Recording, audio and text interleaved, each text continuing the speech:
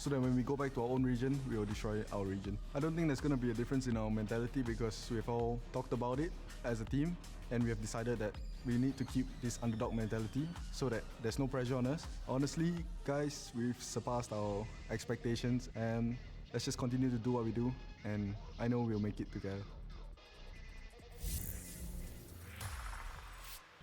If they are going to make it, I think he's right. They're going to have to make it together because this matchup on paper is still Kukuka pretty heavily skewed on the side of RRQ. Yeah, but just like yesterday, we were speaking about G2 and the expectations that we had for that roster that most of the people online also had. When we look at RRQ, we want to see that run repeated of them winning their opening matchup. They have all the pieces for it. And I also think that Xfero could be a very, very important part for today because when we're speaking about a team that likes to go aggressive, likes to find the space, when you have someone that lurks the way that Spring does, or someone like Juicy that is going to be on your face, you need a very strong strongholder. Yeah, you absolutely do. And Xfero's been that guy. For those that don't know, he was formerly known as Tebato. You might remember back at Lock-In when they had their game there that got very close. He had a super good performance in an individual map. But for most of his career, he's been kind of stuck down in the domestic tournaments, playing in Pacific. He's been on this RRQ roster for a very long time. So to see him finally back at a global, performing with this roster that he's been working on building for so long is a really cool moment for him. And I'm glad he's playing up to the level he needs to kind of go beyond that. I miss Deboto. I miss Deboto so much because Deboto, and I'm really upset that this was not in that B-roll because Deboto versus Optic on Breeze is my Roman Empire. Yeah, there has not been a single day. Oh my god, you need to let go. There has not been a single day of my life I have not thought about Boom Esports versus Optic 2022 champs. That is quite literally what I think about every night before I go to bed. Yeah. Not when we went to the air store. Yeah, that is the 2 times I didn't think about Deboto on Breeze. So that's what we need.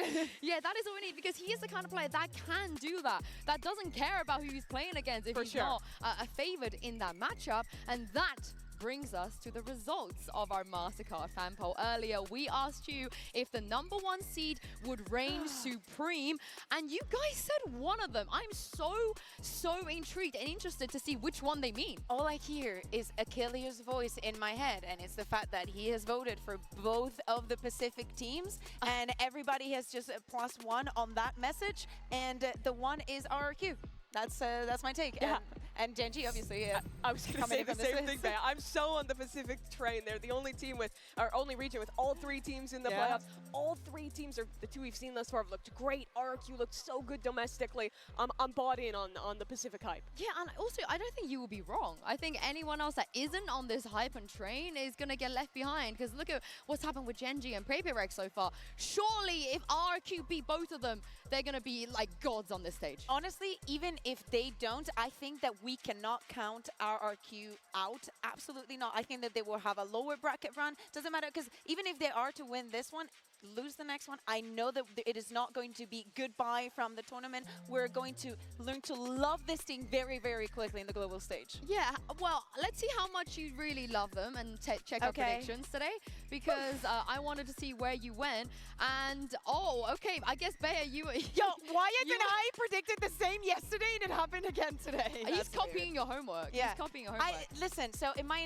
initial prediction, I put Genji, because I So just did want I. to... Oh my god, did you? And I sent the message being like, listen, I cannot do this. Because in my opinion, I was like, if I am cursed and I pick the same thing as Achilles is picking, I'm going to get him to get something wrong. Hold on, Sideshow's looking a little different on this graphic. Who's the guy to the right of paper thin? I don't see. Oh, there we go. There we go. I mean, Rob Moore, notorious for going 0-0 in our predictions. Sentinel's CEO sneaking his way onto this graphic. He has been talking an inordinate amount of trash about predictions on Twitter. So. You win the same as him, though. So, you know, there must be something that you guys know that we don't. Yeah, I suppose so. Well, I was basing off of Achilles, so I just made my preds and I was like, I hope it's the same as Seth. I guess next time I'm just going to say whatever Achilles says. Yeah, you are the Rob Moore of this desk, maybe. I hope you're okay with me saying that. I mean, it depends how you want to take Tell it. me. Yeah, do you take it as a compliment? Sure. Yeah. I mean, he's a successful guy. I like Sen as an org. All my interactions with him been nice. I'll take it. They don't call I'll me take it. Yinstigator for no reason. That is, we're gonna have more as the day goes on. But today we bring you guys a battle of newcomers, followed by a clash of legends. 4 teams begin their playoffs run, and it's anyone's game. Toronto, I hope you are ready because day 7 of Masters Toronto starts right now.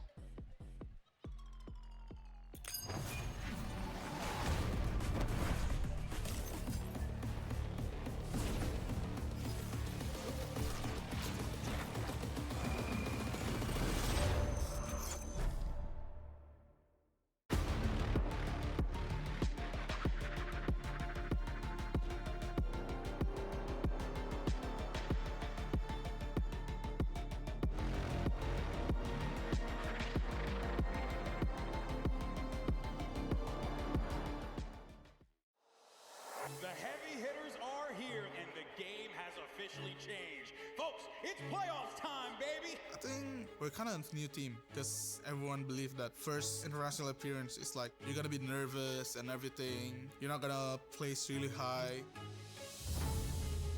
I don't think there's going to be a difference in our mentality because we've all talked about it as a team and we have decided that we need to keep this underdog mentality so that there's no pressure on us. I think if you want to be the best on the game, I think you really need confidence. To pick the enemy without fear, doing something without hesitation. I think we've learned that playing well is not all that matters. It's also about the encouragement and the hype we give each other on the stage. Guys, it doesn't matter if we lose or win. Don't look at the score right now. It's just a new round. I think the game's gonna be very enjoyable. We'll try our best to show our best performance every single time we play. Honestly, guys, we've surpassed everyone's expectations, including our own. Let's just continue to do this together, and I believe that the 5 of us can make it. Fear nothing. 말이 그렇게 필요한 것 같진 않아요. It's near perfection from Gen G throughout this opening group stage. 솔직히 뭐 쉬운 팀이 없겠지만 그나마 좀 쉬운 팀을 만나도 저는 의미가 없다고 생각을 하는 게 결국에는 결승 가서 우승하려면 그 모든 팀들 다 만나야 되거든요. It's a bit funny being the #1 seed because you skip the group games, which is like the warm-up period for most teams, and that's what happened to us in Shanghai. We played against Gen G, who ended up winning it. Boaster's put in a corner and he will fall. We lost to them 2-1. Gen G pick up right where they left off. 저희가 어찌 보면은 예선전에선 정말 좋은 경기력으로 좋은 모습 많이 보여드렸지만 플레이오프 가면 사실 저희도 어느 정도 꺾일 수도 있을 것 같아요. 근데 저희는 꼭 우승할 거기 때문에 끝까지 믿어주시고. Honestly, Fnatic 2023 was pretty dominant. Fnatic 2024 was alright, but Fnatic 2025 is a bit of a different gravy. We're a different team, different vibe, different atmosphere. Fnatic reminding everyone who they are! 마지막에 남은 팀은 저희를 어쩔 수 없이 골라야 되겠지만 저희를 고르지 못한 앞선 팀들은 겁쟁이라고 전해주고 싶네요. 저희를 만나게 되는 팀은 그냥 그저 운이 없는 팀이라고 생각합니다.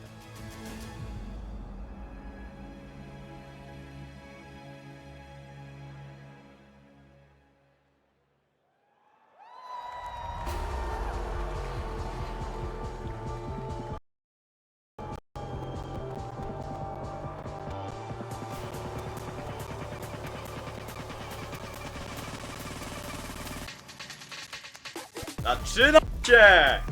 Nice. RRQ versus Włościsław. Obstawiamy.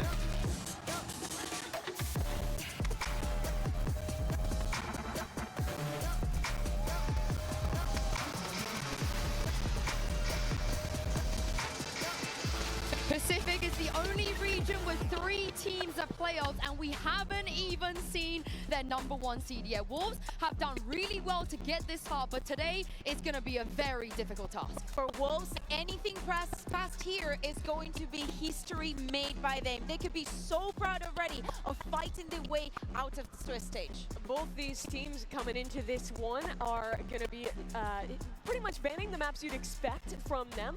For RRQ, this will be their first time playing with those Teo nerfs in play. And they did play. Split Haven i Icebox Ascent i Lotus są odblokowane. I ja pierdzielę. As we can see from the Omen map Dzisiaj będzie działo, select, dzisiaj Ascent będzie will be działo. first. Yeah, I'm not surprised. I'm with Mimi on this one. I expected the Haven, expected the split. Wolves is following up on something that they didn't like, and RRQ go straight into a map that not only they've picked in the past, but also one that Wolves were not very happy to play also in the Swiss stage. So no surprises here, but as Mimi you're saying, especially thinking of this ascent, of this first map, how is RRQ going to look without the Tejo? Are they going to be the first ones to even play the Tejo? And even better than that, Deadlock on the other side. I'm such a loser for Deadlock. Yeah, I absolutely love the Wolves comp. They looked great at the time they played it in the Swiss stage. I think the defensive utility, the variety of setups you can have is just so strong with that Deadlock Cypher. But for the side of RRQ, they do have a lot of choices. You could pivot to a double initiator look. You could pivot to a double Senti look as well. There's a lot of options, and that does mean that for Wolves, you have no idea what you're going into towards the agent select here. Yeah, on the focus of Tejo as well, of course, they don't just have that one person playing Tejo all the way through stage 1. Yeah. On this map, on Ascent, Crazy Guy is the person we're looking at if you were to flex off of it. Like you said, the Sova is a real option, the Fade is a real option. And I think this is going to be hard, you know, for the side of Wolves and Fade to prepare against.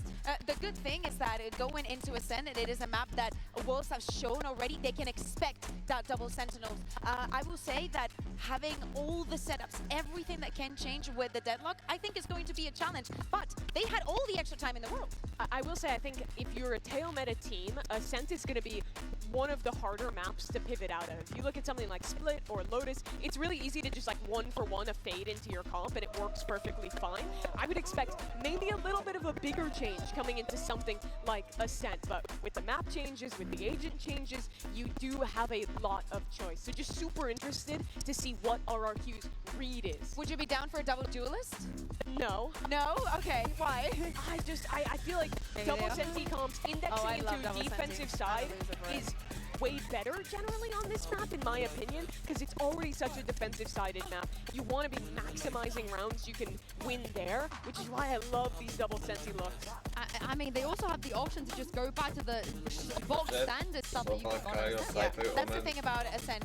Even if you remove the Tejo, the map has been in for such a long time and has a very standard way of playing it that worst case scenario, worst comes to worst, there is at least one composition that you have to be comfortable with. Yeah, Jemkin played a ton of Yoru in Pacific, but I'm really hyped to see him on the Jet to start off Ascent here. I can't wait to get into this game as well. And I'm hoping that the casters are ready because they have been a part of some of the biggest moments here in Master Toronto. I am confident they're about to deliver one more banger on the mic for one final match. It's Uber and Wyatt.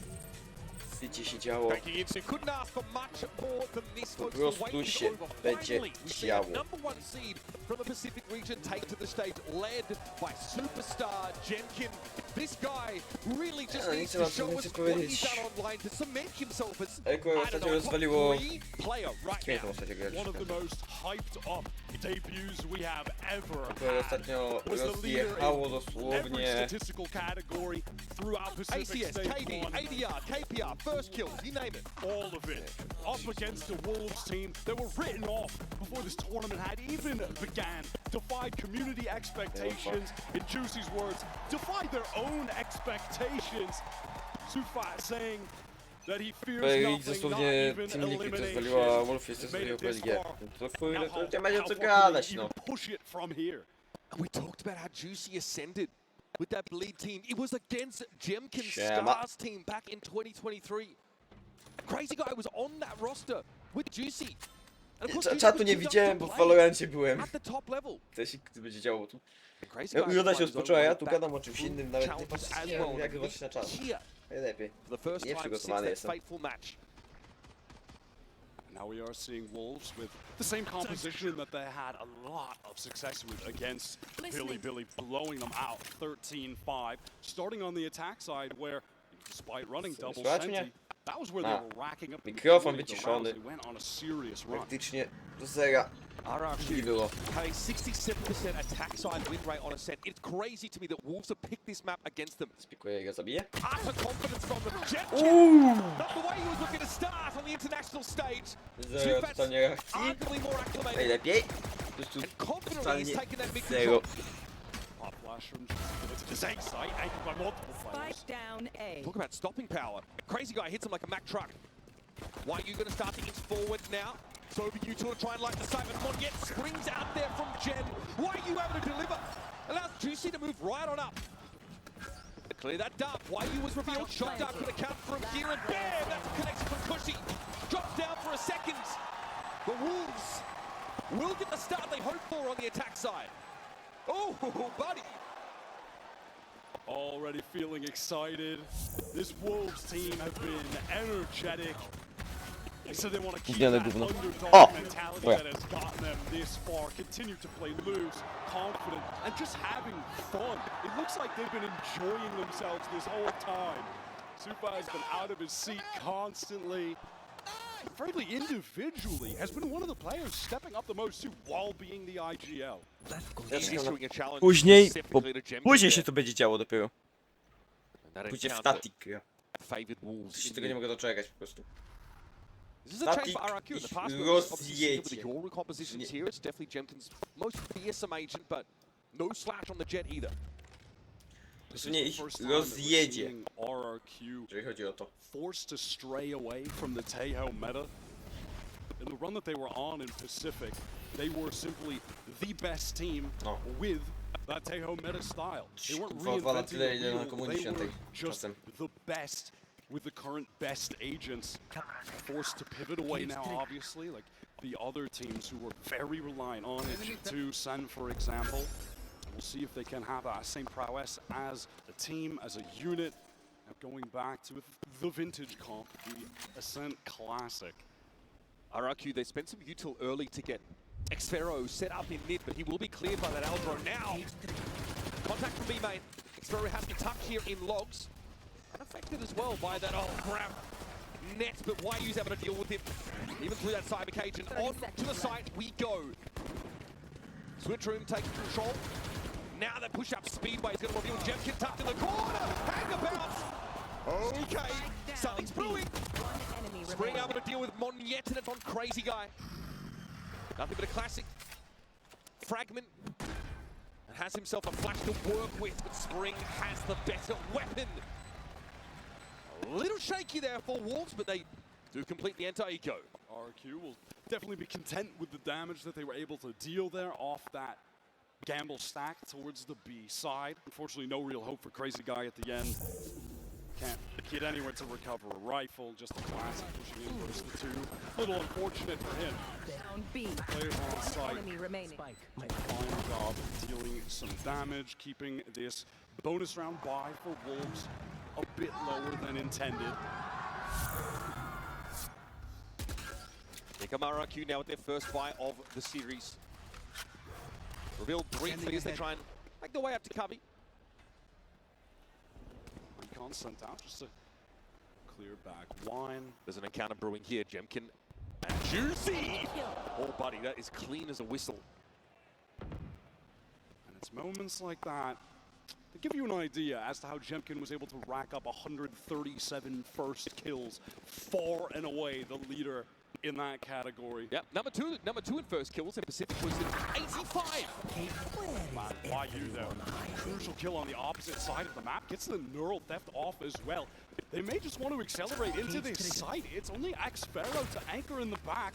They can overwhelm him with numbers. He's in an awkward spot, caught the ground, man, it was pulling it off him.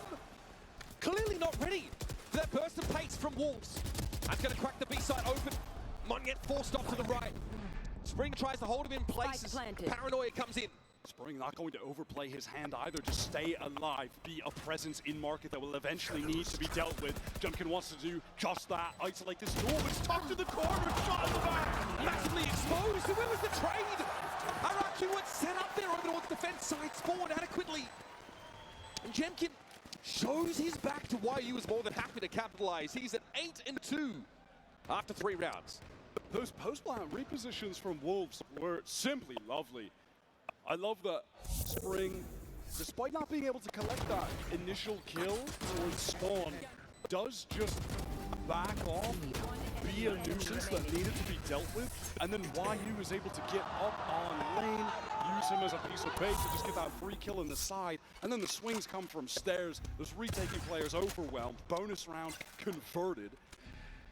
Our narrative for this Wolves team coming into this event was one of volatility, one of unexpected play. But John QT in a press conference says after all the Chinese team Sentinels played, Wolves were by far the most structured and disciplined that they'd encountered. And that statement really does justice to the improvements that Wolves have made since we last saw them in the run to qualifying for the event, coming in as that third seed. Slowing things down now on this anti-eco. YU would love to take some B-main control again. Camera broken. Continuing to apply a bit of pressure. K-Crash going all the way up towards mid and a dark cover towards market. So Wolves, you can see that they're trying to feign some presence toward mid, and it's drawing rotates away from RRQ. They're now getting into this site completely for free. Monget was somewhat positioned to try and maybe go for a kill, but now forced onto the retake. Bad weapons are RRQ. It's easy to force those over rotates on this Wyatt where Co tu się dzieje, jak nie widziałem? to try and set up a favorable stack.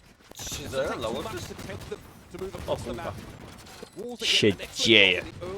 We've seen this over the game so far of clearing that util, the push and pull, trying to outmaneuver the defenders. RRQ have gotten into the side at least. Pushing in that Gen direction now. Jenkin already out of the picture, and Juicy from hell is going to emerge like Cerberus. That will be cleaned up pretty comfortably. Coś mi tu nie pasuje. Coś tu nie pasuje, nie? Really worth hanging your hat on. Że tak Wolf jest wali? Ile oni mieli w poprzedniej rundzie? Ostatnio w sumie. Missing out on being able to play in the Swiss stage, getting multiple games of practice in. Wolves heating up throughout, the players getting comfortable on the stage, getting their confidence on the stage. And you have this debuting team with massive expectations coming in as the first seed from their region, fresh to this environment. It can be dangerous. They can come in needing to warm up. I mean, Kaplan got asked about this. He's like, would you rather have been top seed from your region, start in the playoffs, or play through groups? And he says, I just refuse to give in to this idea that it's better to, you know, be a lower seed because you have a lot more time. In a meta that has just changed, you have an extra week or so to see how things are boiling out, get that scrim experience, get that practice, and be boned up on the current metagame before you touch down, as opposed to having to take the risk of maybe you're not ready, maybe you have the wrong take on the game, or maybe you're just not, you know, in form on that day and it ends up losing your entire tournament. RRQ had that time to prepare, to watch. And yet being in the game is a different thing entirely. Wolves are hitting them quicker than they can react.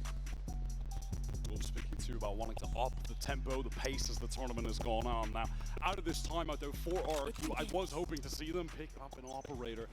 That's Jemkin, the Jet, with that weapon in his hands, taking a peek from Catwalk, wants to aim down tiles, where perhaps YU would give him an opportunity. But on these rounds, Cypher has been more content just trying to work B main solo.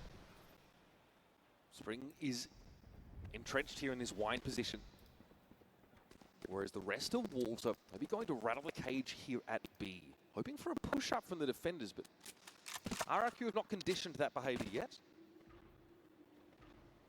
Wolves do have any intention here of going towards mid. Oh wow, engagement on yet, just isolates Spring.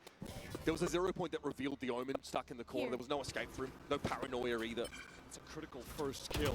RRQ weren't able to convert on the last round where they had a first kill. Well, they're going to need to do it here with this maxed out investment they have into the round. Juicy sees it all here on the B side, opts to stick it and fight inside of it because he wants to push up and get the drop on him, and eventually the double face from RRQ will derail things. A second Lifesaw picked up, Jenkins off, finally starts to sing. W końcu jednego punkta zdobyło, nice. W końcu, po tak długiej walce, no. Co to ma być? Wolfis jedzie z nimi jak chce. Wolfis, no. Oni jadą z nimi jak chcą. O! To ja myślę, że jeszcze lepiej. Oni po prostu jadą se z nimi jak chcą. Co ta runda taka pokazywała, że nagle oni dają taki comeback nieco delikatny. Tutaj widać było, że obaj wszyscy się odpalili. Kolejna druga stawka. Stawka się stawia na B. Jeden kontroluje mida, nie dwóch. Nie, jeden kontroluje mida. Przez mida idzie. Kajo się będzie bił z Yogo. Jak wychyli, to będzie git. Nie będzie. Zero totalnie zero reakcji. I moment dead. Wait, is Yogo? Yogo, tak. Tutaj Cypher obskoczył w pierdziel, bo nie miał wsparcia go. Nikt nie robi wsparcia. Co to ma być? Tutaj Equay wali i jaki to... Uff, niestety. Deadlock wali ulta w... To nie trafia.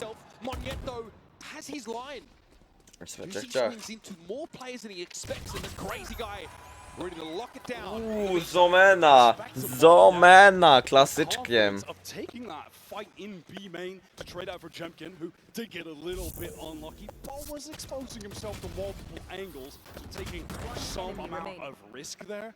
But then RRQ, the really pivotal moment for the decision is to get over their B and into B main, recognizing the split was coming through, so they want to isolate a fight in main. They're able to do so, find the kill there. Tu nie rozgrywa, ja jeszcze z tym Valorancie przeglądam.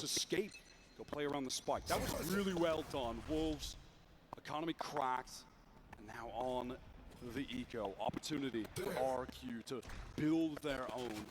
And already at that 5K mark. Once again, it's the same wander up catwalk by Juicy. One way jest na... Jak go wzięli? Manoje jak się nie ogarnie, nie, oni...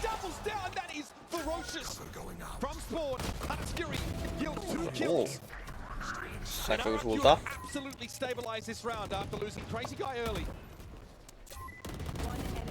Absolutely stunning. All last two players inevitably going to get cleaned up here. Sprint niczym 5 HP, tylko jaką ma cokolwiek zrobić. Pretty sick util combo from Wolves to get the initial kill on Crazy Guy. And Kushi recovers it with a beautiful Hunter's Fury. There's that GravNet pop flash with the Yoru. It was pretty cool, but ultimately all for naught. No significant economic damage done to RRQ here. 30 seconds left. That 0-point timing for Crazy Guy is going to be pretty important. Sam jest. You're worried about facing down at util. Spring gets a little Prawie.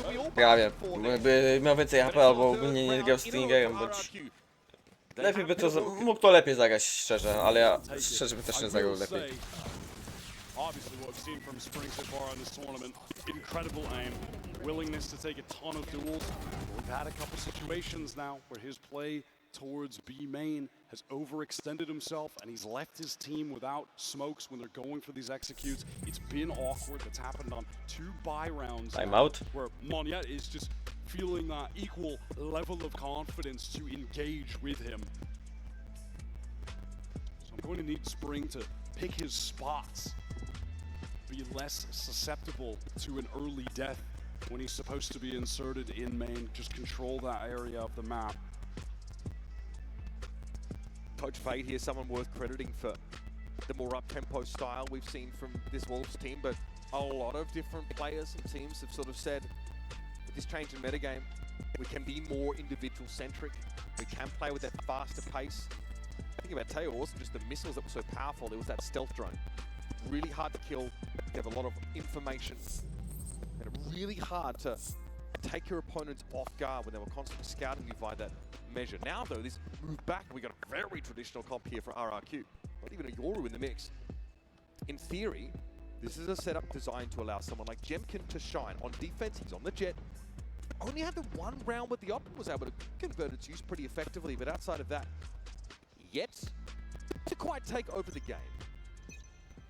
does have the op again, this time posted up mid. No i poznałem cię. Things up round by round with the dark. Teraz coś czuję, że tutaj coś Ego walnie trzeci tego punktu i będą lecieli cały czas łeb w łeb. Used just in case he is posted up by mid. Obviously we know is the case. Jemkin spotted here. It's a little bit difficult to play into the Al drone. He does allow himself to get pinged out. This will give some of that mid space now over to Wolves. And they choose to canvas it with this deadlock util unless there's a push in their direction.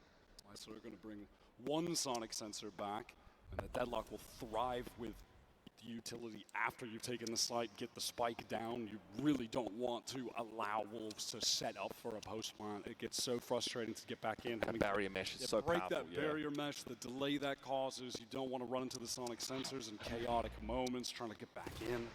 Back soon. There was a 0-point timing there from RRQ to B main. It sees nothing. Here. Of course, the spawn angle is going to have to be smoked off. Likely Jemkin is there, and he is split coming into sight. Monget is fully committed right now on the stairs. Juicy wants to take the action to him. Minus Fury time now. Sufat's going to let that one rip, but there's actually no one on the B side itself.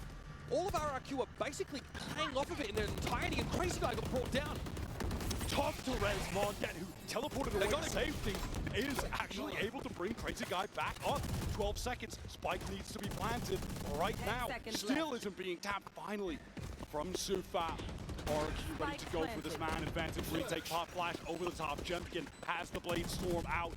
Ready to get active, ready to create space. Gonna go in with the Al drone as well. That sees nothing on Speedway. Jemkin needs to deal. Wychylił, nie ma. Entrenched anchor players. But Juicy handles him. Monget's starting to make some progress here, but Experiment Crazy Guy are dealt with on the B side. Now it's just a Speedway presence for RRQ. Monget and Cushy. First three, and they are cut down. Uj, chcieli Wolfis odbili jeszcze. RRQ are the ones with a 67% attack side win rate on this map. They're the ones that flip the map, but Wolves are showing they can do it just as well. Why are you coming up really juicy? That initial kill is being right there from Jemkin. He had the crosshair placed where it needed to be. The reaction from one of the best duelists we've had performing in this tournament so far in Juicy was way too sick. Cleans up a couple more after the fact. Wolves out of the timeout, get the round win. That is something we've seen many times when Coach Fate gets in the mix. Good call from Monget there to make the TP up. Revealed inside that grab net. It would have been curtains for him quickly. Jemkin needs this.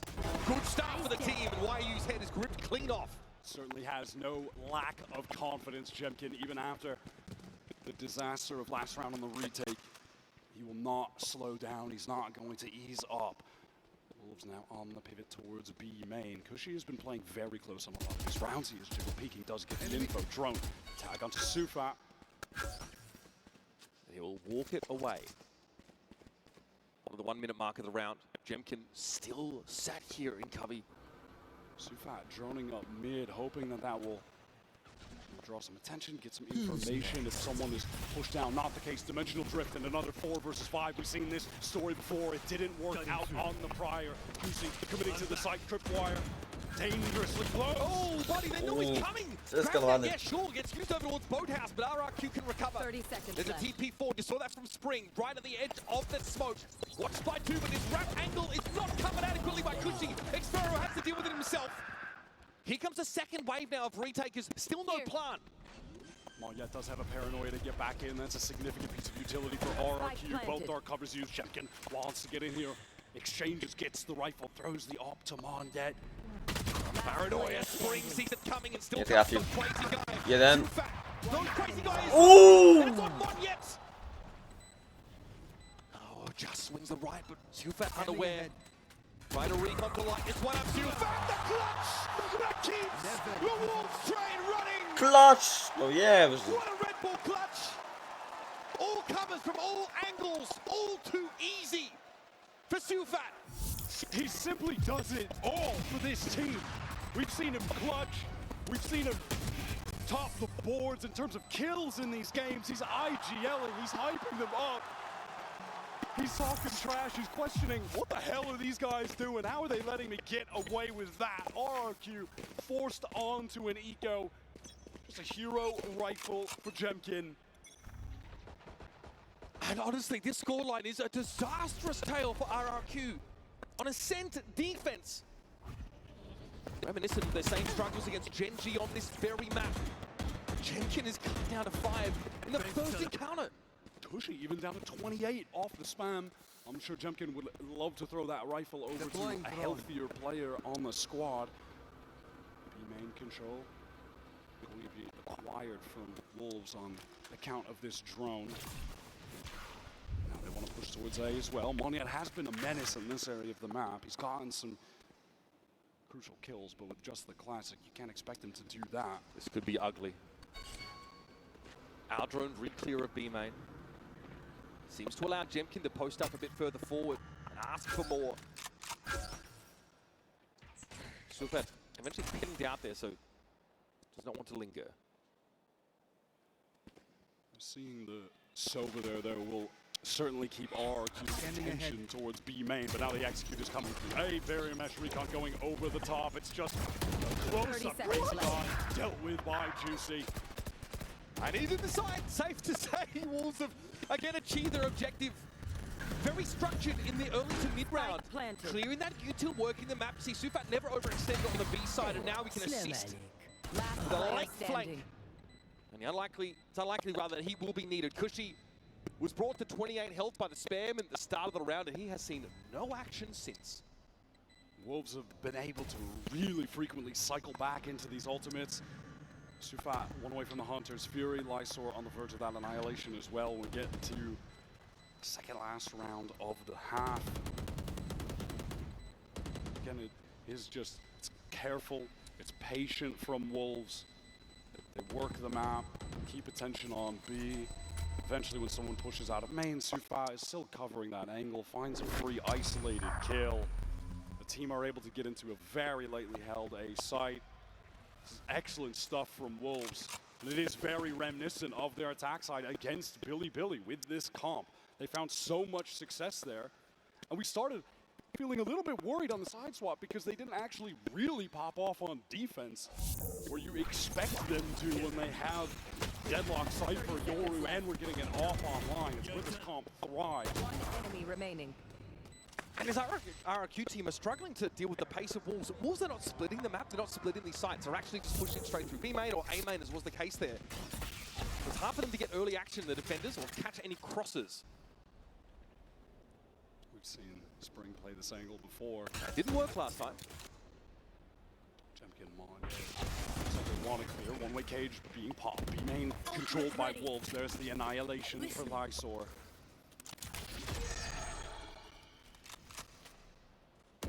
Again, we know Wolves like to make use of all that round time, and Spring is rewarded for his patience.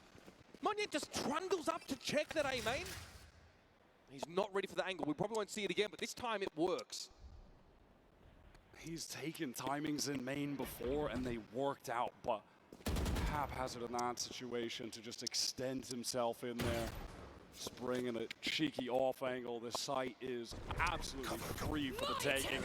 Here comes annihilation pop, just in case someone is there, they would at the very least be on the run. Why you? Can he be caught? Finish!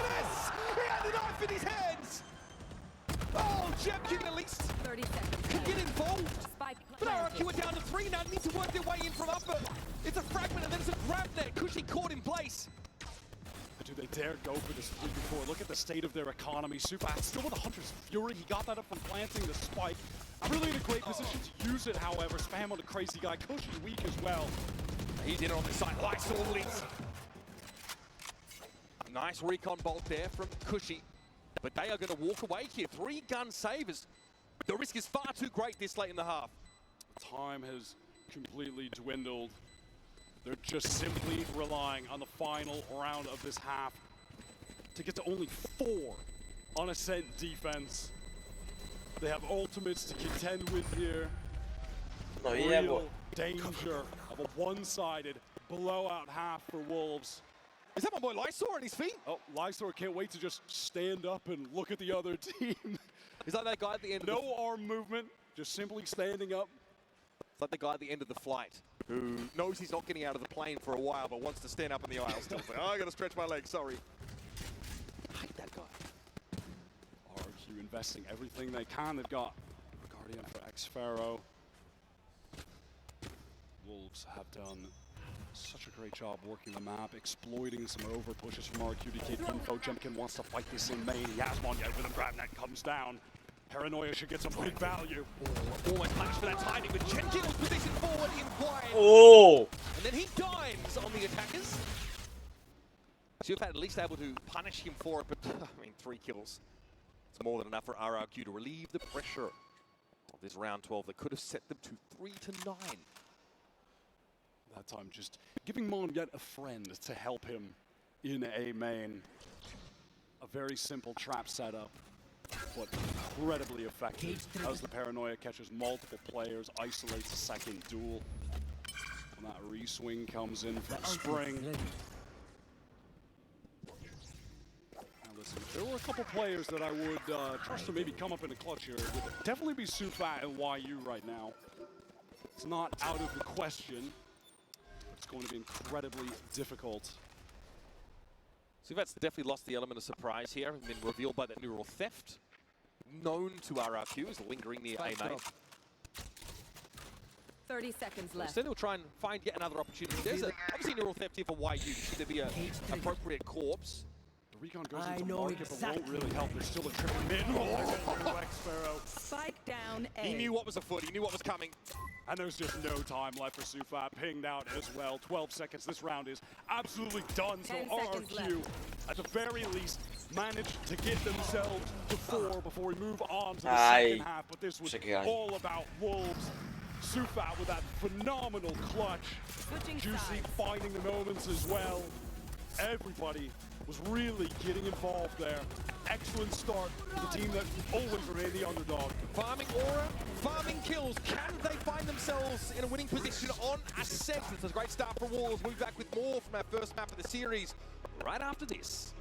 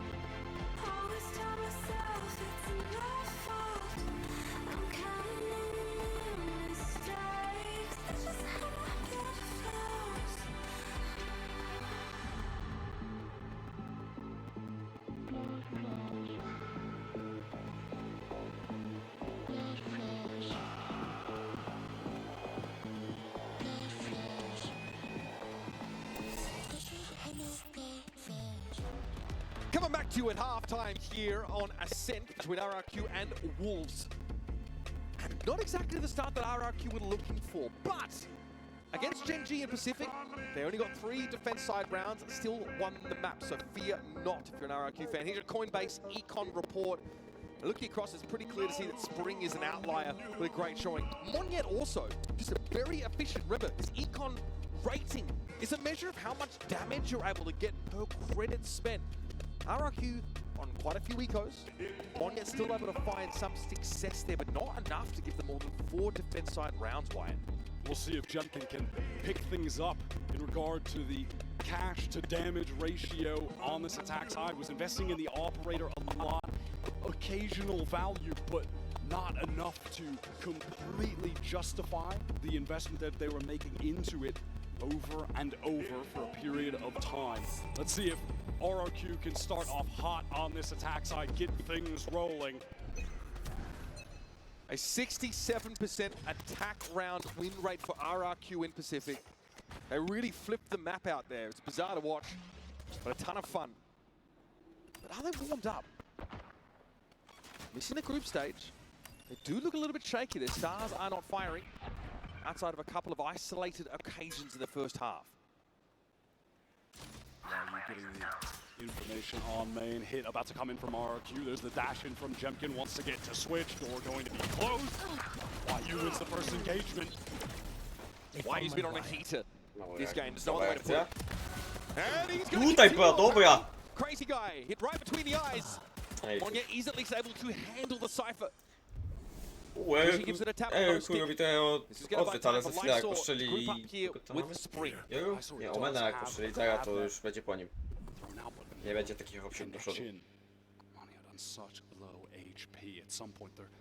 Going to have to get this spike down. Wolves are just going to bide their time until that moment actually comes in. No reason to rush. Shock dart. Okay, Recon has just come back up for Kushi. That's probably the timing that they were waiting on. He's going to come up and attempt to plant. Lysor, Monia. Oh, gets off the line. Oh, that hurts. Monia did too much to look at, and he'll be overwhelmed. Lysor. Lightning rock for criticism. Has his team behind him. Self-belief pumping. We got 3 players out of 6. all on their feet. We could have just gone standing desks and saved on budget, honestly. YU wins a crucial first blood engagement against Jemkin. The rest of the team try to swing it together. Yeah, it does get down to this 2 versus 2 because somehow a very low HP Mon yet even things up with the trades, but it's just not enough. It left those last 2 players on such low health. And it was the timing of Monyet just looking away off the direction of Speedway. Really just fate that dictated that, but man, that really hurts them there. And there's a sense of destiny about Wolves here to take a round like that. And they are going to continue this momentum they built in that first half. Defense side pistol 1. RRQ need to come up with something soon. Can't imagine it's going to be on this round. It's just 5 classics. And again, I can't help but feel like we need to just harken back to yesterday with XLG making their debut in this same situation. Not playing hot with it coming into the game. Juicy tapping everybody down. Will it blend? RRQ edition. The answer is yes. Crazy guy straight into Spring's line of sight. Or rather Cushy. Crazy guy himself now will have to try and salvage here, and really, this is one of those situations with an astronomically low % chance of success. What's the wyjebę w kablach? Up the wazoo here on this B site. Crazy guy who had to spend a lot of time in tier 2 to sort of prove himself a crazily experienced player. He's been competing in TAC FPS games for over 10 years at this point. I remember him debuting as a Phenom substitute AWPer at a DreamHack tournament way back in 2015. Has had a redemption arc as of the last couple years. Qualified with Bleed. Against Juicy Jemkin. on that team against Jemkin. This game is pretty story-rich. The histories between these players, and then had those struggles with Bleed in that debut season in Pacific, had to go back to Challengers, work his way back into the VCT, joins up with RRQ, and that's when his team has gone on a run. Their best placement historically had been a 56, and then they win. They come in first. They beat Gen G and PaperX to do so. It's been an insane run for them, but now it's just a matter of holding their nerve on the stage when the pressure is raising further, when the consequences are higher, and the teams are showing out. This Wolves squad have come in just bringing everything they've got. Their players individually have been white hot all tournament long. RRQ need to find a way to generate some momentum of their own. It's this buy round that really has to be the start of all that. Is a pretty sizable grab net. Oh, juicy. The temptation, of course, I understand. A lot of guns trained on that corner direction. Can't matter to play like that on a bonus round. If it connected onto Manya, that could have been a sick combo into multi-kill. They love this grab net pop flash play. Going to keep RRQ on their toes at any given time. That trap can be sprung. They pivoted all the way over towards this A side. Dark cover going to obscure the view from tree trips. Broken by Shock as well. Scaling now into the site for Wolves. They want to commit. They want to anchor. What you lit up, that is perfect.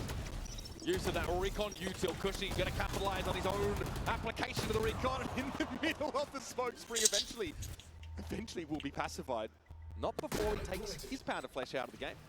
No nieładnie. Working his way through heaven. Would love to. To teraz jest 2 na 4. No to będzie punkt dla Equero, nie. Lysol with the ghost. Lysol to wygra. Definitely put in the least advantageous position.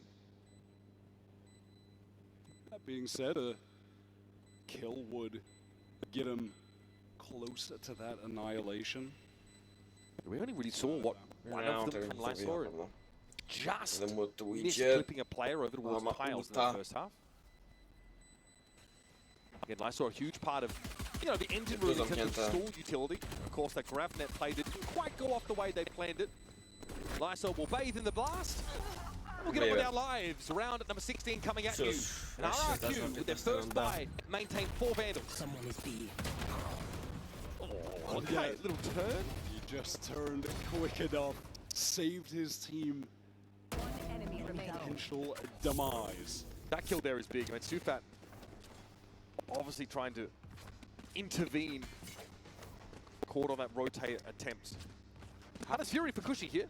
You have to keep your eyes on him in this round. Impressive to see him top fragging in this game as well. I mean, typically for this team, it is just Jemkin taking over at all times. The rest of the players sort of even statistical spread. There's some damage for Juicy Mon, yet brought very low. Lucky to be alive. Team almost lacking smokes. Shadows. That kill was collected. Okay, well, classic spring. Tries to jump out there, get a bit of a fight.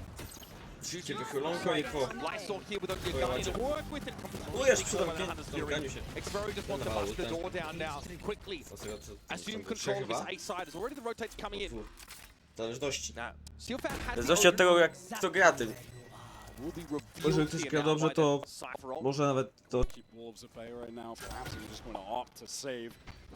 Sufat would love to get a tag with this drone and someone to spam down with the Odin, but got Jemkin. Popierdoli mnie z tym mikrofonem. Działa. Nice, zajebiście. They don't have the money for this. To risk these weapons here, they're going to go for it. Sufat here is committed, clearly. In for a penny, in for a pound, he says. But the player inside tree, it's Jemkin, is going to show some leg here. Nie zdążył. Quicker on the trigger finger to boot. RRQ are clambering desperately back robi into the tutaj map. trochę tak jakby comeback. Multiplayer faces at the end there just to clean things up from main and back gen. Spring going for a questionably aggro play, swinging out there. He presents himself, doesn't he? The flash actually popped from Juicy, timing just a little bit off. And then Juicy does find a moment to pop himself out of the smoke, but at that point, he's already down one. Things are getting traded out. It is mistakes like that, that missed timing on the pop flash for Spring that are going to be punished by a team of RRQ's caliber. 100%. They are quality in terms of the fundamentals, trading things out effectively. Nothing crazy on that round, just a good A split. Wolves hoping to catch someone unaware in A main, but that won't be the case. And it seems like with Monyat being near enough to hear that, RRQ will be happy to just get into this B site, which they're going to imagine will be lighter on players, and they are absolutely correct. Going to get things for free. Opportunity to build towards a couple ultimates here. Crucially, Crazy Guy going to have the null command into the next. Has always been one of the highest value ults that you can get on this Ascent map with the age-old comp. And the pattern that RRQ have made use of to their great success over in Pacific is really simple. It's Jemkin gets first kills. In their final series against Gen G, he was 26 for 12. First kills, first deaths. We mentioned like he has 137 of those in Pacific, and the next closest player is 85. It is an absurd outlier stat that RRQ always get Jemkin in position to succeed in these early rounds. Now, this example, of course, is against basically a full save, so I wouldn't write home about it, but that has been kind of the core of their play. I'm sorry, Sufat? Sufat check? That's I did not know as he had planned. I get that he doesn't like Minoltor, but... No tak to jest słabo idzie, no. A little bit too far away A będzie to nieco lepiej. the spike explosion. It's like the plot of I Am Legend. He's like the only guy left after the fallout. That's not where you want to be. Alright, Wolves are going to pick up the operator. It is crucial to the success of this double sentinel comp. You want to be able to use that off with your Yoru and have it route the attacking team into the sites that are specifically littered with a ton of that sentinel utility. It's crucial for this machine to be working. Pop flash coming through, Jemkin on the swing, but Juicy gets out of dodge, posts up on a safer angle. Jemkin is insistent. While he has that tailwind active about trying to take a fight, he has to tuck this corner. Tries to timing him walking back out. Here, just spamming with that Guardian. High bit of penetration. Pop flash from Juicy wants to get out. Recon as well to post up on the angle. I like this, but Jemkin might just timing him. It's Jemkin's individual brilliance that's allowed him to succeed in these situations prior. Null command coming out. Crazy guy instantly knocked. This time Spring on a much safer line. Deep on the A side flattens the KO. Somewhat of a sell of this fake, Dobra, I guess. ja do 20 buta, czekamy do 21. To Jemkin's immediate right. Crossing here could be dangerous. Spring has dealt now with that KO properly. And in comes the Cocoon. Nice little catch off the Annihilation here. And Wolves aren't really in a great position to help Juicy out. No, Jemkin got caught. Koshi pushes in a boathouse though. Up on numbers are RRQ. But YU and Spring, high school classmates, now have to put it together. 5 years of play together. They themselves have said they are on the same wavelength. You need to bail Wolves out here. They were just a little bit too far away in the rotate, but they catch the first on X-Pharaoh. Monyet is so weak. Real opportunity to clutch things out. Revealed there, pinged out by the neural theft. Big opening made here by YU. Cushy trying to keep Wolves at bay, but they are coming, and they've got a taste for blood. Cushy's third of the round. What a flick from YU. Nobody knows where Cushy was. It doesn't matter. 4K for the Sova and RRQ again. Another giant step towards evening up this game. Then attack side prowess for RRQ on full display. Cushy is just putting on a clinic on the Sova right now. So dangerous to get into the site. Lysor was inevitably going to find someone with that Annihilation, playing defensively all the way in the back. But that still wasn't enough. Wolves were just too far away. The rotates coming from A were not there in time to assist.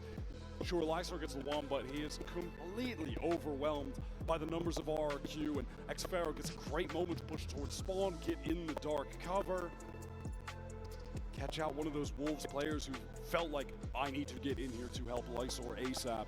I need to try to flood in to assist. Get a timing right now, swing towards stairs, get a fight, but it just doesn't come, and Coach Fade now getting into that second time out of the game. Two things I'm looking for from the Wolves side of things is the early play from Spring. Much better in that last round. Took Crazy Guy down instantly, playing a much safer spot over on that A site. And can Wolves generate an early advantage off of this GrabNet flash combination? We've seen it once. It was against it was a bonus round for Wolves. They really need to throw what they can at Jemkin to stop him from getting rolling early. Those Jet first kills, no joke. We've talked about the stats already. It's a huge part of RRQ's run here. Jemkin has to be nullified entirely as a star player on this map. It's going to be all sheriffs here for Wolves. The RRQ economy has been out of control. Push here towards main from Juicy. X-Pharaoh with his eyes on this location. And we've just been seeing on these rounds, it is the story with RRQ. They're not reinventing the game. They are playing a style that we have seen, going for executes that we have seen a million times over with this composition, but they just do it so well. They don't invent the wheel, Wyatt, they just grease it and turn it. Working way up top mid, double face into YU, who's able to stay alive for now. Flash there just to keep him honest, to keep him further back from potential rotate. Crazy Guy was able to extract Sufat with consummate ease, but Juicy does disrupt things a little bit. That was the spike loose, but already recovered by Jemkin. That's why you look for a timing out of this spawn side. Jemkin went to hunt Juicy. And RRQ looking absolutely ruthless on this anti-eco round. Not giving a lot of opportunities here for Wolves to sort of double up, group up, spring! Okay. He heard the drop down. I'm surprised Xpharaoh just kept the util out. He made sound. Something to work with. With that smoke thrown out, Wolves will be allowed access here to the site.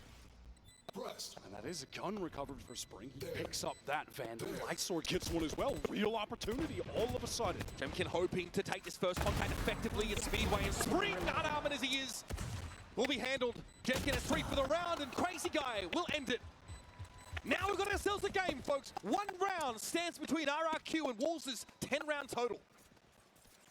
On their debut, this RRQ squad, they have managed to hold their nerve, not succumb to the fact that they were down by such a significant margin that they lose the second half pistol. Being on the big stage hasn't gotten to them. They've completely rallied back into this game. They have so much economic pressure on Wolves. RRQ can buy every single round with ease. Juice is going to pick up that operator again. Wasn't able to find success with it on the prior round. This time towards Cat, taking a peek towards Styles. Oh my God, Jemkin is in so fast right now. Controlling all the space, taking a lot of damage. And Sufat just catches him out. In the meantime, the spike is working its way up. Cat just hoping to get a fake into the site. Sonic Sensor destroyed by that shock dart. They're trying to scale in. What a timing for Lysor! Spike down. Shuts RRQ down instantly. Monget can bail them out, but this is still now gotten very, very dangerous and very much out of hand. Crazy Guy's just walking away. Monget does not have that opportunity. He is in the side. Planted. Gets the plant down now and is hoping, praying the Crazy Guy can get there in time, but he's got a barrier in his way. He's got to break through this quickly. He is able to do so. Has one flash to try to pop out of the smoke. Give some assistance to Monget, who's stuck in hell. Crazy Guy taking a little bit of damage here through this dark cover down to 5. It's getting dangerous, and there it is. YU knows exactly what the KO is. And here come Wolves back to winning ways, and doing so while maintaining some very expensive weaponry here. Odin, operator, still in hand for this team. RRQ love to sell a fake, but this time it's not bar. Sufat with that initial spam kill. Players over on A didn't really need to rotate off. There was still a lot of utility from that deadlock to keep the players that were pivoting through tree at bay. That allows for some Wolves rotates to get there, but Lysor coming up with a huge 2K. Doesn't look insane on the scoreboard right now, but I think his best play actually has come from deadlock on Ascent versus the Omen on some of the other maps. This is fast from RRQ. They're getting right up into the main. They want to get into the site. A lot of tripwires to deal with. Jemkin over the top. This time Sufat isn't here to spray anyone down to play off any of that Cypher util. It's YU in the site. Just can't complete any kills. He thought he had it, already made the adjustment, but he just didn't connect that headshot. Maybe if Sufat can somehow pick up 1 kill here, a spam kill, he'd have the Hunter's Fury, but first is the one from Kush. He doesn't get the initial connection. There's the tag. Can he capitalize? No. Sufat just out of the way, narrowly. Do they try to go for this right now? Might be a tough one. Monget brought down. He was in B main. Spring is at least able to dig him out, so now there's not the risk of a backstab as Wolves try and hit the site. They know they can just focus on the players here. Juicy wants to get down lane, beat from Xpharaoh. He's undoing, but the shot goes wide. Now though, RRQ been forced to play onto the side, but Jemkin is waiting for them. Fangs bared, blades out, ready to throw down. Deals with Sufat as well. Headshot off the knives. And there's no more time for Wolves to get in here. Jemkin will pursue them. Blood in his eyes. Even so much that he take the clone down and perish to the blast. Back and forth now, RRQ keep it 1 round. Late on this attack side, Jemkin slow to start, but finding his moments, finding serious impact on the game. That kill towards stairs with the Blade Storm was sick onto Spring, and then where the cloud drops. Sufat not ready for the engagement. Gets picked off. RRQ are so close to tying this game up. Just one round away. Can Wolves close things out? Juicy still with this operator. He was able to get away with his life. He wants to post up in the main. Hannes Fury as well for Wolves. Oh, they catch one yet, and that's the controller out of the game. In the meantime, what happened with Juicy? He tried to go for a peek in B main, or was just holding the angle, but just straight up died. Did he leg Xfero? Yeah, it looks like he, wall shot legged him something. Worked his way into the site. This timing is God, quick. there's no way. Sufat, knife out. The whip. Xfero now needs to get busy on the site, but he knew his time was short after missing that engagement. B site is clear, but now it's handed over to A. They feel like they just have to get in. RQ, null command. Jemkin wants to make space. Crazy guy out in the open. Awkward timing. Jemkin got pinged just as he jumped into that cloud burst. Lysok didn't fall. Cushy trying to get the res. He's trying to tease it. Spring looking for a timing. Crazy guy's back in the game. At least secures the trade. Cushy now 1v2. He does bait him out. Gets the door down. Wants to take the duel, but Sufat wins the engagement. Cushy does a great job of isolating the remaining Wolves players. Making a believer out of me in the clutch potential, but he can't connect that last shot. What a prediction from Sufat. Does he run into, gets him on the teleport? That was madness in main. Absolute madness. RRQ going to pivot right into a timeout. Time to calm things down after a very, very chaotic round. Neither team actually has a strong economy to play this round. Wolves are going to try and end the map with a couple of half armors maybe mixed in here. Still fine for them, of course, after winning the previous one. And Jemkin has been the kind of player that's actually shone in post-plant anchoring situations for RRQ this map. So getting ahead of that stall util, that fast play into B has been one of the most effective tools that RRQ have been able to leverage to get these round wins. But they're running into an annihilation. The dimensional drift for Juicy is definitely on the table. He's 2 orbs away from developing that. When we get back into this, you mentioned the economy, but Wolves at the moment having to invest so much. They win that prior round, so if RRQ take this, the final round of this regular time would be a bad buy for Wolves. This is so important right now for the Pacific #1 seed. It's not their map pick, but it's at the top of their pool. They're making a serious go at running this back. The comeback feels so real. They're on the precipice. It's going to be a lot of pressure towards a main 0 point, clearing things out. Step 1 is play through the one-way. RRQ are happy to walk it, and there's no forward presence from Wolves to play off of it. YU has moved his setup to this A side this time. Kill Trip Insight to play off. Cage to dance around when the hit comes in. Jemkin over the top gen. She's going to clear hell now. Jemkin is on the side. YU gets lit. Oh, that's hurting for the defenders. Sufat though gets involved. He's on that upper side. Eventually traded out. RRQ player advantage. Juicy flash through, but dark cover down. Do they dare find a timing to try to just pop flash out of this when the spike is going down? Now Juicy began to rotate towards tree. This spot for Xfero is so good. Juicy's not ready for it. And that shuts down any chance of a split flood for the defenders. Spring found Jemkin, just picked him up out of nowhere, and Monyet spraying through the floorboards.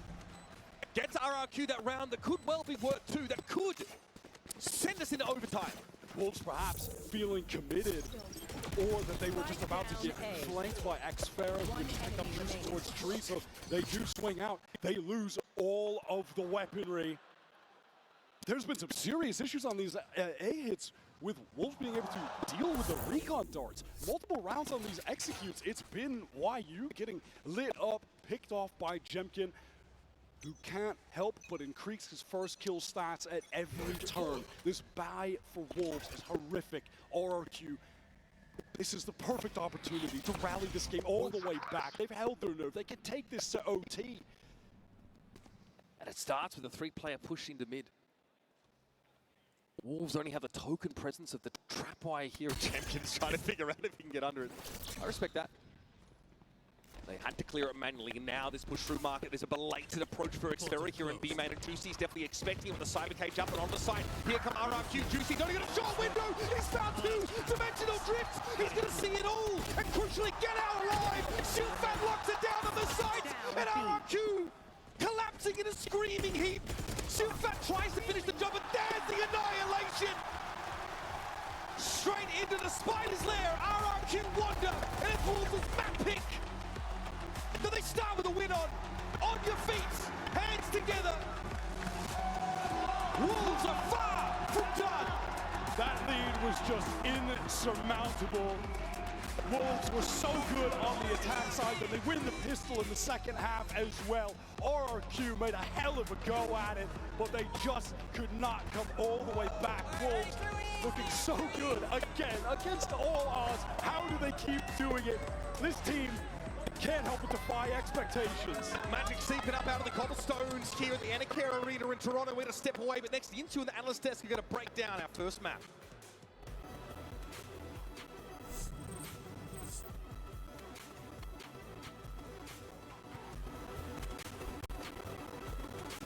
What are you guys doing? I don't know, man. I don't even know what are they doing. Let's go! Woo! Let's go!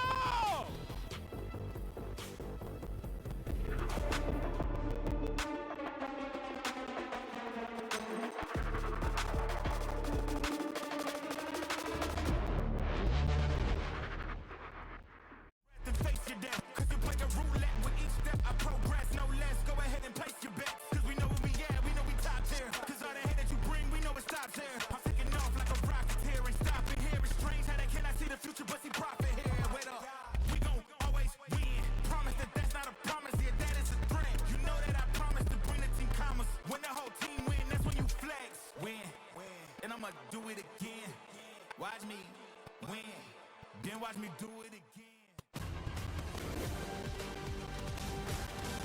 Hey. Let me show you how to fuck stuff. Oh man, I was just getting warmed up.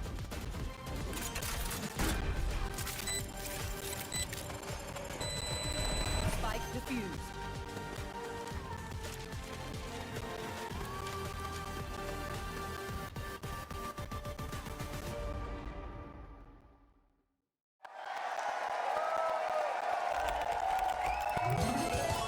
Red Bull gives you wings.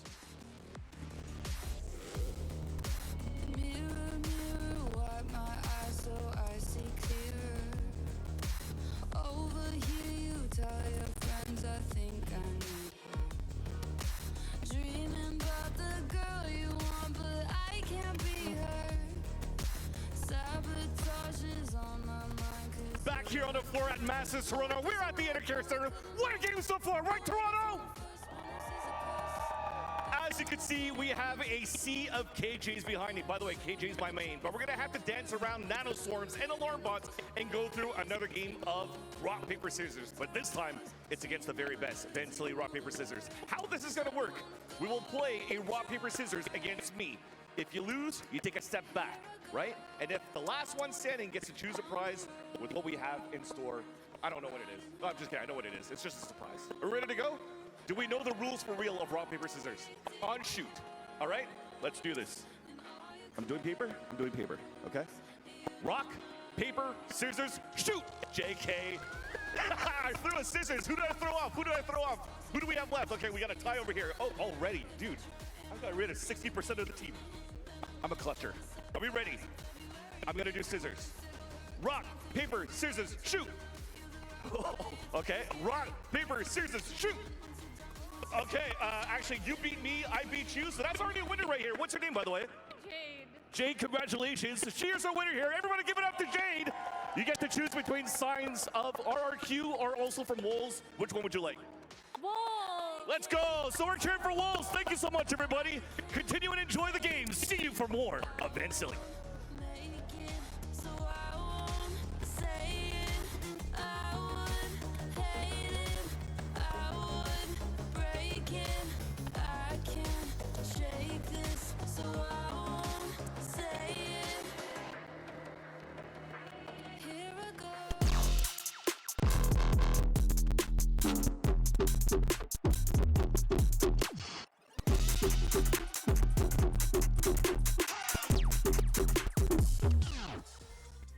Hey, what's going on, everyone? Here with Coach Fade. Brother, whew, what a game. What a game that was.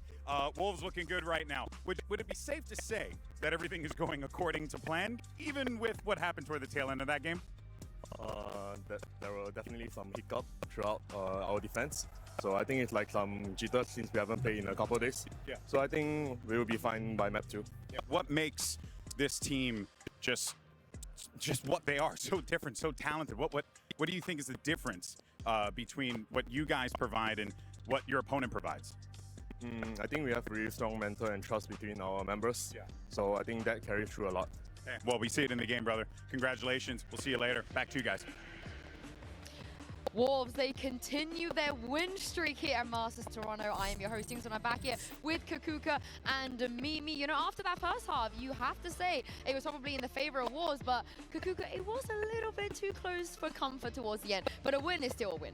We know the Ascent is all about the attack side and what you can do with it. I think that on the side of Wolves, it had to do a lot with the deadlock. Not only because I'm a deadlock enjoyer, but I think that we could see in this matchup the impact that it was having. And also, on the other side, we were seeing a Jenkin that it was a little bit jank out from the side of the defense on RIK. Out.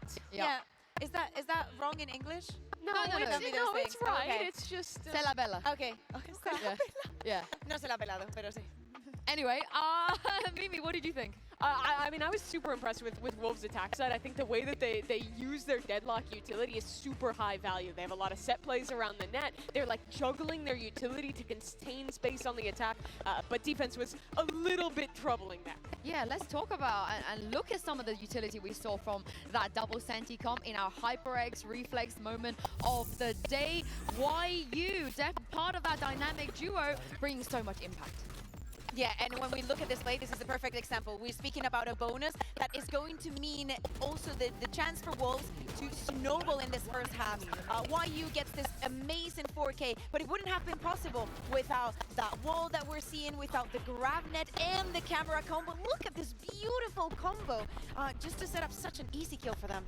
And remember, this is the new deadlock where that net is the refreshable piece of utility, so you can have that online multiple times throughout the round. Wolves is a really slow team. You saw it on this map, how much they are defaulting on the attack side before ever committing to a hit. So it means that they can afford to use that net early to take something like B main control and then reset, have it again for that execute. And I felt like they were getting a lot of value out of the refresh and the initial time they got to use that piece of utility. They did, but on the defense, it was just something about RQ, you know, Cushy as well. If yeah, you look at the totally. scoreboard, how on earth did they manage to not actually make that comeback? Yeah, it's so surprising to see Jenkin not putting out outrageous numbers. And if we take a look at the side of Wolves, everything's pretty evened out. I feel like everybody in this team has their moments of finding a lot of impact. Like Leicester was not having the best first half in the kill department. Still stood up. It doesn't matter because it pisses me off because it's like, yes, he might have not gotten the kill, but without everything else that he did in the round, you wouldn't have been able to even got onto side or get the spike down.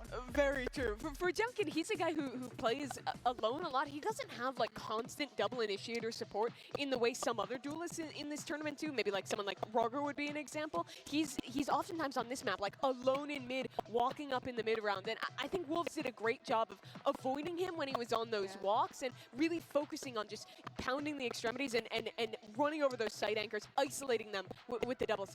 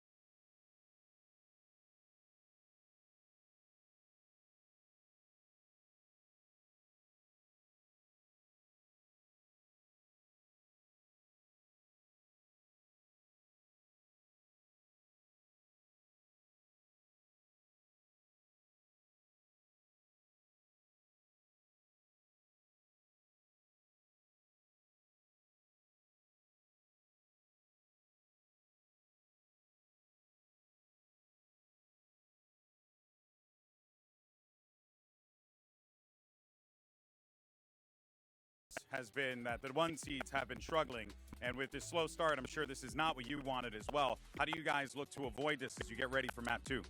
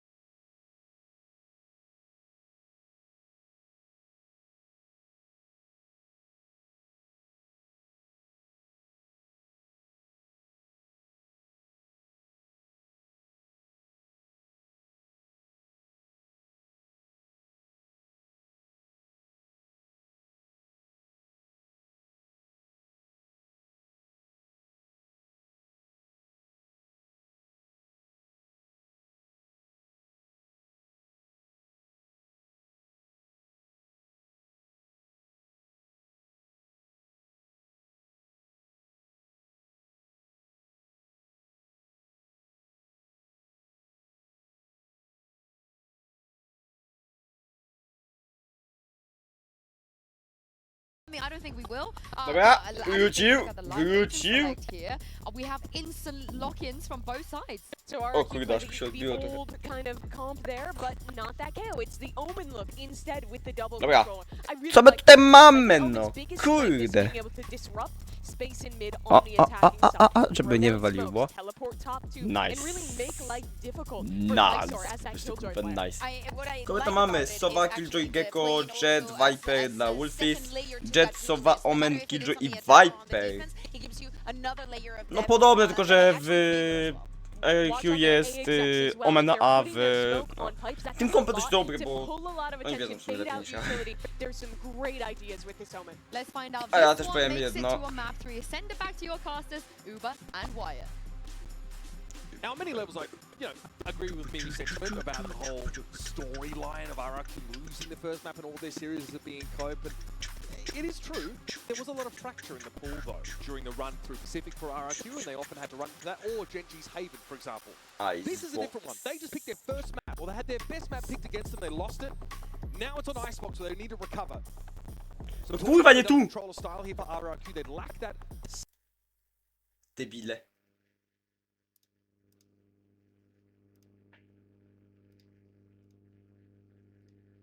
Dobra, nic nie było, nic nie było. Still obscure some of those dangerous angles. Speaking of dangerous wolves.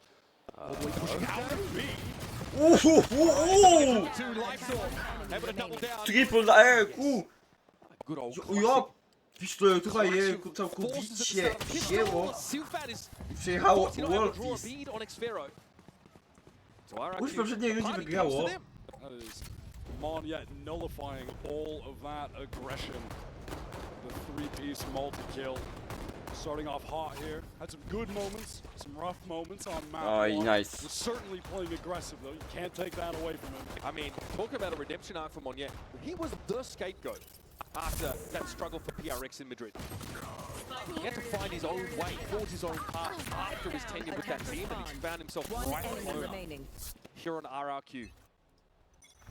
It's really taken a long time for RRQ to find their own way, just slowly shifting pieces in their roster as 2024 went on, and then Crazy Guy really being the final piece of the puzzle for them that is taking them to this next level that they could never reach in the past. Chemkin going to get another first kill to open up this anti-eco. That is his specialty as the rest of the team slowly make their way back. Yellow and...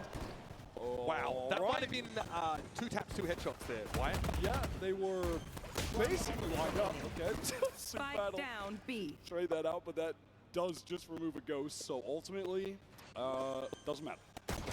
Man, Wolves really want to fight these first couple rounds. always sticking a player right up towards RRQ. Monyet is 5-1.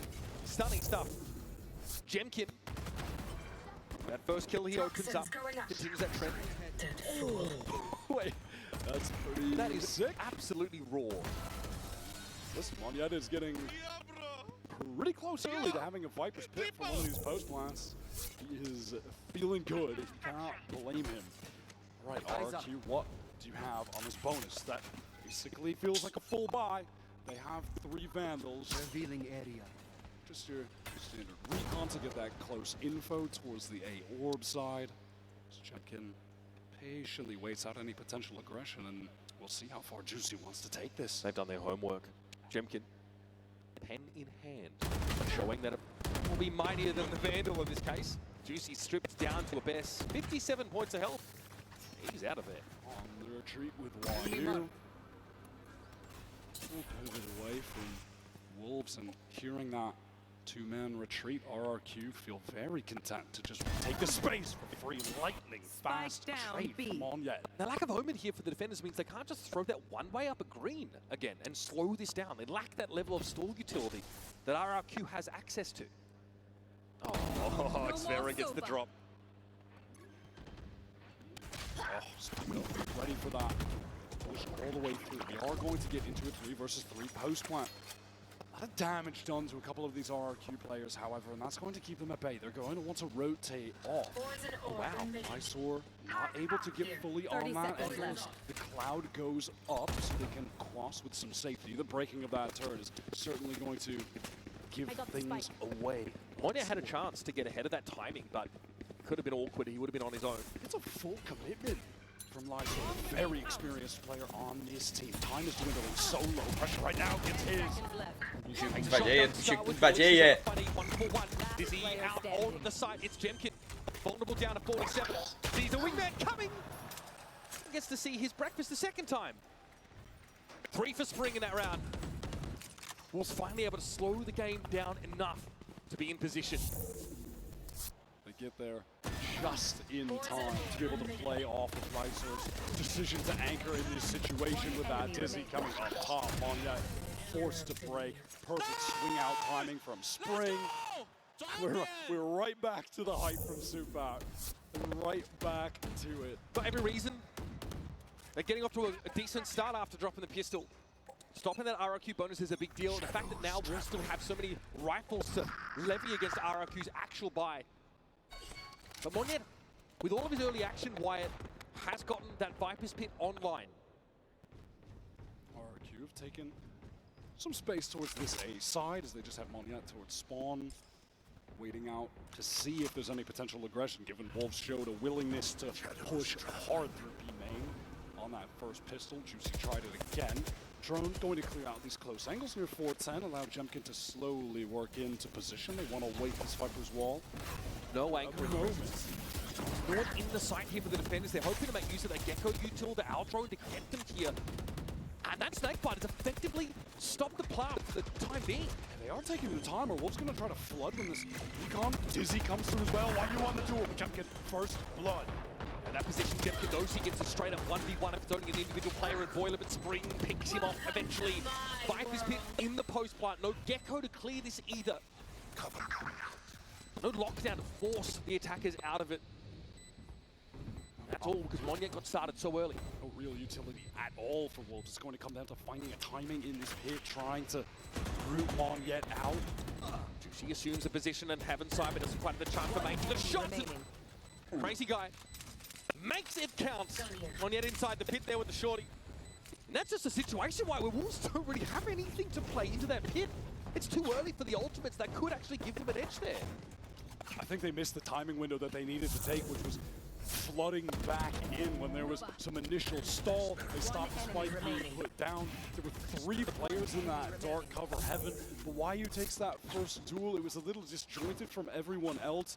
I would have liked to have seen them have gotten very proactive before the spike went down, before Monyet could have even gotten that pit off. Lacking that Gecko with the wingman is really tough in that situation, trying to get back in. It's resulted with Wolves being put to a very early eco here. Juicy again, just loving to push up B main, and that has kept Monyet in the spawn. Has to be patient, wait out any further push. You can always play off that turret contact should there be a push elsewhere from Wolves, if it's up mid, for example. Slow around for RRQ. The regimentation of this team starting to shine through. There's no information really for Wolves about his movements on the map now. This, in theory, would draw someone like Juicy out. It's a token of the Viper Ball. Juicy's starting to wonder what the purpose is. He knows. He knows RRQ are not going B. He knows it's a fake. Just push up pretty close with his pistol. Won't go well. And off that RRQ. No to accelerate. This is going to be a free plant. Cushy has the spike. Going to get the Hunter's Fury to have that for the next buy round. Things are looking good for RRQ. Would be shocked if they lose too many guns in this situation at all either. I mean, the level of meticulous that RRQ have taken into this basically full anti-eco round is pretty astounding. They know how important it is to start to build that economic base, so they respect Wolves even on a round where they have basically nothing.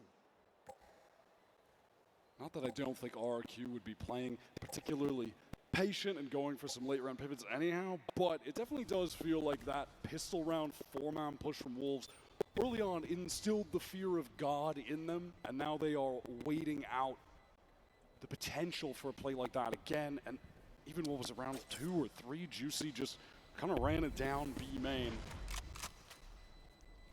Okay, crazy guy. I know we saw that. Oh! YU Sheriff will detain, and then he will perish to the blast.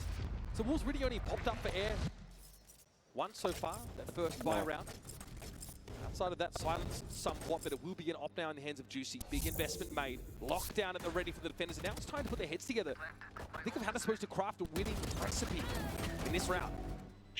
One enemy remaining. Cushy will definitely be saving that Hunter's Fury though if the lockdown is used. Just the natural, easy 1-for-1 ult counter could come up. Wolves have also saved up enough cash where they can get an op into the hands of Juicy, go for some of those standard control plays where you have your Jet just watching over B main, the rest of the team can stack up towards A. Standard ways to control the map. Yeah, I mean, we saw how that previous round went. RRQ very carefully went A, hoped for a push-up, had a player sat in spawn watching the B flank. It never came, but eventually they did test Juicy, who was in like a 1 versus 4 with nothing but a classic. Now that kind of round looks vastly different, of course, as they can post him up on yellow. Or on Gen over on the A side. That's less common now because it's so easily denied by an L drone to push that Jet off the line. And now, far more options at the disposal of Wolves on this defense side. I really do want to give Fade a lot of credit. Absolutely. The timeouts that he's been taking throughout this tournament. It's easy to point at the players who are going insane individually when Spring has come up with so many crucial duel wins. He's putting up sick numbers, Juicy doing the same. But we've seen countless times out of these timeouts that Wolves directly are able to win the subsequent round. Fade has done so much for this team. Let's see if it'll be the case here. Juicy is opting to actually push down mid with this op. Early drone being used by RRQ to take space. Faked it. But he smoked the defender side spawn, so this definitely keeps Wolves looking in that direction, and it is going to open a window for RRQ to probe the map elsewhere. Trying to make them think that they're going for the iconic Jing play, but it's not going to happen. And even further is Jemkin trying to sell his presence on A. There are rotates being drawn over there, and now that's why you just be caught in the open. It's not even a trade. You can't find one. Okay, that off for Juicy. Had to find some value this round, and so it does. There will still be a plant, though, as Monyet just disrespects the poison orb. Doesn't quite mind if he decays down. He gets his job done. Maybe Jemkin hoping to find a timing where he can get top 2, pick up that angle. Now just going to rotate back to B main, meet up with the rest of the pack. Juicy pressuring back yellow. Here comes that Hunter's Fury. Has to take out the lockdown. He knows where Xferu has to stand in theory in the back corner, but Xferu is able to win it out. Unclear how he manages to pull that off. But either way, it's backbreaking for Wolves to suffer that double there. Lockdown committed by Lysol, no result for the defenders. RRQ looking dominant. The most unique, cool thing about this RRQ team is how much they love to run fakes and choosing to go for that pretty mental fake right out of the timeout just to throw a wrench in the works of the plans laid by Wolves, bringing the AWP into that round, completely disrupts their defensive setup. It's just so bizarre to have a fake Omen TP into a smoke in spawn, then Jemkin selling an A hit so they can get to B with only one defender there. It is a crazy round. It's just so cool to use that out of a timeout just as a massive disruption to whatever the intentions for Wolves were going to be. And it's kind of conditioning as well. Because what happens next time Crazy Guy does that? Does he stick it? If he gets another ultimate on this half, I'll be very curious to see how he makes use of it. Mosh pit going to be drawn out of the defenders here on the B side. That's to stall RRQ, but they are in absolutely no hurry. Peter. It is just this patented patience. Will Wolves walk into their waiting arms? A couple of players getting back yellow with these sheriffs in hand. Jemkin is prepped and ready. Going for it. Tailwind forward, wants to take the fight. Easily handles YU. Goes a little bit low. Here. This is more than enough for RRQ so far. Once again, respecting these anti-eco situations they're forced to play into. Having to shove Juicy off the line. The Blade Storm is yet awkwardly applied. Juicy can't get value when Jemkin knows he's going to be coming from the left anyway. What's happening here, Lysol? 30 seconds left. Effortless play from RRQ. Jemkin just continuing to absolutely dominate in the first kill department. Sure, just an anti-eco, but planted. he has been so consistent with that throughout this attack half so far. That is what he is known for. Honestly, RRQ also more than happy to spend ultimates in these anti-eco scenarios. They don't care. They respect Wolves' capacity on rounds like this just as much as any other, apparently. Flawless round for RRQ. The stacks are piling up. Probably shouldn't have been, but the economic damage was not abandoned in the slightest anyhow, so we'll give that one a pass. Stunning stuff, yeah. Recon as well is just perfect for catching out the players who were having to path out of the way because of Jemkin dashing in there. No opportunity to turn and break the recon. All too easy, Wolves. Again, they want to invest into this operator. Big cash being spent. Juicy not able to find impact in the game yet. Not able to make his mark. Maybe it is now that Viper Wall temporarily will cover up the sight line. Wants to stay top yellow. He has a teammate to help. Oh, there was an opportunity there. He lingered. That dark cover operating as like the cascade would in these harbor comps, denying Juicy the ability to peek over the Viper wall. This time it is very straightforward from RRQ. Working to B main, get the lockdown off, get the free sight, Viper wall up. Easy plan, play for the post plan, but a couple significant initiator ultimates that Wolves will have to make a real go at this retake. The plan for YU. Okay, Juicy's able to pick Monyet off. Xpero's tucked here. Juicy suspects it, but he's been showing barrel this entire time. Subspan through the walls. In fact, gives himself away, but Xpero wants a bit more of it towards the snowman direction.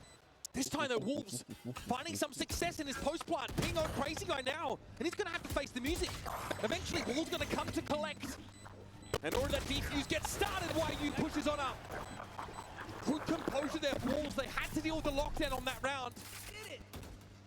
And they can recover the operator for use later. RRQ just really wanted to fight forward and entrench themselves in the site. The problem with doing that on Icebox is you just become susceptible to so many positions. I mean, look at Lexor seeing two players just walking up through orange there, and then when you're Xpero, you're awkwardly forced to take a duel with someone that could be in spawn, and this guy in Snowman. It's really overwhelming.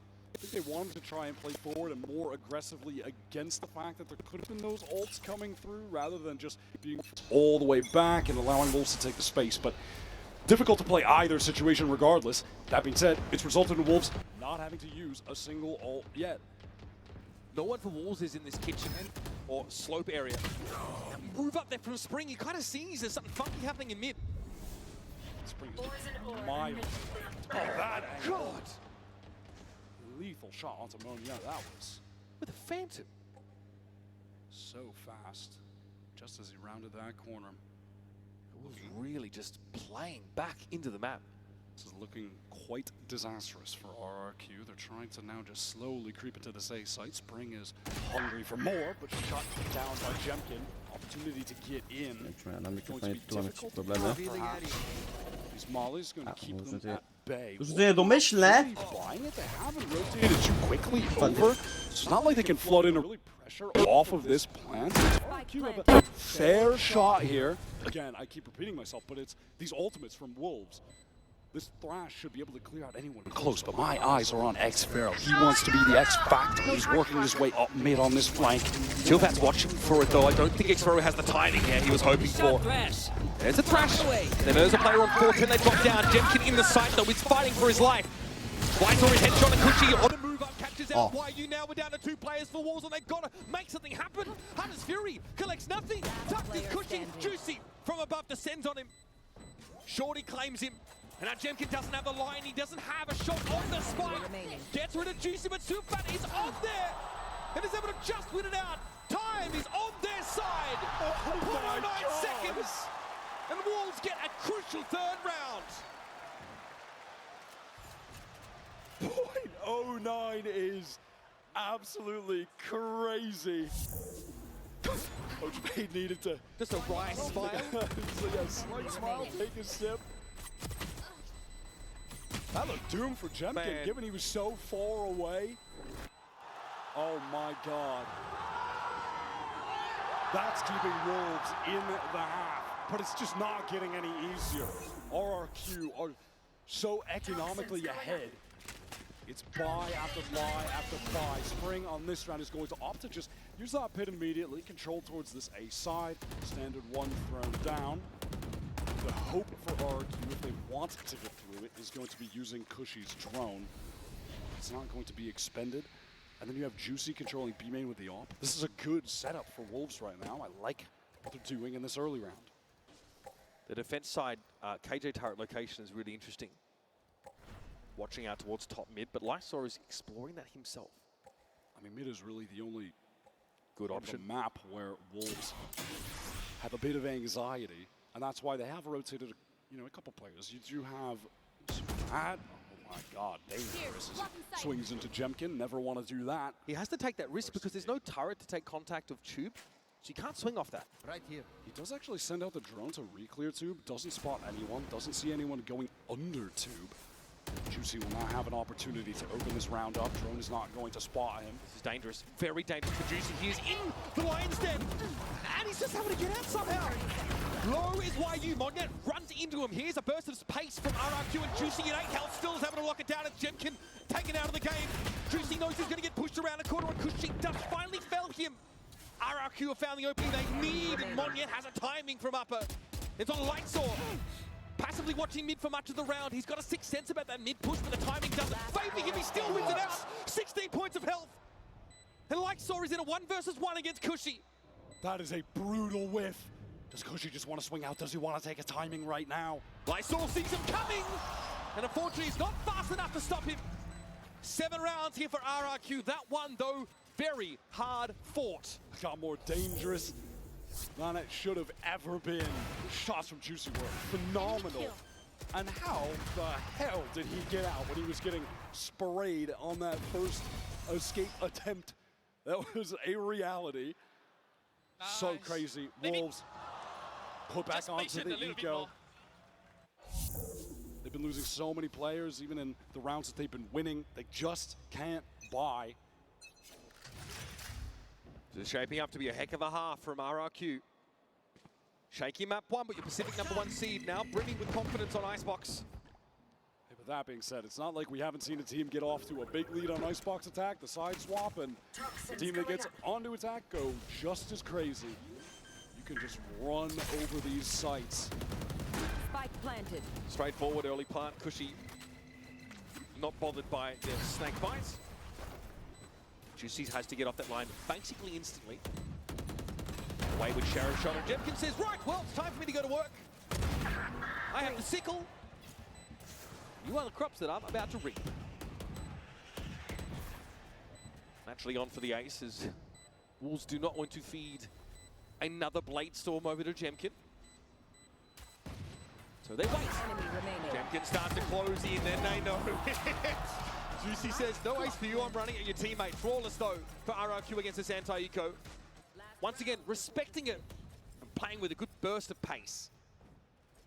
Taking a little note Oni out coś of the brali. Pacific Brethren's playbook with Karen and Texture.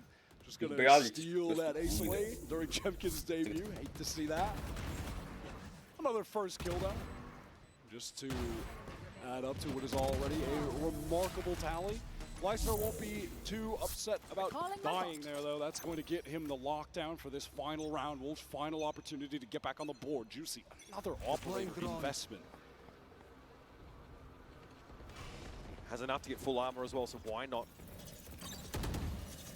RQ taking a lot of early space on A on account of that Jerome being used, hoping that the shock darts will clear out some of the mollies that have really been keeping RQ at bay while executing. And those shock darts do just that. So there's enough time for Xpero to plant here and walk away with that lockdown intact. That's going to be destroyed. Monyet pushes up, gets rid of it. Viper's Pit now going to be thrown out. This is going to deny Boiler away for the defenders for the time being. Second lockdown as well is going to waste so much time for Wolves. You can see the benefit of having the Omen there. The fact that you can cover up that choke on screens. Monyet could run forward, deal with that. But now I'm looking at the double flank from Wolves. Aware. What is this teleport from Crazy Guy, man? The deck stacked against Wolves here, but they're able to find a way in. YU's found his second. Cushy can't quite hold the line. It's going to be Spring who finds the trade. Now on the side of the Blade Storm, it's Juicy. He's looking for more, and I can't believe it. Deck might have been stacked against them, but Wolves draw a Joker. And that's all they need. 4 rounds on this defense side. Not too shabby as RRQ has such an early lead. They go for some mental plays in that post plant, which were dealt with handily by Wolves. Getting 4 on the board, hey, that's enough to win on the side swap for Icebox attack. Get that pistol, get rolling from there. They can make a serious go at it. RRQ showing a little bit of their prowess though, going ahead 8-4 rounds in this first half of Icebox. Stick around. Much more to come for this map, and hopefully series. You might have heard I'm going through a little upgrade with my tats. So when Verizon announced that everyone gets a free phone on any plan, pain-free, count me in.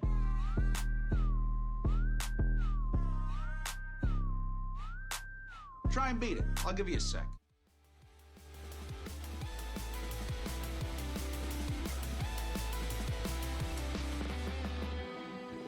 Get blinded by your headlights. Tunnel vision, losing feeling here in paradise. I don't know if I can take it, can we slow it down?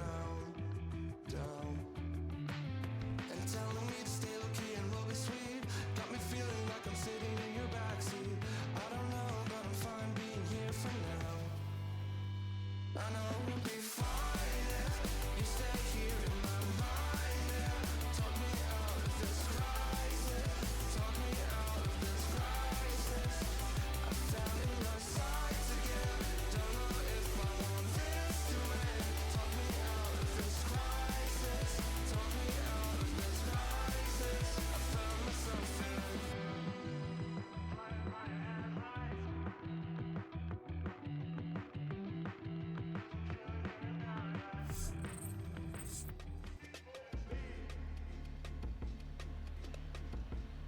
$15 kills, 8 deaths. 4 of those first kills for Jemkin. He has answered the call as the star player for RRQ. And he's been leading his team from the front on this Icebox map. It's a great start for RRQ. Of course, they really get the opening to the half that they were looking for. Converting that pistol before the bonus goes against them. Let's talk Coinbase Econ report now. Post Jemkin has an astounding 91.5. He is absolutely converting those credits into damage round after round. Xpero as well, looking good. Just hasn't had too many deaths. Monyet having a great half on the Viper. He was finding the really high impact kills. Obviously some struggles over on the side of Wolves. Juicy investing in that operator a lot. And in contrast to Ascent, where Sufao was fragging hard, clutching, yet to make his name here on Icebox, but perhaps if Wolves can rally back on attack, that's where he's going to do it. We've seen this map be so attacker-sided favored at times. Wolves are hoping that's going to be the case for them right now, that they can continue the dream run that they're on. The biggest underdog we've had in this tournament. were written off before it even began. And against all odds, have made it to the playoffs and are looking like the best team China sent. Not a single soul expected. And unlike China's #1 seed, it does feel like RRQ is acclimated much more quickly to these conditions than that Sheila Gaming roster. Certainly. I was so concerned about that when we were getting into that second half of Ascent.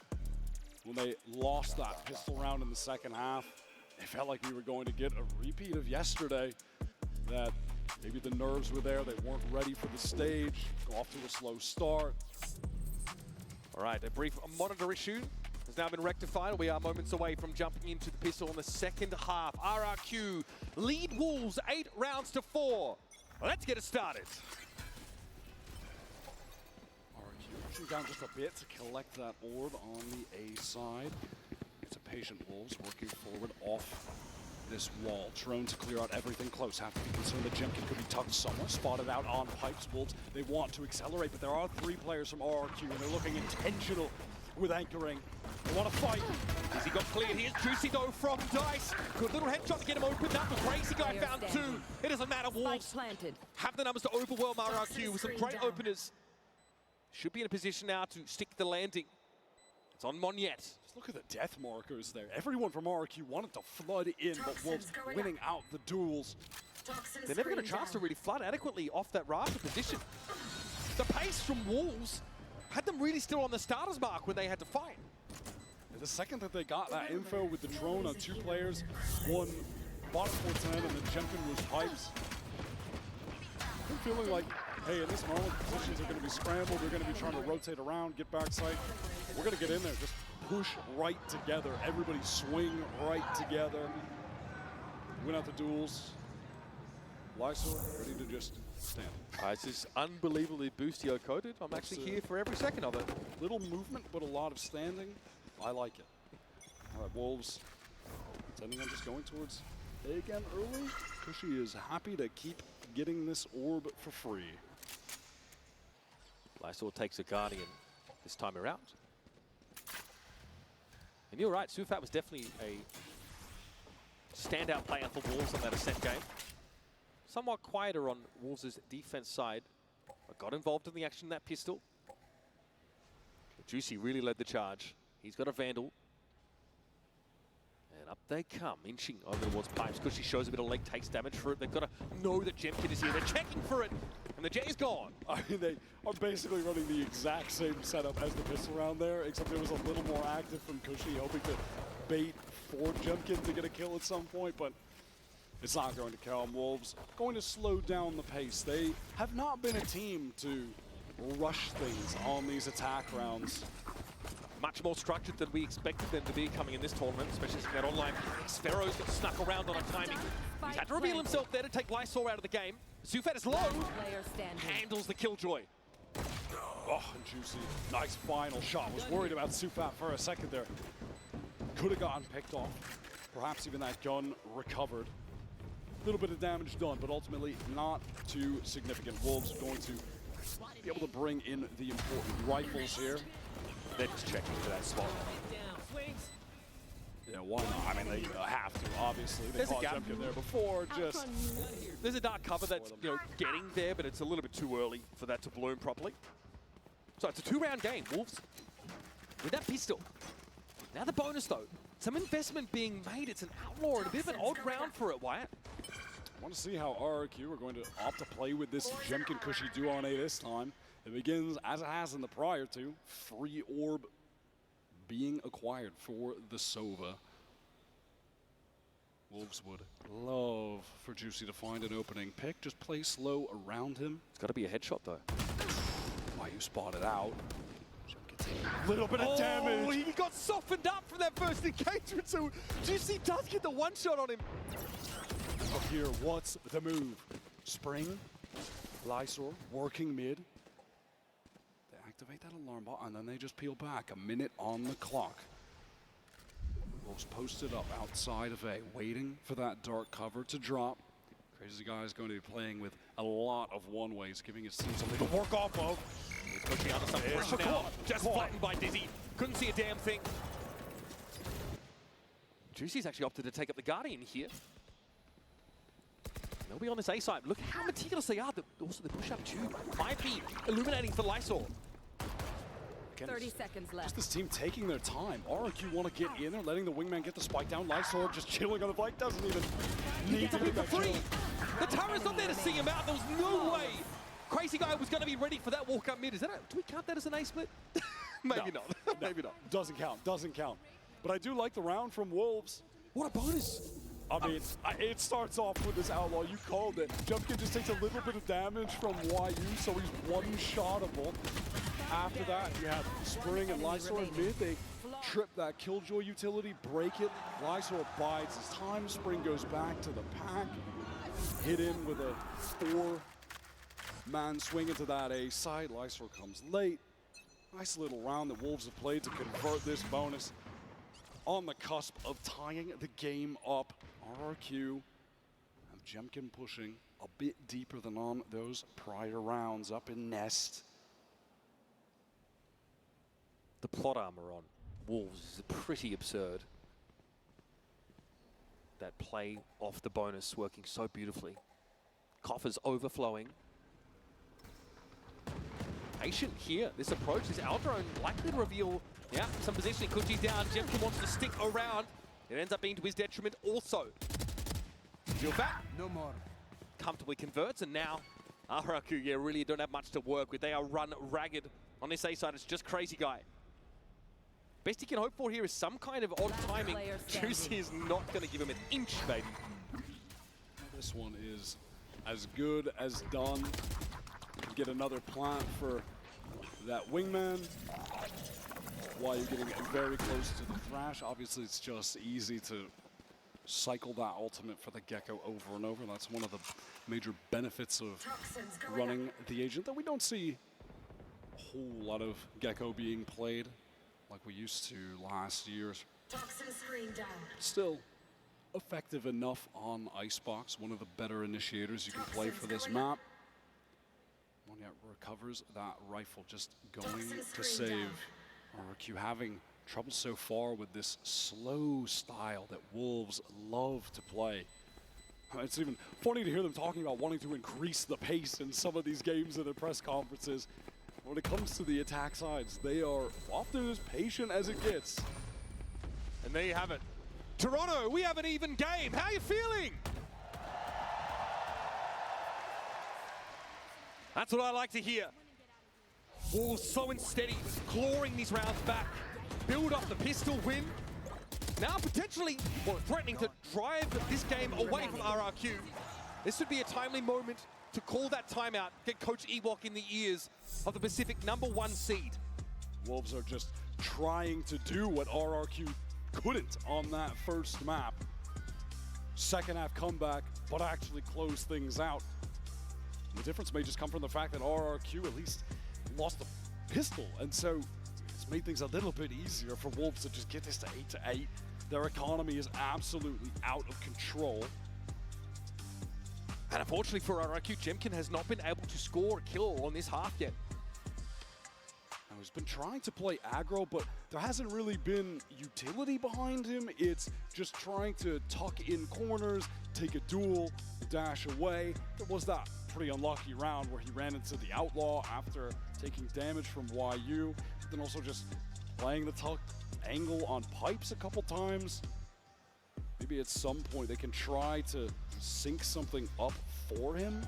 But that being said, with his comp, they don't really have the flashes to play around either. You don't have that Dizzy to swing off of. You don't have a KO where you can throw a deep pop flash. Those are just not available to him.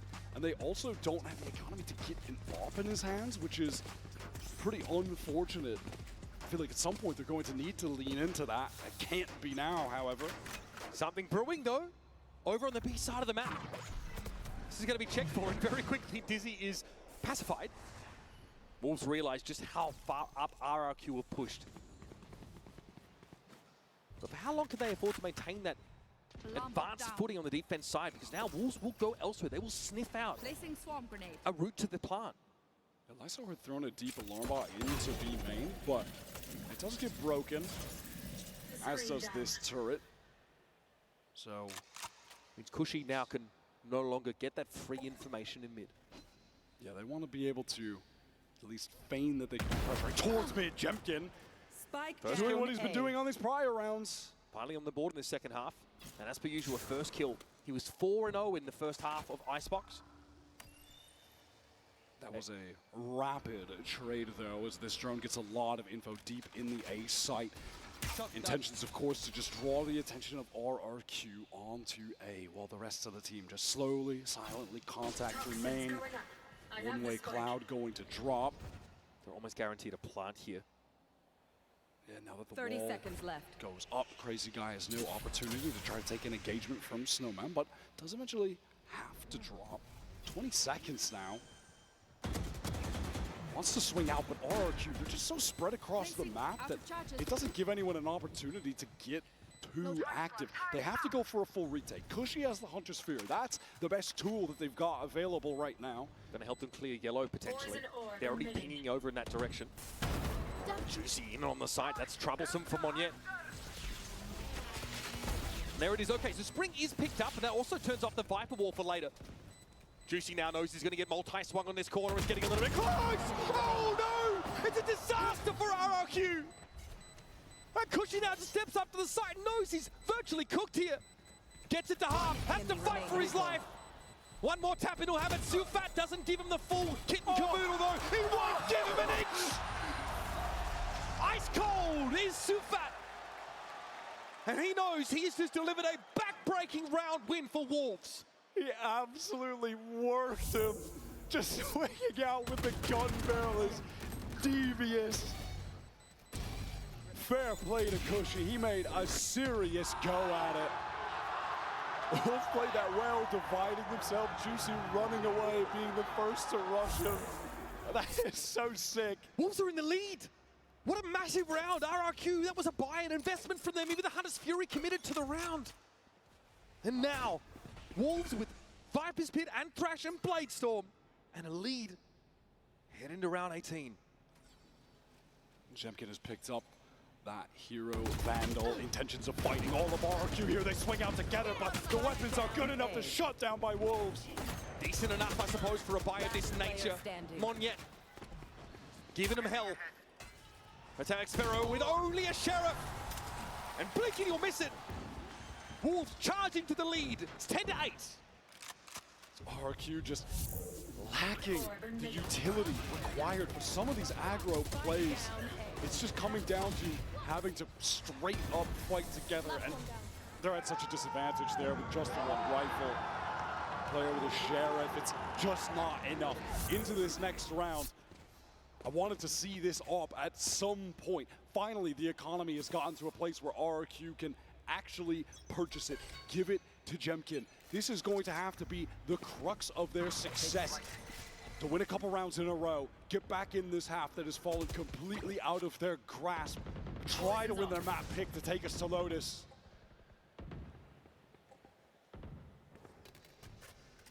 Wolves really trying to check every single corner here. They're definitely conditioned to Jemkin playing up close in Nest, and a player playing low from pipes. Dizzy going to force him down to the low ground. This is it. They just, again, want to slow things down. Take this space towards A, then work into the exec. Drone does spot out Sufat.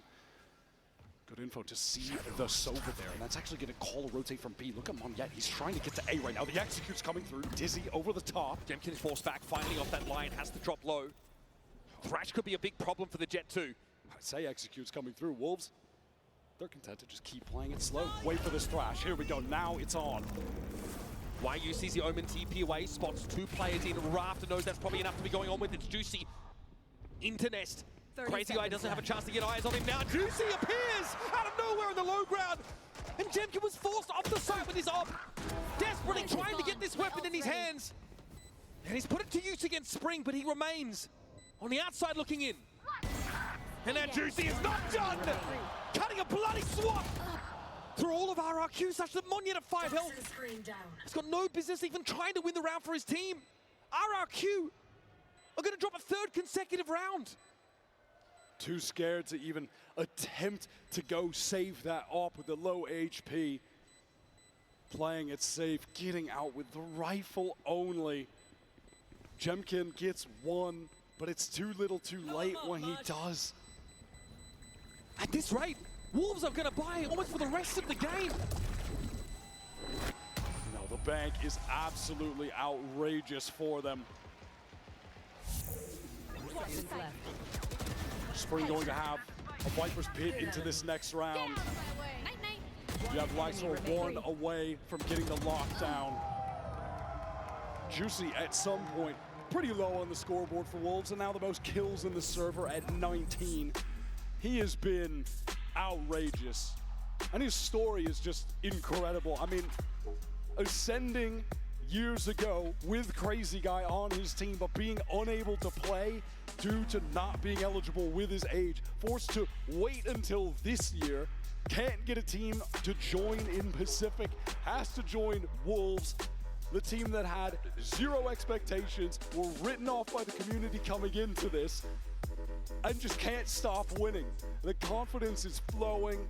Like Sufa said, he has no fear of being eliminated. They've defied their own expectations already, and they just want to see how far they can take it. It's unbelievable that they've gotten to this point. And Wolves, they want to keep that underdog moniker for as long as humanly possible. But after a game like this, I don't know how easy that's going to be for them to maintain. They are toppling some incredible teams, but I've got to say RRQ would be by far the biggest, most high-profile notch in their belt ever. And they pick Ascent against them. The audacity to choose RRQ's best map to start the series, and they take them to task. They're doing the same now on Icebox. Jemkin might not get an op back in his hands. He's saving this round for perhaps exactly that reason. RQ are just thrust into another tragic by Monyet with the hero rifle that he saved from that last round. Perhaps here, if they can get a cheeky kill, there will be an opportunity to commit the ultimates that they have. Cushy is getting close to that Hunter's Fury as well, just one orb away now.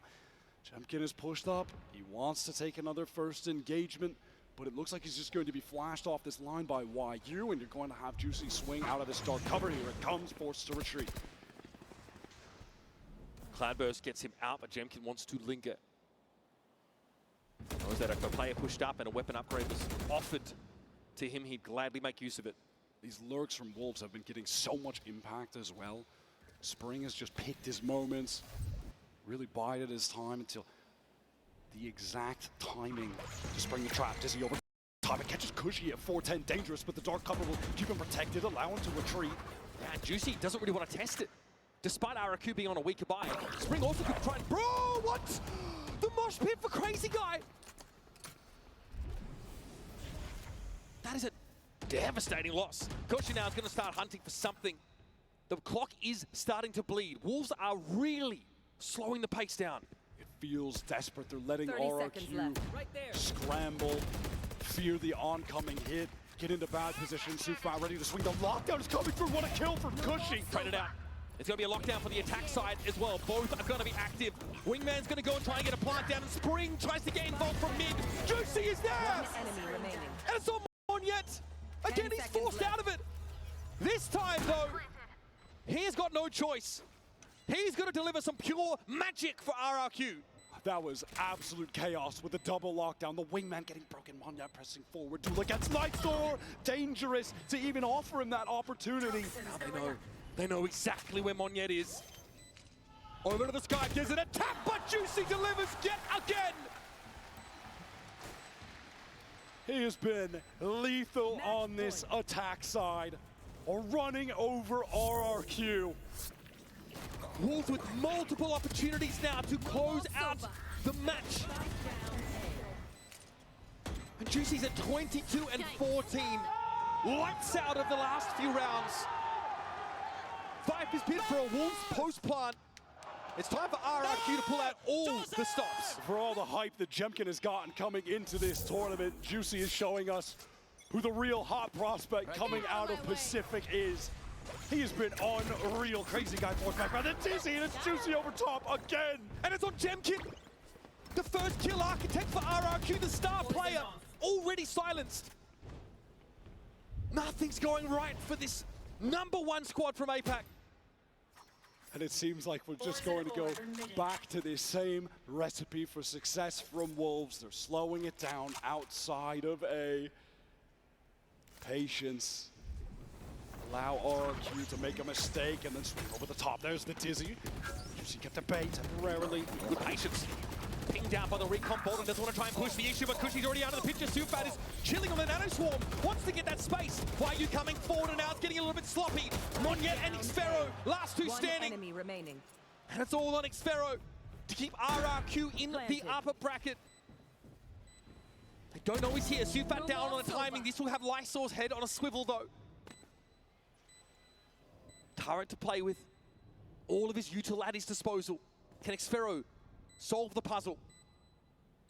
Around the corner, Lysor and Juicy doubled up. Juicy in a position to trade should Lysor get information on Xfero's spot. He's on the move!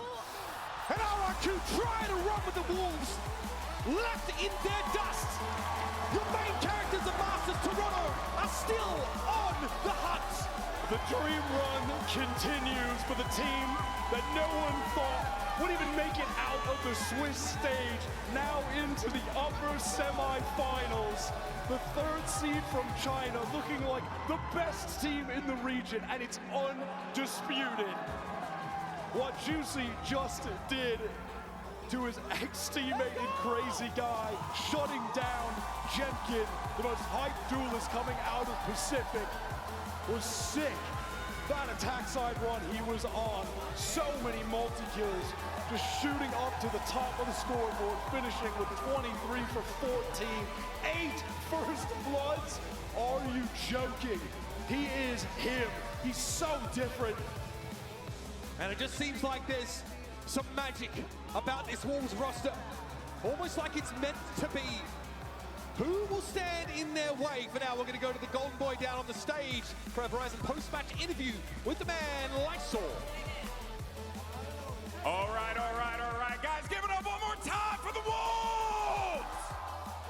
Unbelievable stuff. Lysor, Poppy, come over here, buddy. Hold on. Let me get you. You guys go ahead, meet the adoring audience. Holy moly. Once again, what a way to close that one out. Lysor, you talked about not having confidence coming in to this game, to this event, but you just ended that match with 4 kills, and it looked beautiful. How do you feel right now, buddy? 因为其实你之前也有提到过，在来到这回多伦多大师赛的时候，可能确实有的时候没有那么自信。但是刚才在这场比赛里，也是以一个你的4杀结束了战局。那现在感觉如何呢？现在觉得自信吗？我现在感觉非常开心。然后刚来到这个舞台的时候，怎么说呢？心里头确实怎么说，感觉不够自信。后面我的教练告诉我相信自己，然后我兄弟们也告诉我，他们也听我，我真的很开心。 我现在感觉很自信，我很相信我团队，我也相信自己，我觉得我们会继续赢下去。 I think I'm really happy right now. Yeah. I remember when I first stand on this stage, I was not confident at all. But my coach told me that you are good enough. You need to trust yourself. And also my teammates always encourage me, and we trust each other. We encourage each other. Yeah. And right now I'm pretty happy. I'm pretty confident. And I'm pretty sure we are going to go forward in this tournament. Well, I think with that result there, he should be feeling confident. Ain't that right, Toronto? Unbelievable. Now, we have to mention, oh yeah, there you go, well done. Now, we have to mention, RRQ chose you guys. So how, I guess, did you feel when you saw RRQ make that selection? Was the team like confident that this would be a victory for the Wolves? 因为其实在这场比赛里是 RRQ 先选择了你们嘛，所以也想知道在 RRQ 选择了你们之后，你们大概是什么样的感受？然后同时你们会觉得能赢下他们吗？他们选我们以后，我就感觉我们能赢吧。我很自信，我也很相信我的团队，我觉得我们能力可以赢下去。 To be honest, after they chose us, I think I'm really confident that we could beat them. Yeah. As I said before, we trust each other, and I really trust my teammates. I think we could beat RQ in this matchup. Hey, and you most definitely did. But the last thing I want to ask, we keep seeing you stand up after every round, every moment. How do we get you to do something else? How do we get you to like talk trash or maybe just throw some shade at the other team? 因为其实我们可以看到，在比赛里你一直不断的在站起来，几乎每一回合你都会站起来嘛。也想知道，除去站起来以外，可能你有的时候会不会做一些其他的东西，比如说说一些垃圾话，或者说做一些什么样的手势呢？可以带一些手势，我觉得是怎么带，我是看感觉。如果我感觉来了，我带手势；然后我感觉来了，我就站起来，因为感觉很开心嘛。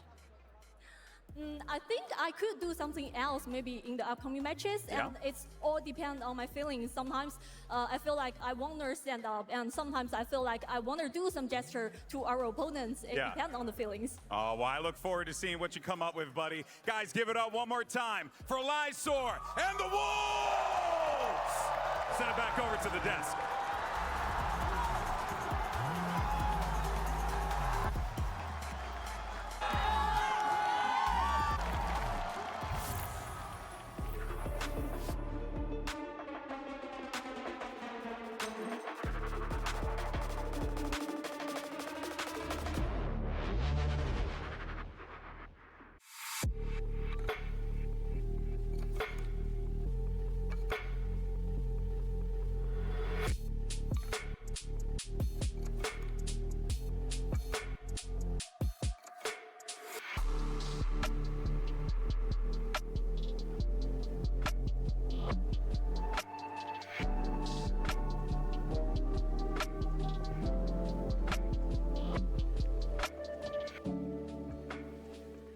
The human body was built to move, not trapped at a desk in one singular posture for 12 hours a day.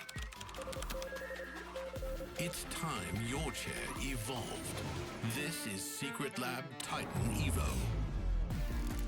Ergonomically engineered for you, gamers, hybrid workers, artists, backing your every move. An update is required. Financial system updating.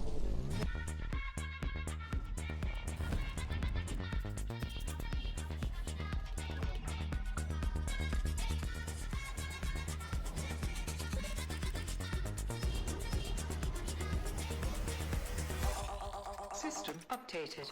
We will dance together. The future of money is here. Feels good.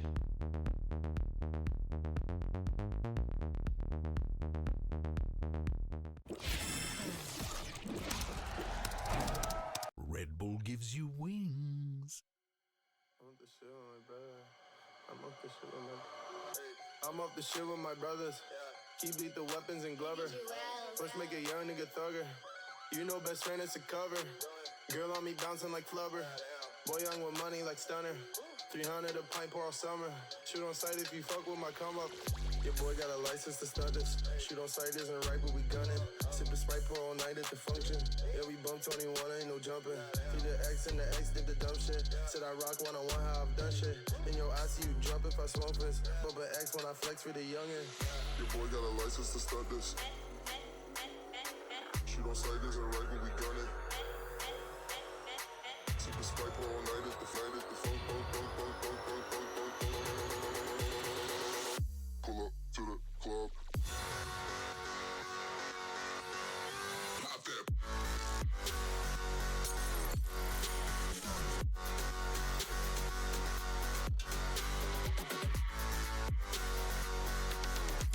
I can't do this right now.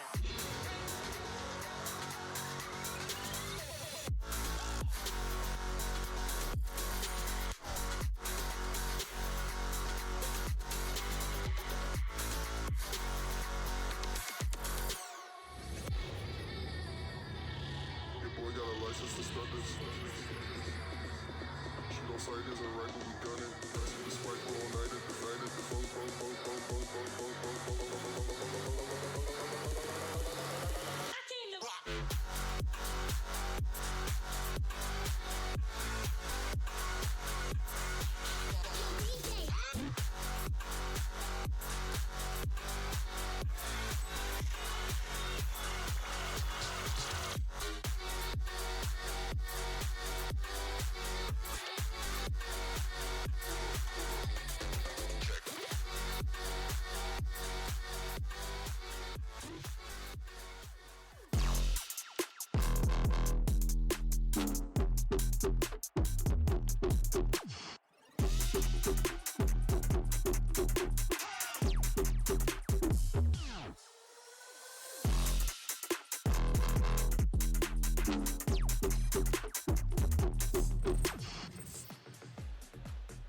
None of the #1 seeds have managed to pick up a single map win so far at playoffs, and it's time to see if EMEA's only hope, Fnatic, can break that curse against Genji. I am your host, Yingsun. I'm back here with Mimi and Kakuka. It feels weird to say that sentence out loud, but this is probably the most difficult matchup a #1 seed has had to face so far this tournament. If you were to tell me this is seed 1 versus seed 1, after they've won and finding out with each other in the upper bracket, I would 100% believe you, because the form that we've seen from Genji is not of a second seed, is not anything but first seed. Yeah, and you almost got to feel for Fnatic, because this is now the second time that, you know, everyone gets to pick their matchup. They're going to be so happy. And Fnatic is forced to pick Genji. They have no choice for another tournament, Yinsu. They need to send Ben next time, because Kojo failed, Milan failed. I think Ben with the Irish luck could maybe help them. But you've heard it from Munchkin as well in that daily teaser. It's because everyone else is too scared to pick them. They're cowards. That was absolutely cold from him. But you have to agree, most of the teams would looking at Genji and their run that they had through the Swiss stage, and you would think, I do not want to go up against them, especially since they have warmed up and we haven't. And this picture sums it up. Koju, back in time, what was it, in Shanghai? It was, yeah, it was. And then Milan the other day just, you know, left with that choice. Just the 1,000-yard stare holding on to the Genji logo there.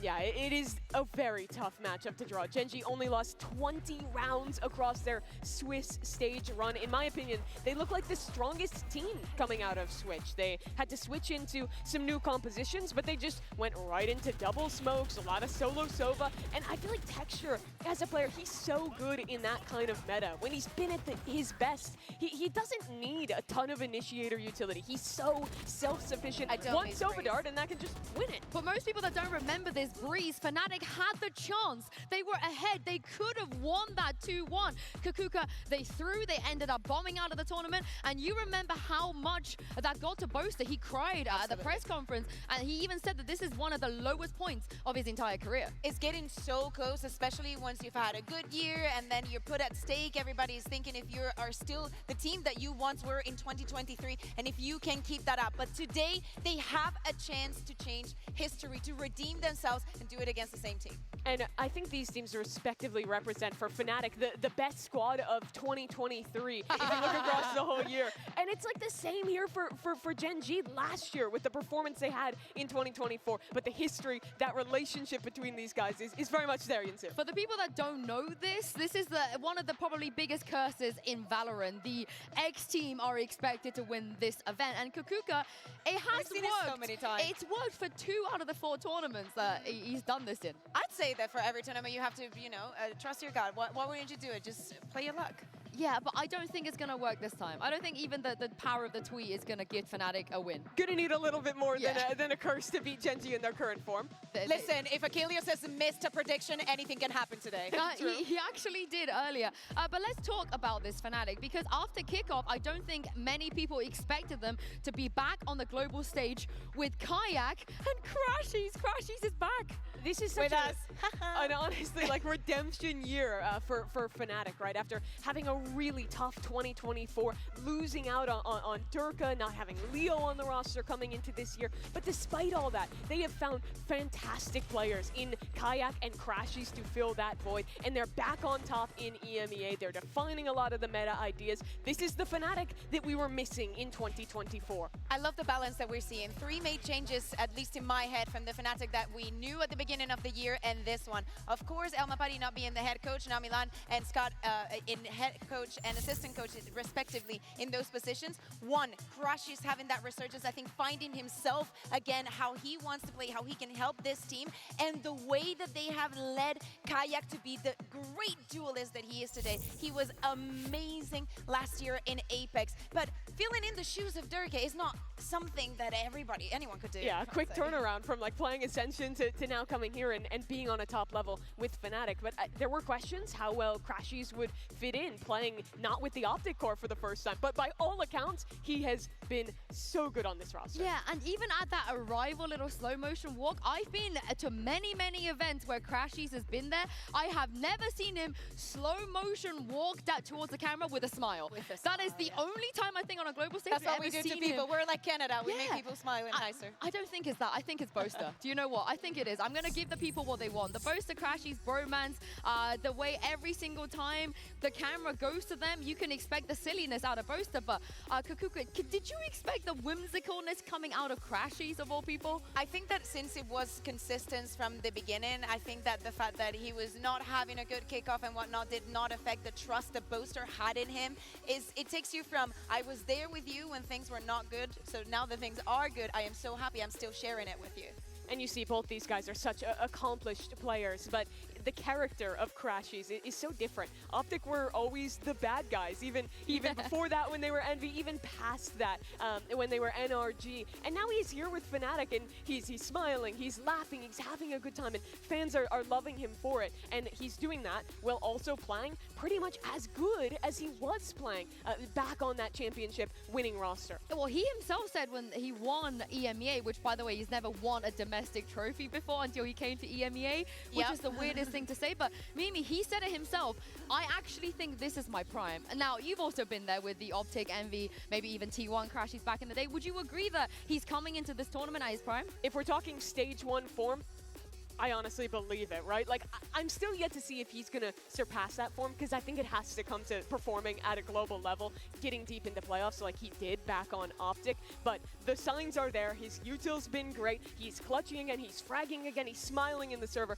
It's everything you want from Crashies. And Kakuka, you get to do the easy job of selling to a global audience who Kayak is. Okay, so if you do not know this player, last year he led his team to win Ascension and got to Apex, that 12th slot in EMEA. He got the offer from Fnatic, and again, filling up the shoes of Dirk, one of the, if not the most popular duelist in our region and in the world, definitely a top 3.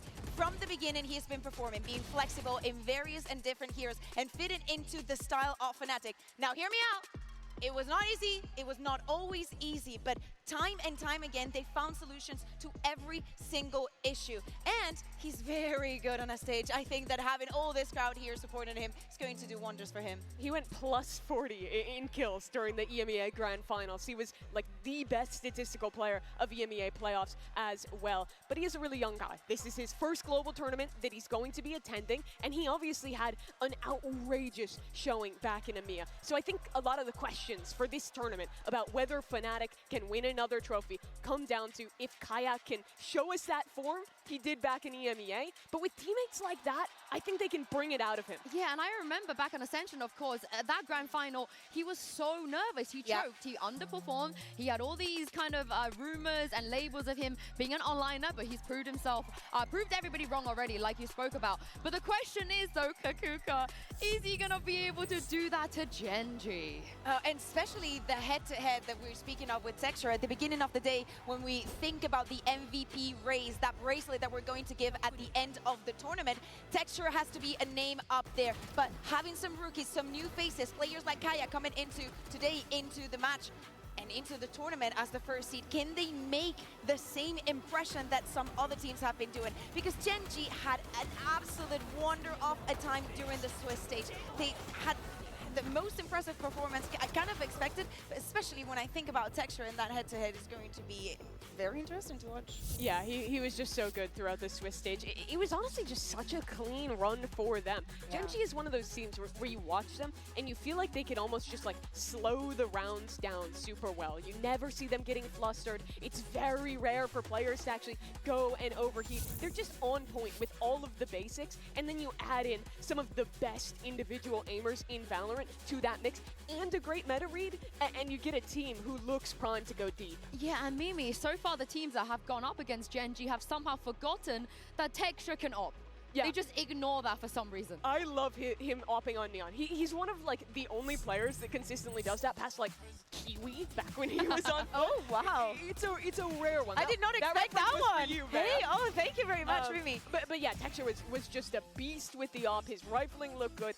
And honestly, I just love his reactions. Every time his ace gets stolen, he's popping off, he's making a show on that stage. Look at this number. Texture got a kill in 76% of the rounds that he played with the operator. For you to give you some more of the numbers, he played operator out of the 72 rounds that he needed to qualify to this on 25. That is a 35 almost % of the rounds being played with the operator. So first thing for Fnatic, they know that that is going to be a winning condition for the side of Gen.G. How are you going to deal with that? But on the other side, if things are very evened out and the economy is not good for it, he might not have the weapon to use. Yeah, it's been a few days since we've seen Gen.G on this stage, so let's hear from one of their players. Here is Foxy9 with Golden Boy.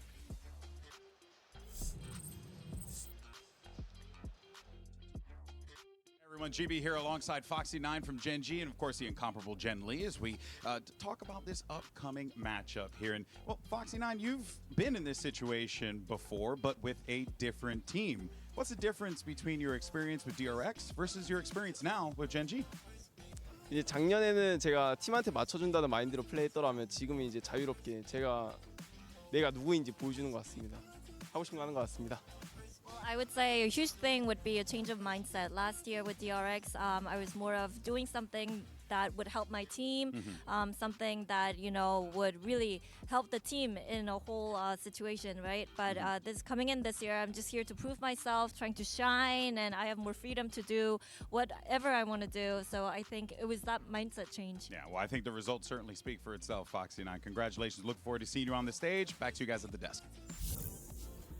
It's so nice to hear that from Foxy9 because Mimi, he's been through it. Yeah, I mean, his entire time with DRX, he was in this position of like getting benched, getting put back on the main roster, underperforming at global events.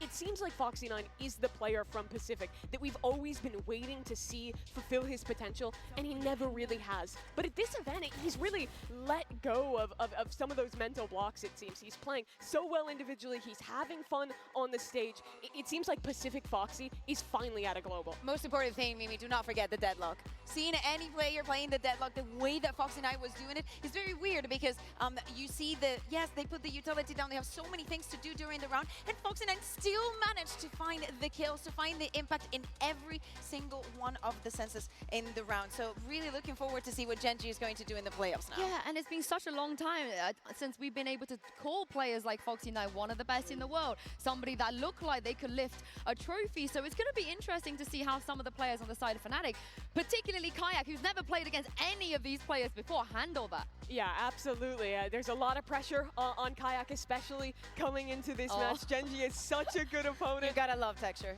But I think Fnatic are gonna have that chip on their shoulder. They lost this last time. They want the revenge. Well, I'm glad you mentioned that because if you want to talk about rematches, it doesn't get more exciting than this one. We finally get to see what Fnatic can bring against probably the best team right now in this tournament. So let's send this down to the stage and bring out the teams.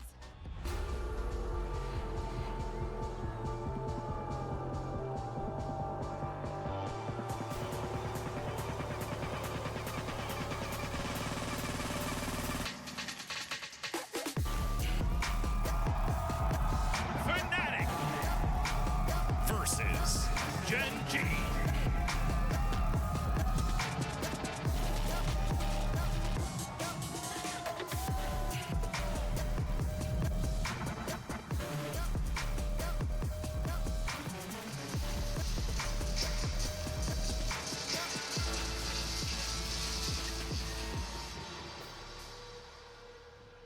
It's EMEA's only hope versus the team that none of the first seeds wanted to pick. This is a true heavyweight head-to-head. And with so many teams from Pacific fighting for that trophy, Gen.G are looking for their second one. Now that they've made it out of the groups, they go up against the very best of EMEA.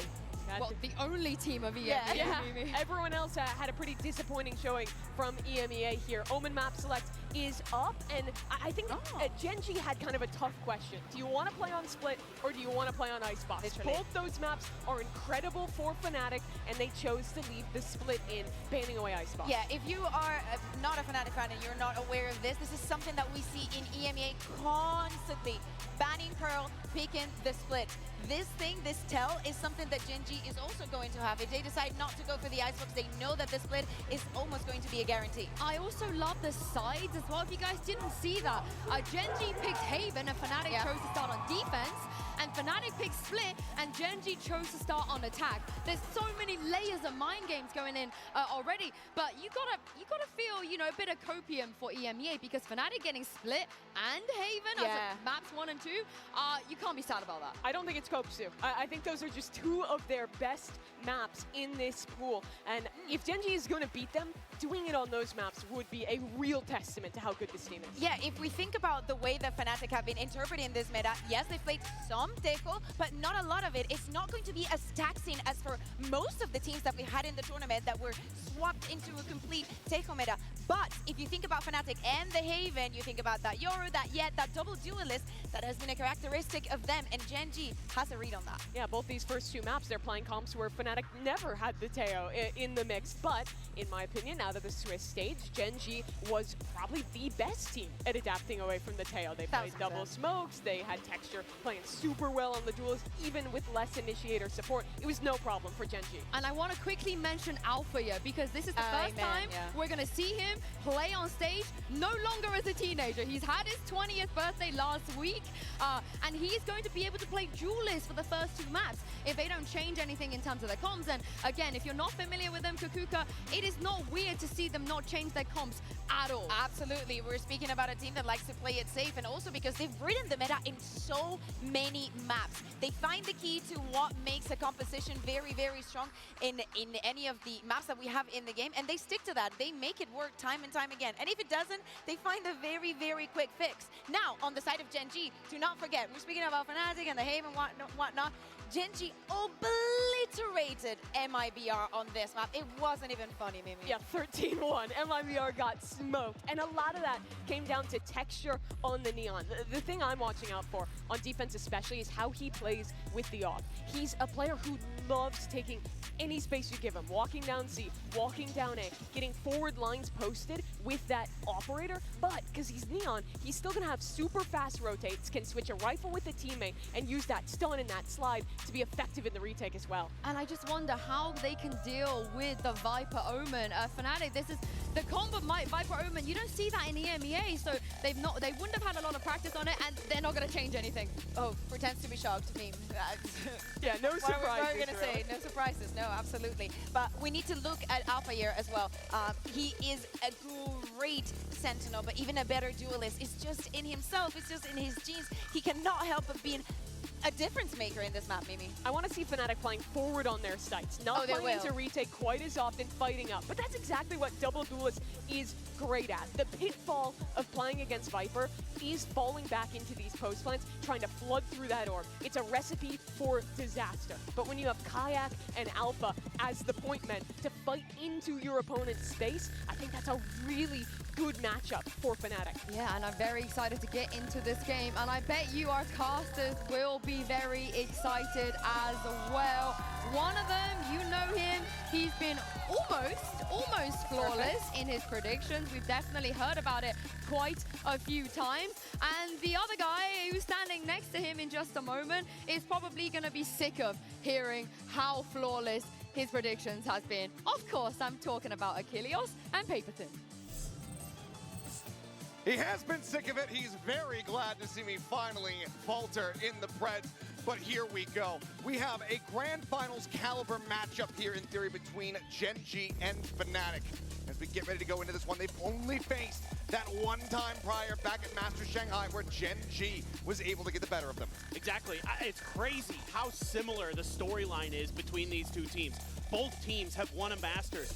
Both teams are coming in with 3 players of the core of those Masters still on the rosters, but they're swapping in a couple new players and looking to get another Masters trophy. The barrier's dropping. Toronto, are you ready to kick off this series? Just a slow creep up B here for Gen G. Not really trying to make much noise. Alfier in the back.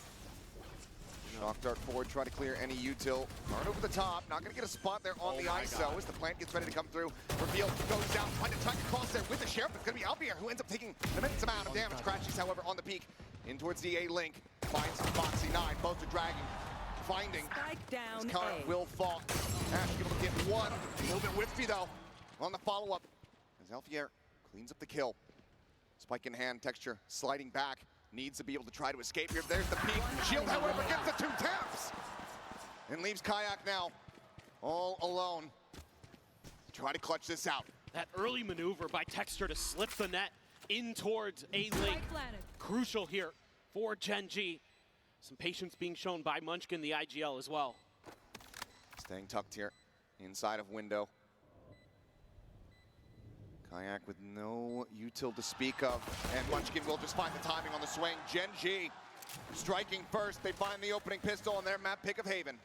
Texture not letting go of what he was doing during the Swiss group stage. He was absolutely fearsome, and a 3K to start the pistol. He drops down from heaven and then just waits it out. Outguesses Fnatic there. And this is a comp that Gen G is experienced against. They played T1 in kickoff. They beat them on this map 13-5. So they understand this double duelist, this Yoru ISO comp, and how it wants to function. And the desk was talking about it, how this is something that Fnatic's not going to be the most familiar with. Correct. We'll see. That does continue. It's a bit of damage out onto Crashies to start. Kayak taking some forward space in mid. We'll just end up gate crashing away as Crashies has to further evacuate this space at A long. Munchkin is just fearlessly storming forward. Alfier with a Sheriff, though. Gonna come over, try to help out his Sova. Does he sense that he's already this far forward into the site, missing each other now? Spotting it, Alfier does manage to find the headshot. Decent read, though, from Foxy 9. He catches the tucked-in Sova. I'm out of here. Cleans up the kill to bring it into a 4v4. Nano into the corner. Alfier needing the backpedal. Will be able to avoid that paranoia. It's even more damage to the smoke, and eventually Texture is able to find him. Flushing him into the open. Still the Sheriff in hand here for Foxy 9. Can afford to lose another player, can Gen G. We'll see what the game plan's going to be for Fnatic as they slowly creep forward. The 80 is in. Oh my god, the second shot is absolutely disgusting. Karen will find the 2 as Gen G get the anti-eco. Yep, and this is kind of a lot of what Gen G wants to do on the map. Let Munchkin roam around a bit, try to find that open space, try to find the weaknesses in the opponent's defense and make calls off the back of that. So even though he loses the fight, he knows there's only the ISO still on A. Calls the reinforcements over after Foxy gets the kill on the Crashies. And now we go into the rifle round here for Fnatic. The bonus for Gen G, pretty fearsome. In fact, an outlaw for Munchkin. A couple players going to be one shot to that. Guardians, always scary in the hands of Gen G players. Just kind of typical Sova stuff here on long A, just checking. Clear the recon. Spot out there from Crashies. This time able to slide away without suffering any damage. As Kayak, tucked in cubby, staring down towards sewer. Looks like the TP is smoke start coming through. One cycled out onto heaven.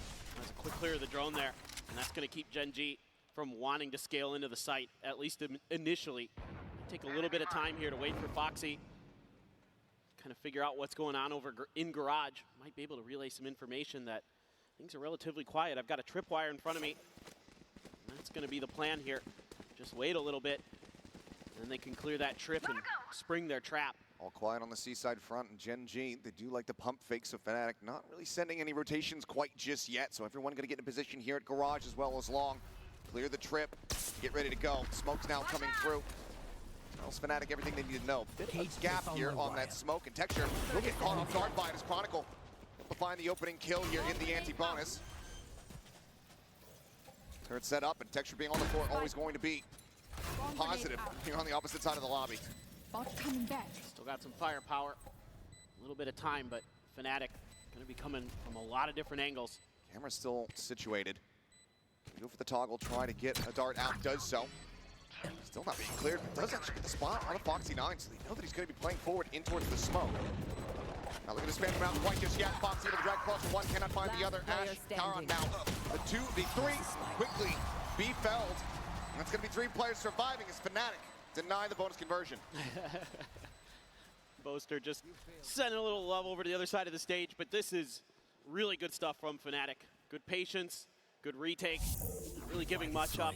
I mean, I think here for Gen.G, I don't suspect that smoke was intended to leave that extra little gap. A little bit of a mistake from Karan, but all's well that ends well. Fnatic, just a nice flood there. I can't fist bump you. You know, it's going to be pretty typical. Let the ISO go first, pops the double tap, I can't throw some high-five. flashes, I can go like this. use the Sova util, and then just flood on in there. Explanation of not being able to fist bump. Seems like high fives though, still on the cards. As Alarm Bot going to be situated here in window. Gen.G wanting to keep tabs on these forward pushes from Kayak. I think they're aware. They're trying to spam it down. Bosa finding Munchkin. Just pushes forward and Seward does catch the enemy IGL. Critical target to be found. Viper out of play pretty much makes that A side unassailable because they don't have the wall to try to scale off of. Slow creep up with Texture around the corner. Gun barrel might have been spotted, but out of here. Able to find Karan. So counter swing is there. Texture trades it back, but it's still going to be a player disadvantage here for Gen.G as they get ready to have the spike planted. There's Fury going to be online. Question is, can Ash get into a disconnected position to try to actually utilize this? You already have Foxy 9 watching long. Seems like Ash is going to have to stay put. No smokes either. Slow creep in, Texture. Swinging around the back, able to find one. Recon at the ready, and it's going to be the triple approach here from Garage. Being able to note 2. Couple shots in. Spot out here in the Chronicle, but not too much damage taken. Regen armor refills. Paranoia going to be dodged. Ash pushed out. Fights for one. Swing. Texture cannot stabilize it. Boaster gets the better of it now. It's down to Foxy 9. Tap on the defuse. Some spray to come through. And Chronicle to defend. Fnatic. My ultimate is ready. They tied things up 2-2 very quickly. Yeah, a little bit of shakiness here from Gen.G in some of their individual plays. Munchkin losing against Boaster. That's going to be an actually really crucial battle across this map. Is keeping track of Munchkin's position, and it's a setup from Crashies with the recon dart. Very nicely done, and winning against Texture. No easy feat, as we have seen throughout this tournament. And that's huge for Fnatic. Let's go, boys. Boaster's really starting to pick it up in the fragging department. That was a great round for him. Just some big individual plays, and now Alfier has the ISO ult. And that is very scary. He is, of course, one of the best riflers out there. Texture making a little bit of noise. As the Phantom to try to lead the charge. Alfier at the ready here. Send that undercut. Chips it through. Will get zoned back, so can't try to play off of it with any spam. Gen.G quickly evacuates the area, slides back through window. But now you've got Kayak slid forward here. Ult going to be coming through. Kidnaps one away. In the meantime, this Yor is striking. Kayak going to be good for 2 much. He's going to be taken down inside of the ultimate. Crashies on the peak from Sewer. Cleans up the other. Now it all just comes down to counter position noted. Fights back for one. Worry about the flank coming down through A long. Has it from the shadows, but 1v3. Do you try to commit for that? It'd be a big gamble. Sights are open on the other side of the map, but Chronicle's waiting. Just holding the line. Karan drifting ever closer to it. Gun barrel going to be spotted. And Chronicle's lurk pays dividends. That's going to be Fnatic now taking the lead 3-2. I think we're starting to see why they elected to go to that defending side first. Yeah, this is a phenomenal setup here in terms of using the ISO utility. First, you use the vulnerable to back them off of B, and then you use the ult to help keep Kayak's position hidden. That is a really smart setup from Fnatic. And Gen.G completely bamboozled by it. That's what I like to see on the stage, baby. Nice, boys. Absolutely. Good, Well, clean we've seen fight. how Kayak. important. That's what I like to see on the stage, baby. Get to hear it twice. How important these emotional leaders can be and have been for the teams thus far here at the tournament. He's going to be left wide open though. His fast line going to be set, but Fnatic quick to try to rotate over and get into position. Camera's still there. Hasn't been identified. for Gen G. Fire there on the floor, does get cleared, and Kayak, again, coming away with the goods, but Munchkin's gonna be dead. Crashy sends out the Hunter's Fury, he's looking for the double pump, and he will have it. Foxy 9 taken down as well.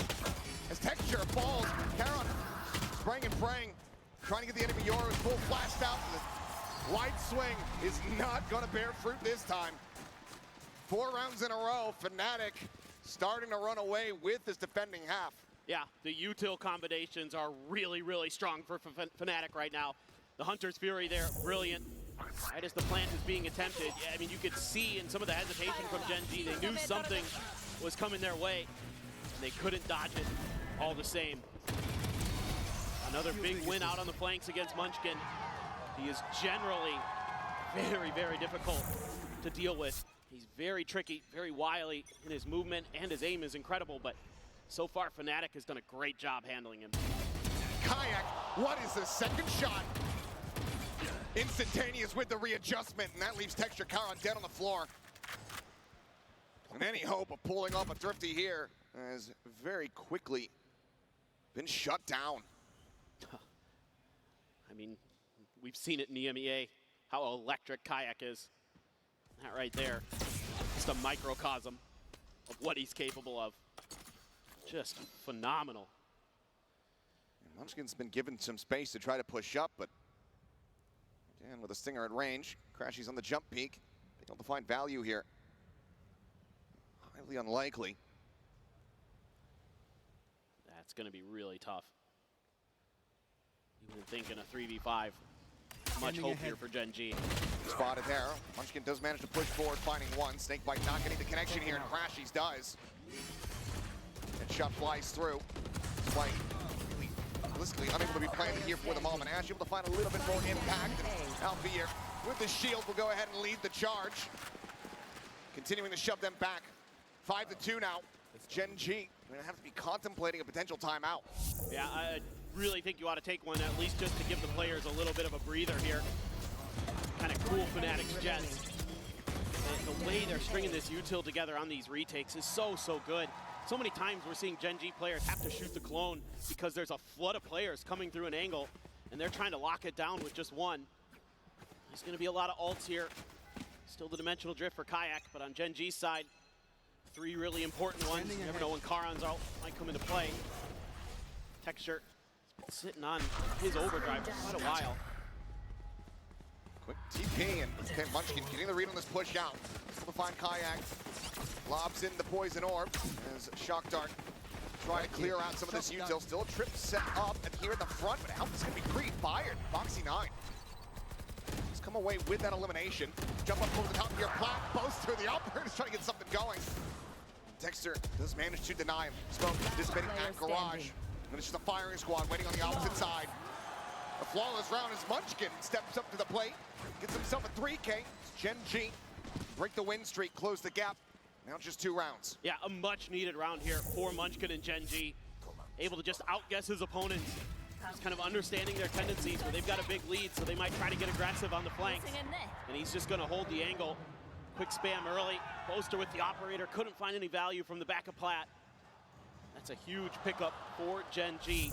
Didn't have to expend many ults, just Charon's was used there. Quick feed, quick trigger. Maybe didn't even need to be used, but now you've got a neural theft for Chronicle. Kayak still with the dimensional drift. Relay to try to persuade. Double stack setup. Looks like he's spotted a boat. Slides in. The stun is there. Texture has both of them. Crashy over in main. Gonna be caught with util in hand as Texture scoops up his 3K. But Crashy's the damage dealt there on the intercept is absolutely monstrous. Kayak so fast here on this rotation. Is Gen G going to be ready for it? In all likelihood, no, but Texture is staring over towards the angle. Eyes on it from the hell position. As now they have it confirmed. Swing out, Ash finds the headshot. Dimensional drift has come through, but Kayak is now left to his own devices. Cuts back just around the box. Trying to set up here on the pop flash. Decoy.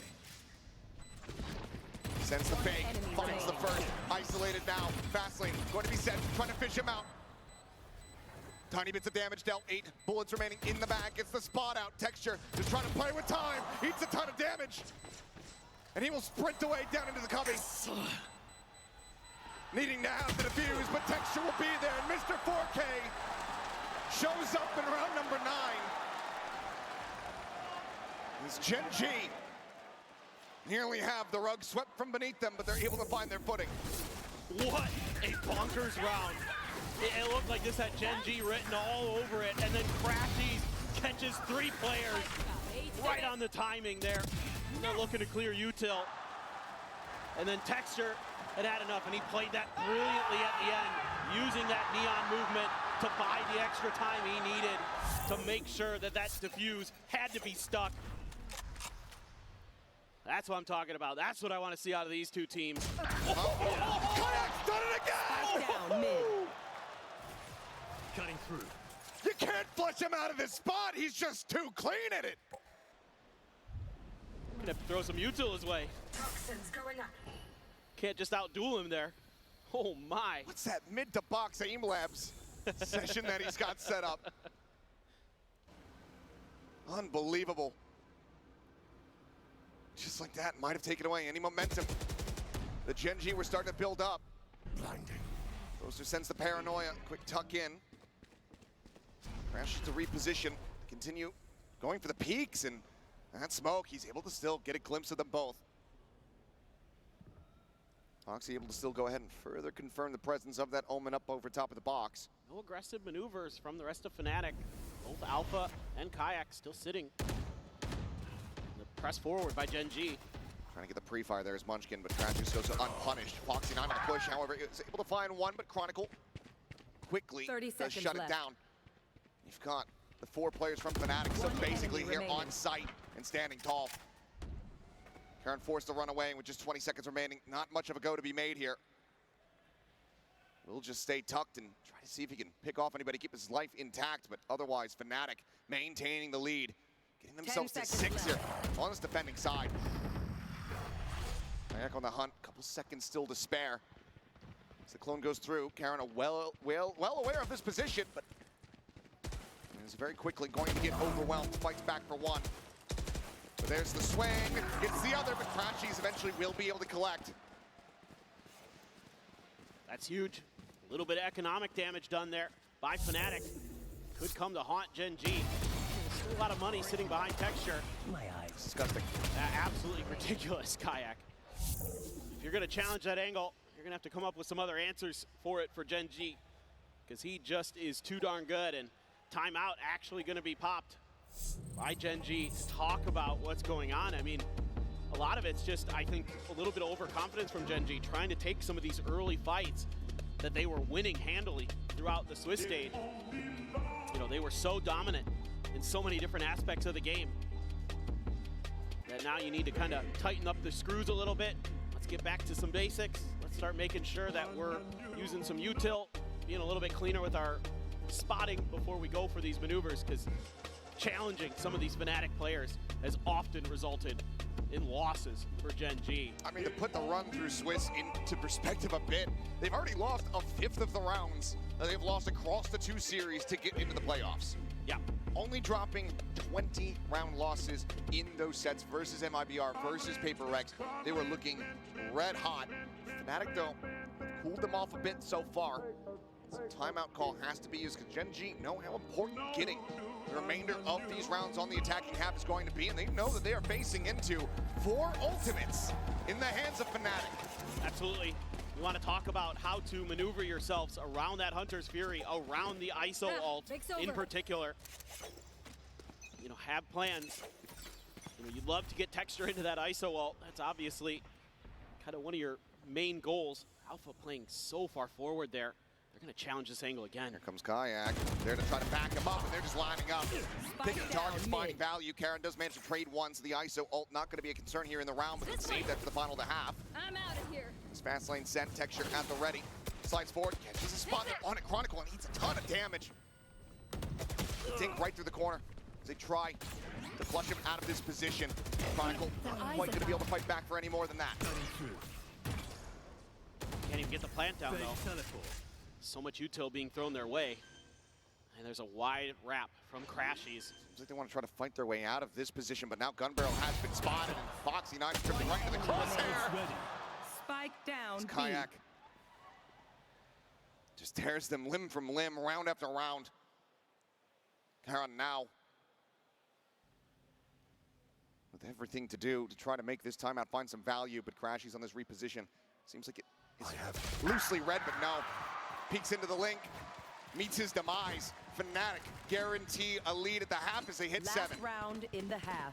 And even more devastating here for Gen G. Their economy was shattered. They are only going to be able to buy a couple rifles coming into this. Do not have a ton of cash in the bank there. And Fnatic has done a phenomenal job here to start, and they're coming in with all ultimates to bear. Everything you could ever want here for Fnatic. And Gen G is a real uphill battle coming into this round. They have a couple of their own, but they got to get there. They got to get to the plants. They can't keep challenging this mid position. Deck is certainly stacked against him, and already Foxy9 eating damage on entry. Kayak once again feeling good about this position, and he is finding value once more. Ash, clip to the side of the head, 7 health here on the Sova. Poster gonna go for a quick peek. Checks in over towards Sewer. He's managed to catch a glimpse. Time a bit of a fake entry, fast lane, drone over the top. Up the air, able to tuck back, clear of the tripwire. But no closer to getting on plant here are Gen G. Oh boy. Alpha Kayak now stacked up into the garage. The swing about to come through. Gun barrel's gonna be spotted into the dimensional drift. Goes Kayak, he's able to escape. Houdini himself was end up costing Alfia's life as the Hunter's Fury's now coming through, just trying to guide them here towards success. Tucks in the cubby over at Long. Karen gonna be taken down as Crashies is able to find that kill. Kayak looks to try to get the jump here on to Munchkin. Will be able to do so. The headshot, instantaneous. Chronicle here at backside. They have no idea. Spike down, C. It's Foxy9, the lockdown committed. The gate crash at the ready. Fake into the smoke. It reads it well that it's not for real. But now it's going to be pinged down and taken down. 8-4, Fnatic. Looking like the savior of the first seeds thus far here on Haven. It's a masterclass in mechanics and a masterclass in util usage. Gen G's map pick. Gonna need to do some heavy lifting as they swap over to the defending side, but for now, Fnatic look electric. We'll see you guys on the other side of halftime.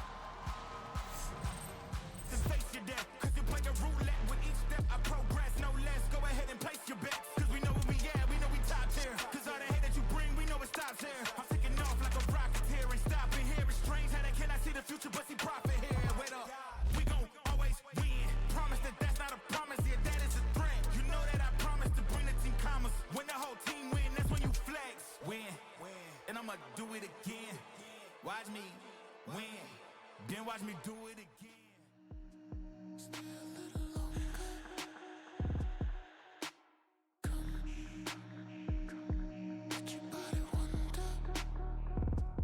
'Cause you got me sipping on love, sipping on love. Sipping on love, never get enough. Sipping on love, sipping on love, sipping on love.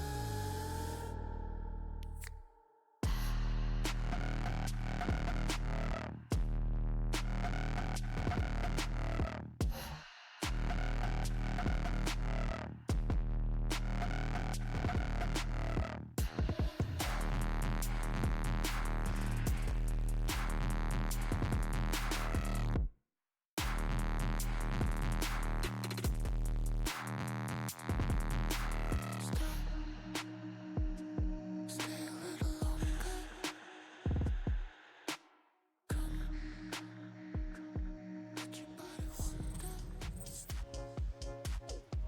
8-4 at the half. Fnatic looking fantastic on Gen G's map pick of Haven, clearly doing their homework. More importantly, looking to avoid the fate that has been suffered by every other first seed team. No, this was just a tremendous half. As we take a look at the Coinbase Econ report, you can see there Kayak was absolutely farming, Crashies as well at 90. This is phenomenal stuff. The individual skill displayed there, in particular with their rifling, those Vandals were screaming. And Gen G just had no response, it felt like. I mean, a couple rounds there, yeah, Texture gets his, but outside of that, this was a dominant half from Fnatic. And if they could take this pistol here, looks like they may be able to sweep Gen G's map pick away from them. They're going to feel very good going into the split because it's a map that we have not seen that much from Gen G. Let's see what happens though as we get ready to dive back into the action. Kayak and Crashies very much leading the charge. 16 and 15 with just 7 deaths on each. It's a huge push out for Gen G. 4 players strong. They are just gonna slow walk it down. Boaster alone watching on this side. Does get the headshot on the Munchkin, but it's gonna be Munchkin getting the kill. Survives with 22, so that's gonna lead everybody else pretty much sprinting forward into this A site. Alarm in the Nano, to be baited out. Fnatic seemingly reading the setup here from Foxy9. So now we'll go ahead and cut sound.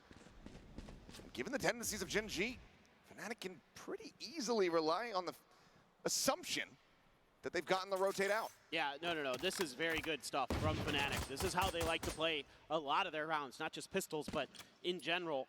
They're looking to bait some utility out of you. They're looking to get a little bit more info, and they got that. They got that KJ util out of the way. They're going to try to make their way B. Wall isn't raised. Swing peek coming through. Ash able to find one instantly as Kayak can take it down. And Texture finds Alphier. Paranoia since Crashy's reeling back. Wrapping around in towards Garage. Slow walk up from Chronicle. Just trying to see that they haven't skipped any beats here. Crashy's going to be caught, however, as there's the spot out into the final player with the spike now on the floor. Chronicle certainly has his work cut out for him as all of Gen G get clustered together. A couple taps in, the wide swing out, Chronicle good for one. Can't find the rest. Gen G will take another pistol win. It's crazy to think how important that pistol round win is for Gen G after winning their first, but this one, a nice call by Munchkin. This is just really good understanding of their opponent's tendencies. And you'll see this all the time in EMEA with Fnatic, where it's push and pull. It's find a little bit of util advantage one side of the map, go back to the other side, see what's going on there. Gen G's Munchkin reading that a lot of the way. They even get the first kill on the Boaster there, sending that 4-player push out. Speaking of Boaster, might be looking to get a little bit cheeky here. As Shock Dart does find an immense amount of value. 3 players going to be tagged up. A little bit answered back onto Ash, who's going to pivot around. Quick check towards Sewers, but has some reinforcements coming through. Deploying drone. Since the drone has to go for the quick cancel. Munchkin able to find 2 as the bite connects. Crashies does end up falling. And once again, it's going to be Chronicle. And this time, unable to find the kill on the Texture. It'll be a flawless as Gen G. Once again, we're able to find the anti-eco, but this is where the wheels came off in the first half. Yeah, exactly. I mean, it looks very good for Gen G in terms of some crisp shooting, some good decision-making, Ash not overcommitting here, and then using his util nicely. Munchkin, very on point as always. With the Viper, Texture, good for the last 2 with the Guardian. So, okay. Not the end of the world at all for Fnatic, but it's the start Gen G needed for this half. Now we go into their bonus. Couple Bulldogs, couple Guardians, and a Stinger for Munchkin. And they're just going to play it a little bit slow off the rip, our Fnatic, but Karan so far forward. Karan is upping the pace. Boaster, if he just comes backpedaling out of this smoke, almost certainly is going to be dead to rights. Karan, though, wants to swing and get a little bit more information. Still, he's going to be rewarded with the kill. Attempted the ADS. Boaster does manage to come out on top. Karan eliminated, but that's one of the dual-pronged tips of the spear. It does get taken down, but Texture similarly causing the fall. Timing does come across. Munchkin able to go ahead, collect that elimination. Scoops up the weapon. We backpedal through the wall to safety here on the B site. Keeps it down to a 3v3. Great read by Munchkin, understanding that more often than not, Chronicle's going to be on his own, and on a bonus, it's well worth the risk to go for that gun. Very nice play. Helps even up the weaponry advantage. Foxy9 potentially going to be tasked doing a lot here, but a little bit of a misguess by Fnatic on where the KJ util would be. And that's bought them a little bit of extra time and even got the drone committed by Doesn't Fnatic. catch Foxy on this angle. Alphier then gets caught off guard. 30 seconds left. So there's going to be more pressure coming out of the garage. Munchkin swooping in from behind. Paranoia going to be avoided with the dark. He's able to find that ping, but it doesn't matter. It seems as Munchkin in the perfect place at the perfect time, and Gen G this time get the bonus conversion. The game sense on Munchkin is incredible. And he had a little bit to say there to Fnatic at the end of it, but Karan, at least good for the one and done. But that play right there by Munchkin changes this round. And he's able to find that flank angle as well. Foxy9 Just great positioning there. Getting his kill, using his turret to back off into safety to make sure he doesn't give himself up for free, to set up his IGL to swoop in from behind. And now it is going to be Fnatic's turn to take a timeout, talk about how exactly they want to approach this attacker side from now on, because it looks like Gen G's got a phenomenal read. Coming alive, and I mean, we knew coming into this that this was going to end up being a battle of the brains between Munchkin and Boaster, trying to get the read, trying to get the download on each other's tendencies. Absolutely. Seems like so far, reads favoring the defending IGLs. Yeah, I thought maybe Fnatic would have some good util combos like we saw on that defender side, that you could kind of go in lockstep with the ISO and the Yoru to really break open some sites, get some picks. So far, Gen G's had all the answers. They've been matching Fnatic's movements really nicely. Having kind of that extra player in the right place at the right time. That kill on a Chronicle, for example, so far has been very impactful. It's going to be a Guardian for Ashe. Everybody else has rifles, some stingers. Yeah, some reconsiderations here from Fnatic. Okay, they're investing a bit into this round. A bit more oomph behind it. Standing ahead. Poster again with this early TP into a smoke, looking to see if anybody's going to try to take advantage of that long A angle twice, but deep recon dart doesn't catch anybody from Fnatic, but let's see if they want to try to take a little bit of space off the back of that. There's going to be a smoke put down by Karan, pinged out by Fnatic, a little bit wary. Maybe somebody's trying to, tuck behind these smokes. That's something Munchkin would 100% do, especially with his toxic screen available as a potential escape tool. It's got to be very diligent, like what I'm seeing from Boaster and Fnatic. Really good awareness of some of Gen G's tendencies. I have the spike. Less than a minute remaining. A couple players about to cut their way out through window here. There's a Kayak eating the dart. Gate crash now going to be sent forward as Alfier sent on solo exploration up towards this B side. Wall going to be raised once again, but Texture clearly anticipating this pressure. Backs off, has Munchkin on the flank there at the A connector, but see the ping coming down. Fnatic are reading this well. 30 seconds left. Up to be cycled. Bam, opened up to try to find anything, but nothing widely found. Texture has to back away. To think that maybe it's going to be repositioned, but Munchkin does still manage to find Boaster. Outdoing him here, and now that pivot is going to be coming through. Just 13 seconds remaining here on the clock. Foxy9 still going to be situated on the side. Texture here inside of the window, and Foxy9 looks to try to cut them down to size. Finds another to swing out. Chronicle able to find it, but the round is already over. The time is gone, and Munchkin will grind them into a fine pulp as Gen G continue now tying things at 8-8. Yeah, I mean, you could see the layers in this round for Gen G. Getting a good read here that this was going to be B. Texture playing this really nicely, being very cautious, giving anything up for free. Using that smoke from Karan to set up the spam angle for him and Munchkin, and then the quick pivot over through Garage when time is so limited. They know that even if they get identified by the Sova util or the Cypher util, they can just keep challenging them, just keep delaying them, and that's all that matters. Now Texture has the op. Desk was highlighting it, how important that has been, and how impactful Texture has individually been with this weapon. Chickle peeking out from Kayak, not going to be spotting anything. Texture, though, in deep, and there's going to be multiple players on the opposite side of this one. Still just a beat in. Kayak has the shot. What an opener.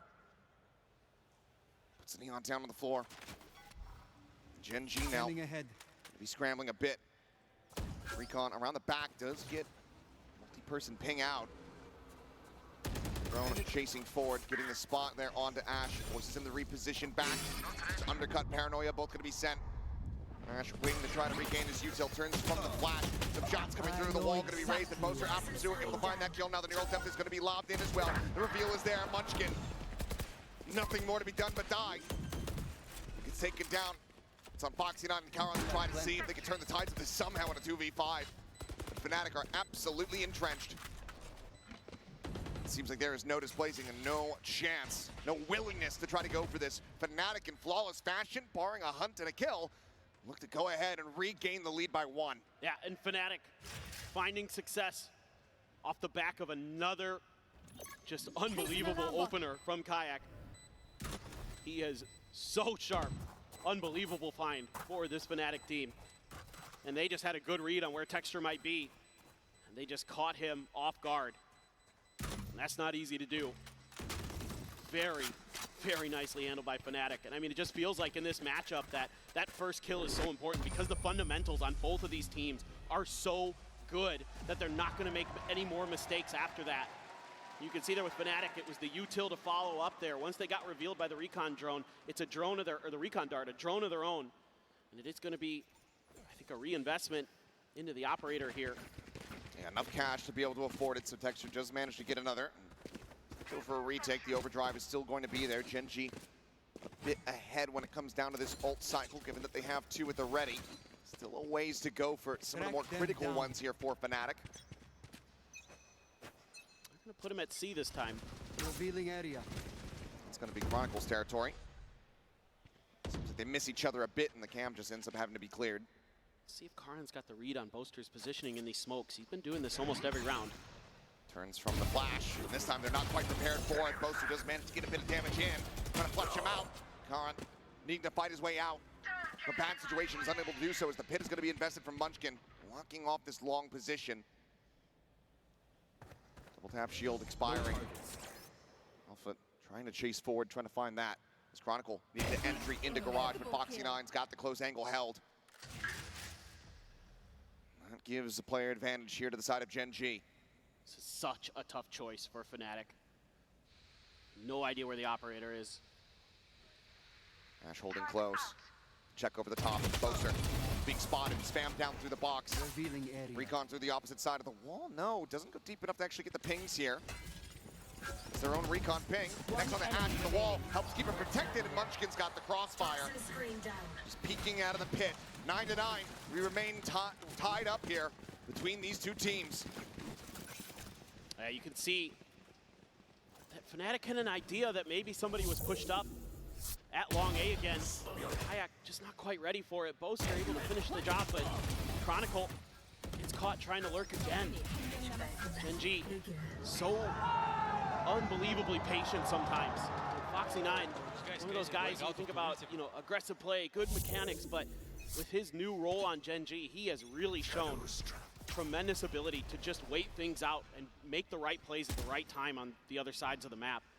That was one of those moments for sure. A little bit of a different look here for Fnatic, trying to contest some of this long A space, so a deeper smoke to give themselves a little bit of map control on that part. And they are just really curious if and when Gen.G's going to start to get aggressive. Drone to set up Texture. This is the flick. Falls down to 10. He's able to slide out to safety. Smooth criminal there from him, but makes it that much riskier for him to try to get back onto a line. Munchkin, at the same time, swinging around here at the B side. Smoke going to be cycled over from Karan. Spam through the door, gets the nano out. Alarm bot still set up. Spotted a one, and Alpha's going to be taken down. Over at C long, Karan clearly catching a glimpse, is able to spam him out in the end. You know there's two on C. You've seen Foxy and Karan. This is what you're going to try to challenge. 30 seconds Waiting left. for the moment. There's a great crash forward onto the side. Karan going to be blinded out. Foxy, however, top of Lumber, finding one. Spotting at the gun barrels, but cannot find the kills. Karan gets flushed out, but Munchkin again arriving, looking to be the hero! And it's going to be another multi-kill round from the captain of Gen.G as they take the lead 10-9. And Munchkin, just complete confidence to swing into the site here. He's top fragging the lobby. Yeah, no. He's just reading these situations so well. Knows he's got to bail out Foxy. Oh, the transfer on that second one onto Boaster. A little bit of patience there to readjust on the Chronicle. And that is huge for Gen.G. You're going to keep the operator. You're going to have a couple ults, but more importantly, it's going to be an eco for Fnatic. Eco attempt to try to come through. That ult cycle about to hit critical mass, though, for Fnatic. That next buy round on the horizon should be very well poised to try to still hang in here. You're going to have that kill contract, the dimensional drift, at the ready. Turret's in a bit of a different spot there for Foxy. thought about trying to play aggressive off of it, but Owl Drone back him off a bit. And they're just trying to confuse him a bit. Oh. No, a little pre-fire does get some damage through. Kill still a ways away. Fnatic throwing some smokes at the ready. I mean, you have this full cluster up from Fnatic. It's just a matter of when do they pull the trigger on the attack. Yeah, just trying to test the patience of Gen G here a bit. Fight to the one side. Try to slow the approach. Undercut gets used. Munchkin watching. Karon clearly wary about this position. It's across. Gets the readjust to find the headshot on the kayak. Looking to try to push their way forward here on the side. Munchkin once again is looking to cut them down. Gets himself another 3K. And Gen G managed to shrug off the attempts of the Thrifty. Now one away from map point. Man, Munchkin, he is on a mission here on this second half. Just unbelievable what he's accomplishing on this Viper.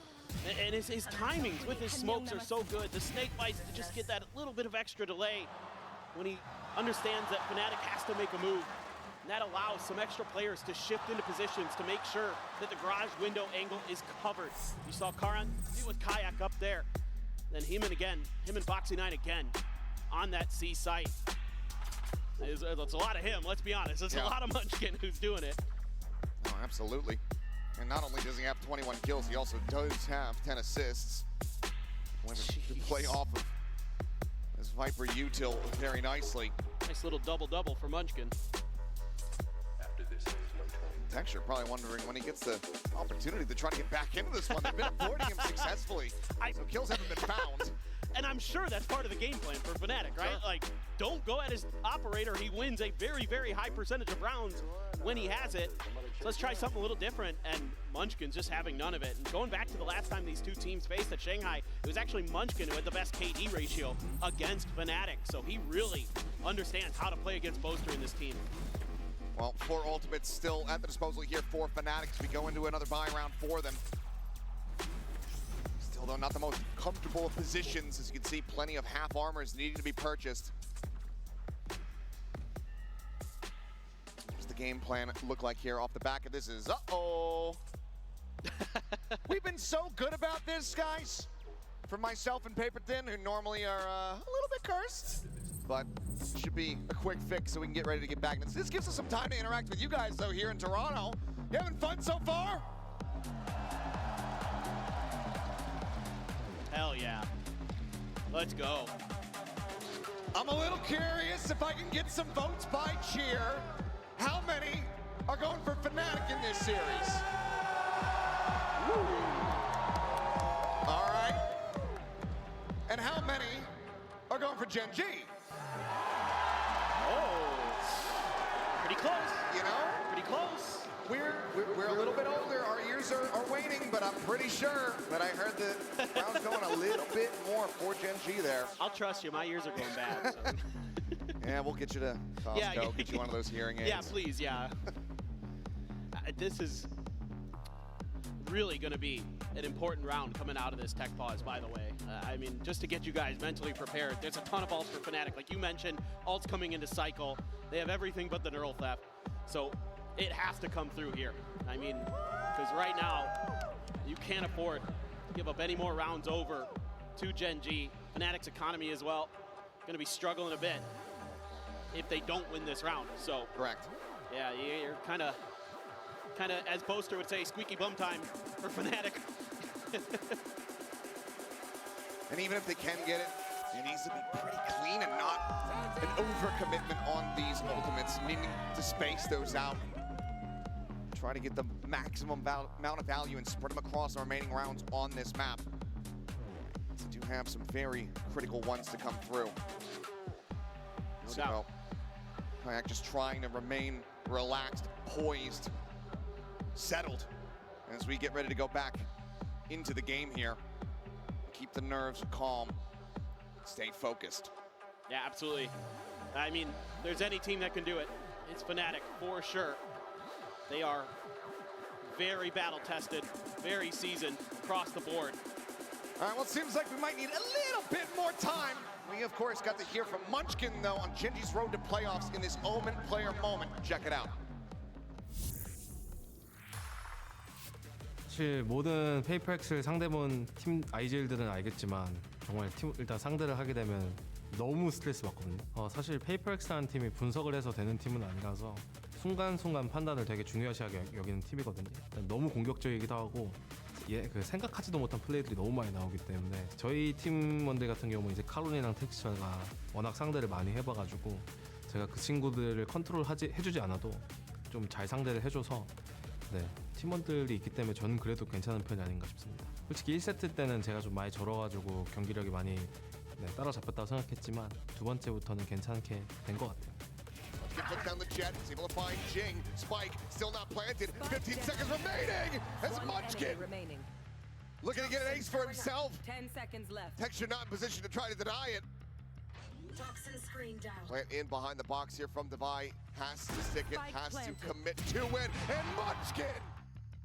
일단 폭신아인 같은 경우는 초반에 저희 팀의 융화되기가 되게 힘들었는데 재성이가 저희가 이야기도 많이 하고 이제 확실히 게임도 많이 진행되다 보니까 좀 적응을 되는 게 느껴져가지고 재성이는 계속해서 성장하고 있다고 느꼈고 지금도 너무 잘해주고 있어서 좋은데 사실 현철이 애쉬 같은 경우는 퍼시픽에서 하면서 좀 많이 힘들긴 했어요. 지금 국제전 와서 느끼고 있는 거는 정말 이제 좀 어떻게 하면 팀이랑 같이 융화되는지 그리고 내 모습을 어떻게 보여줘야 되는지 현철이가 잘 느끼고 있는 것 같아가지고 너무 잘하고 있는 것 같아요.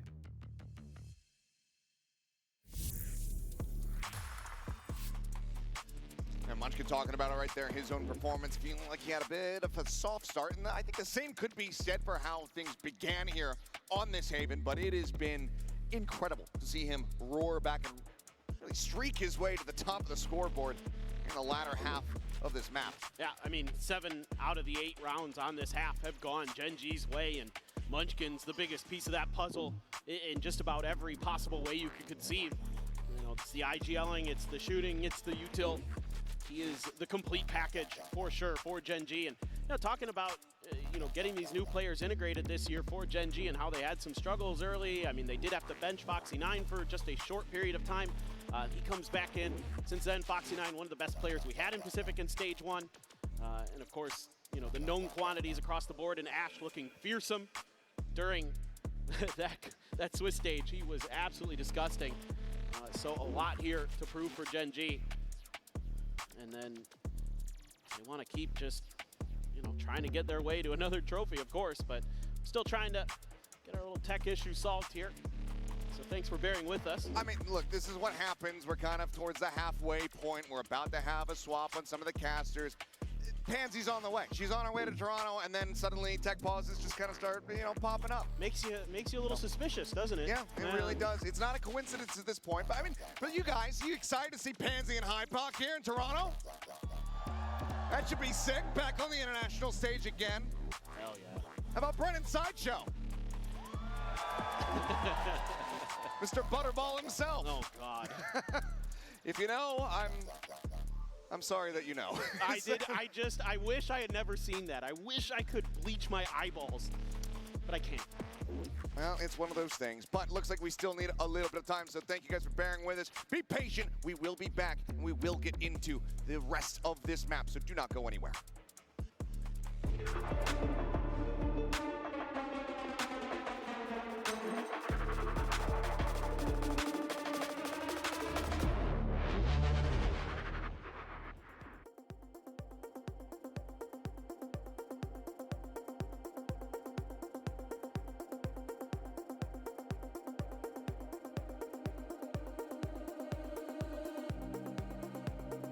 Fully committed. Should I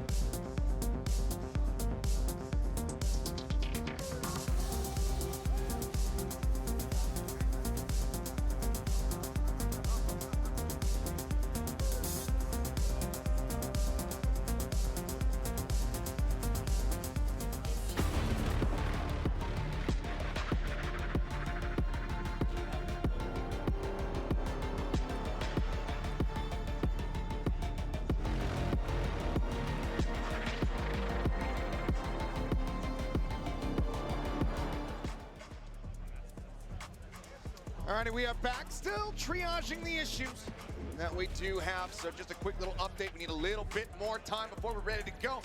But let's go ahead and zoom in on everybody's new favorite duo. Upon their arrival in Toronto, we had Fnatic's Moser and Crashies. We're given a traditional Canadian welcome, which is, of course, a geography quiz with Van Silly. So let's go ahead and check this out.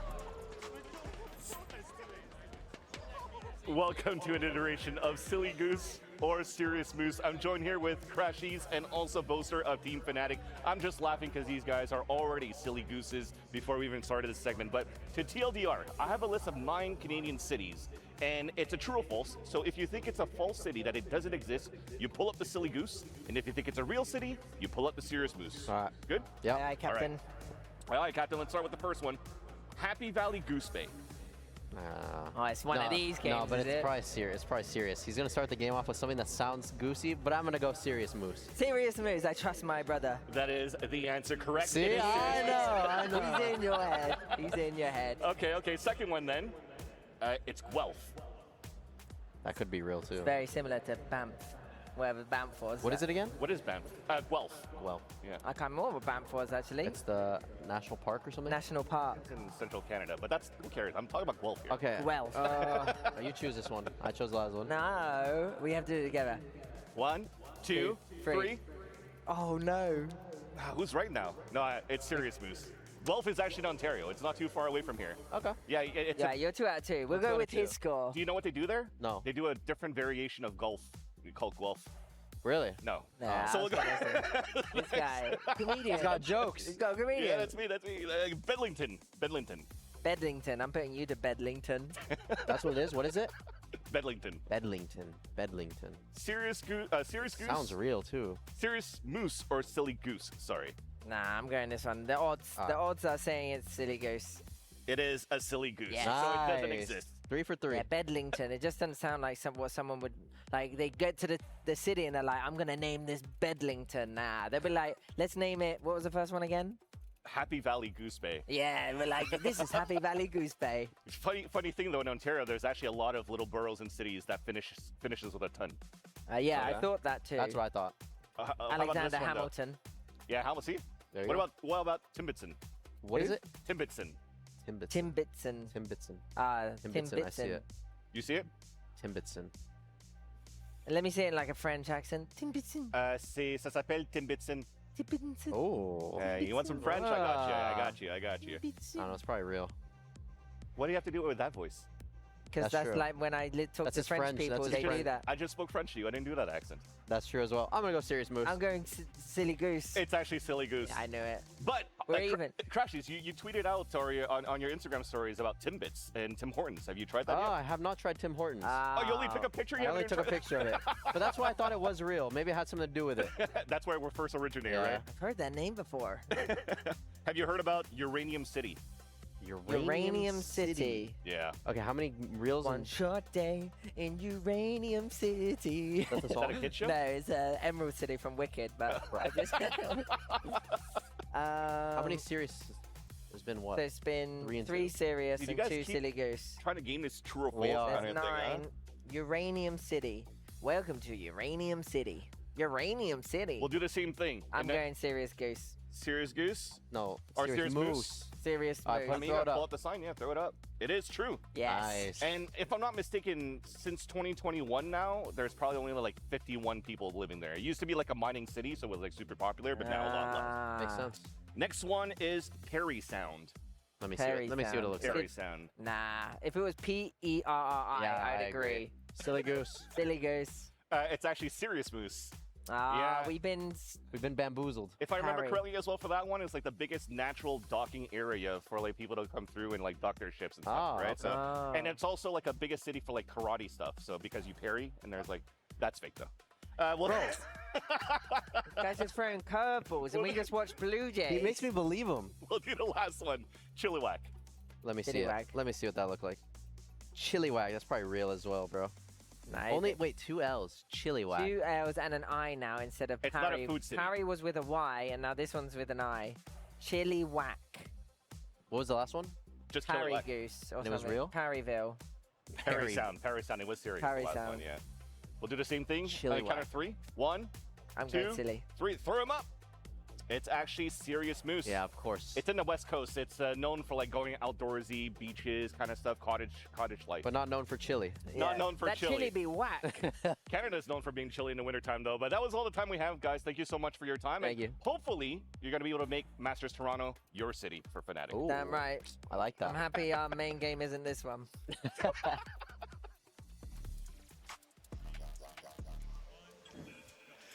Good to see that those guys are having a good time, and that's just Van Silly. He's not putting up a front. He's not putting it up for the cameras. That's just who he is. Dad jokes abound, and I feel horrendous being around both you and he at this event. It is pretty brutal, and now GB's here too. Yeah, it's just grinding my gears steadily across the last few days. As you guys see, we are still parsing through the issues.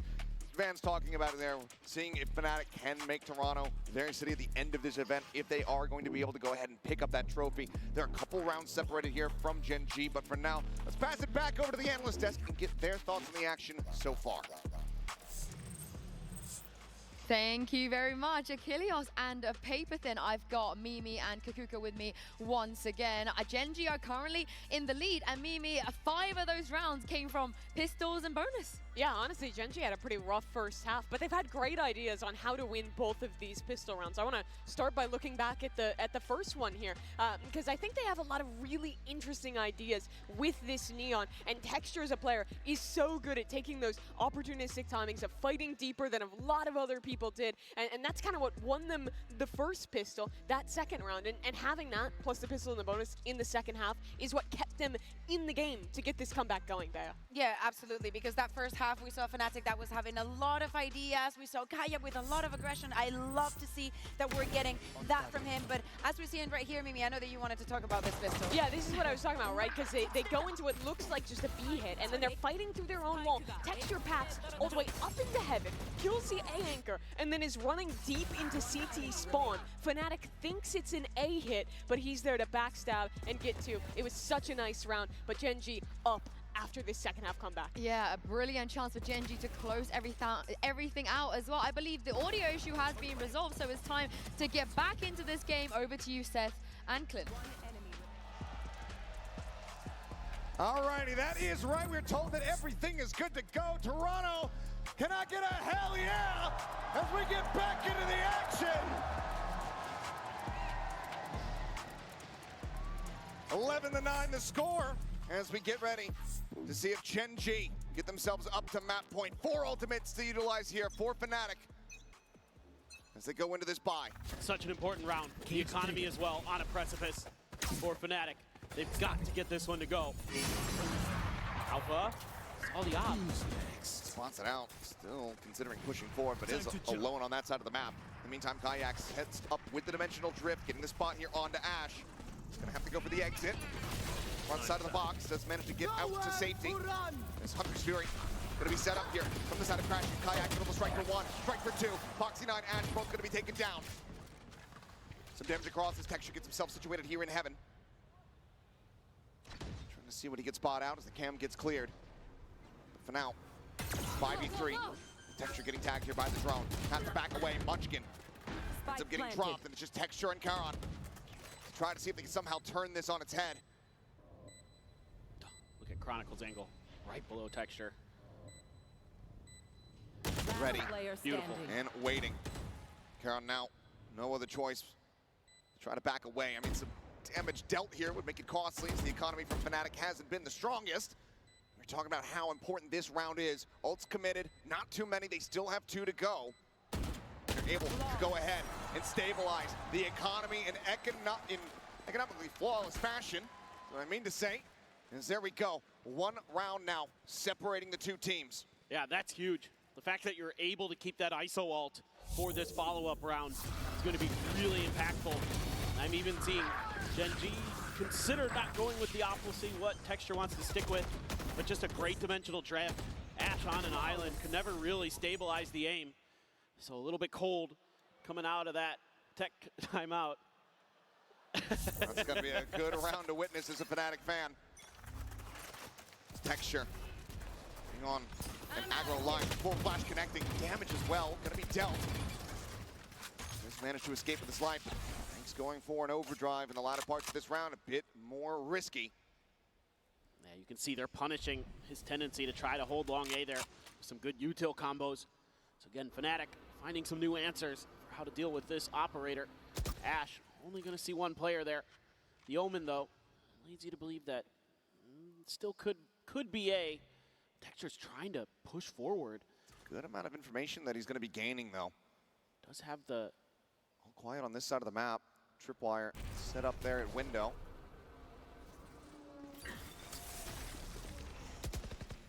See what he can get done just dancing around it for now. Gate crash going to be destroyed.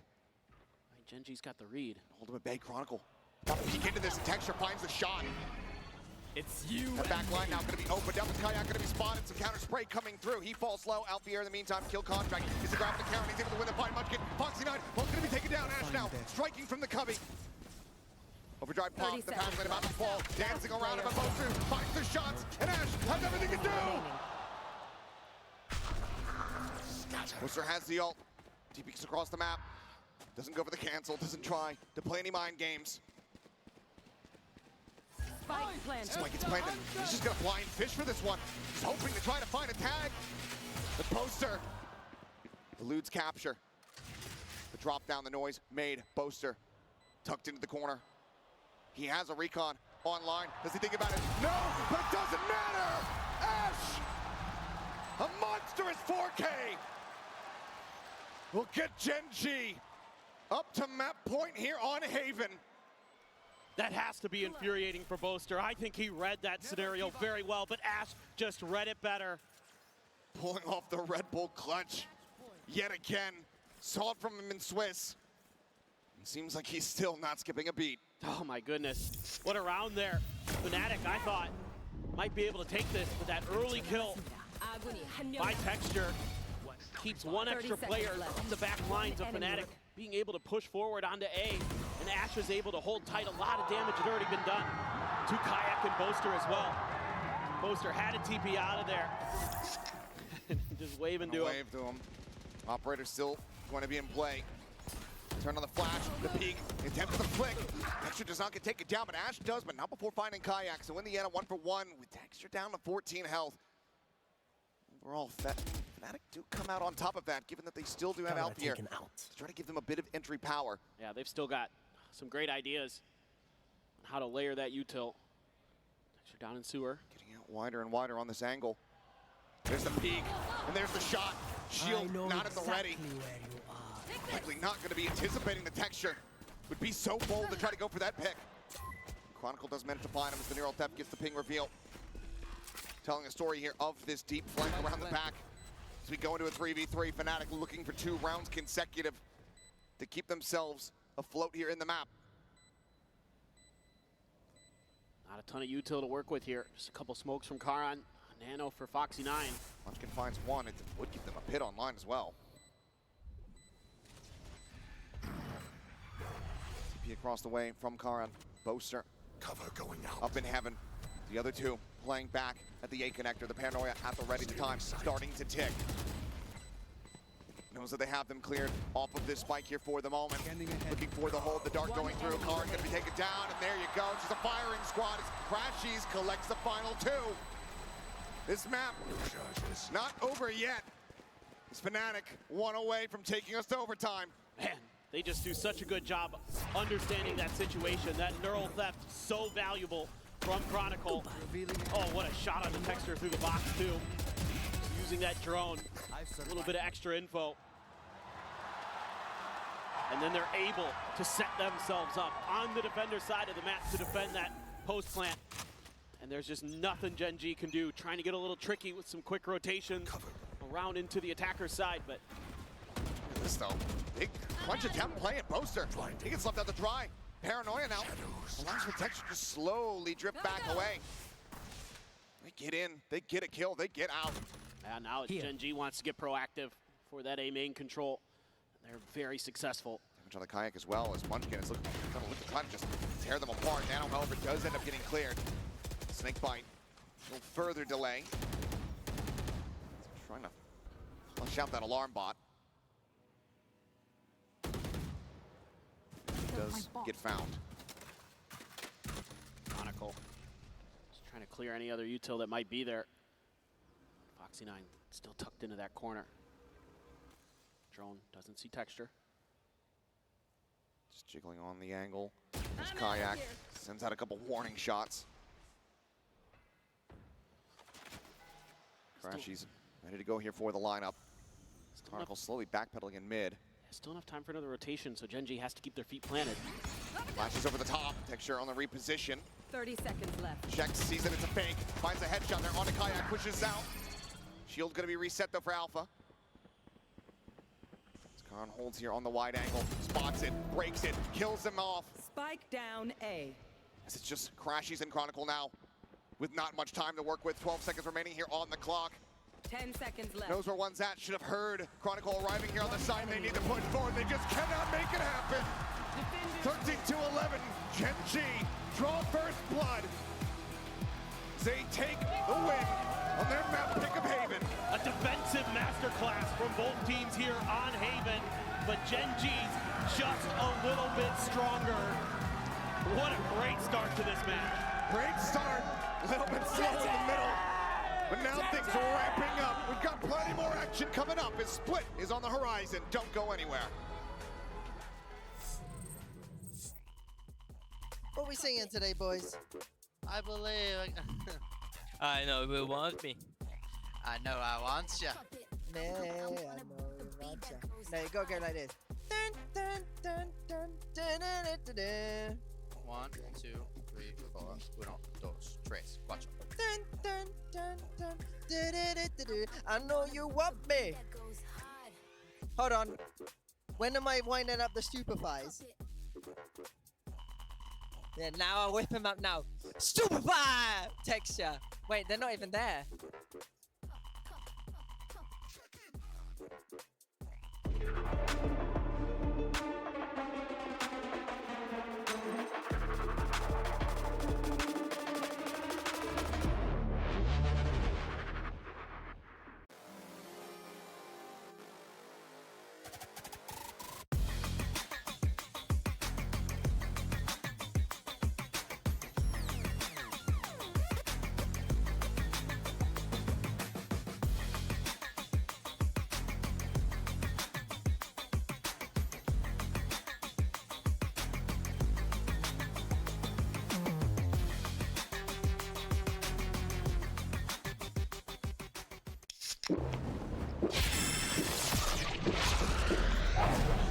Red Bull gives you wings.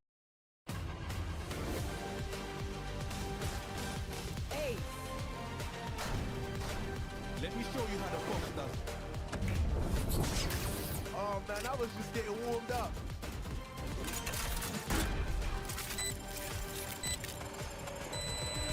Spike defused.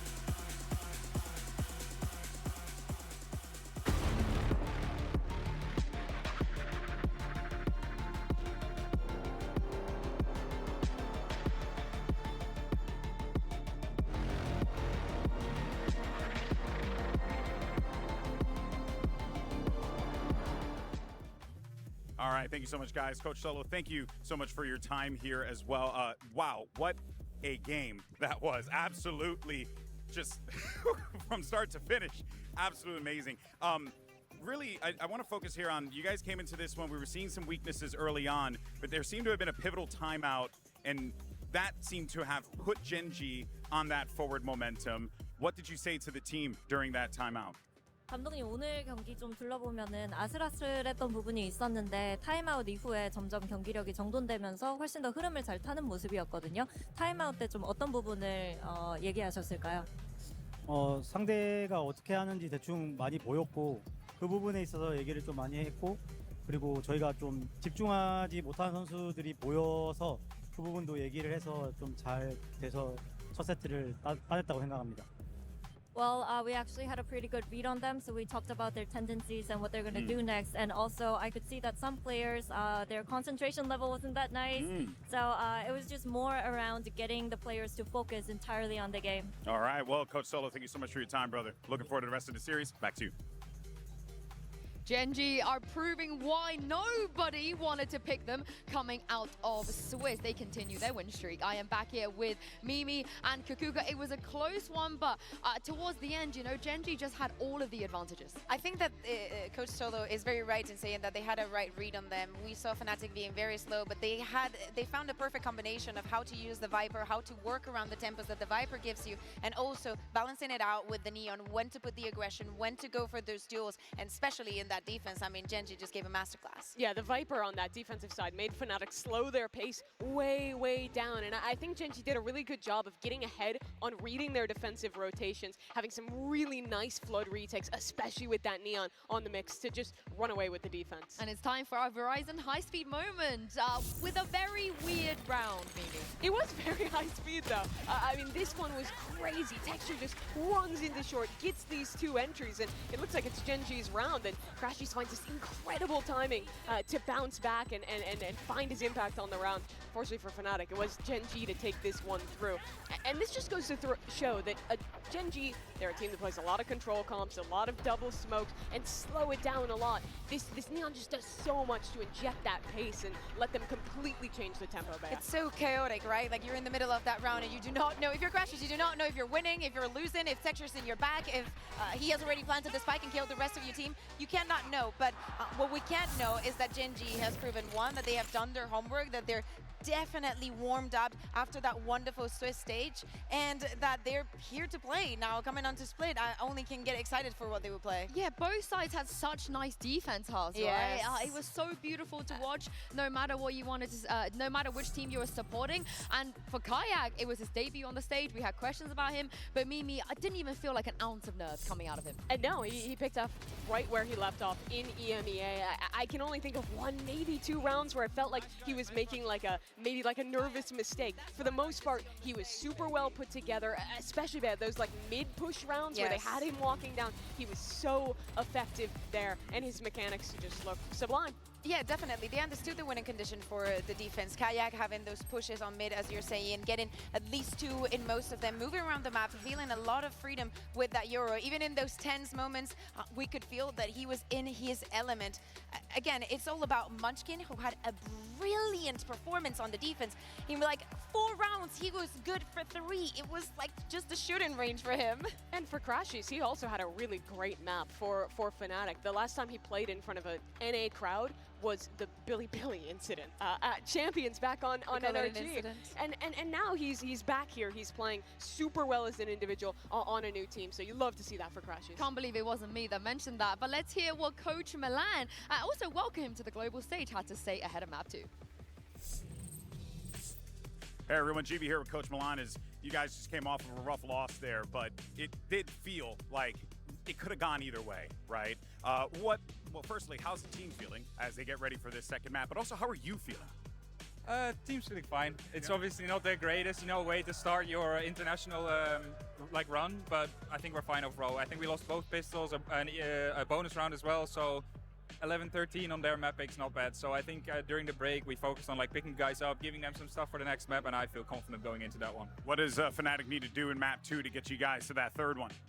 Nothing special. Nothing special. Not special. All right, I like to hear it. Hey, the fundamentals, that's all that matters, baby. Hey, best of luck in your matchup. We'll, of course, catch you guys a little bit later. Back to you.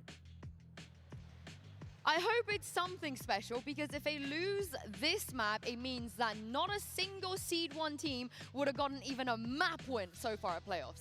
Yeah, not a very good couple of days to begin the playoffs for the first seeds. But I think that what he means by nothing special is that we have seen this deadlock coming from him. Okay, we have Gen G is still sticking to that deadlock, as you're saying. I'm a sucker for it. I'm really looking forward to what Fox is going to do. Question is, Ash, they're locking the it Teo. is the first tackle that we have seen since the nerf.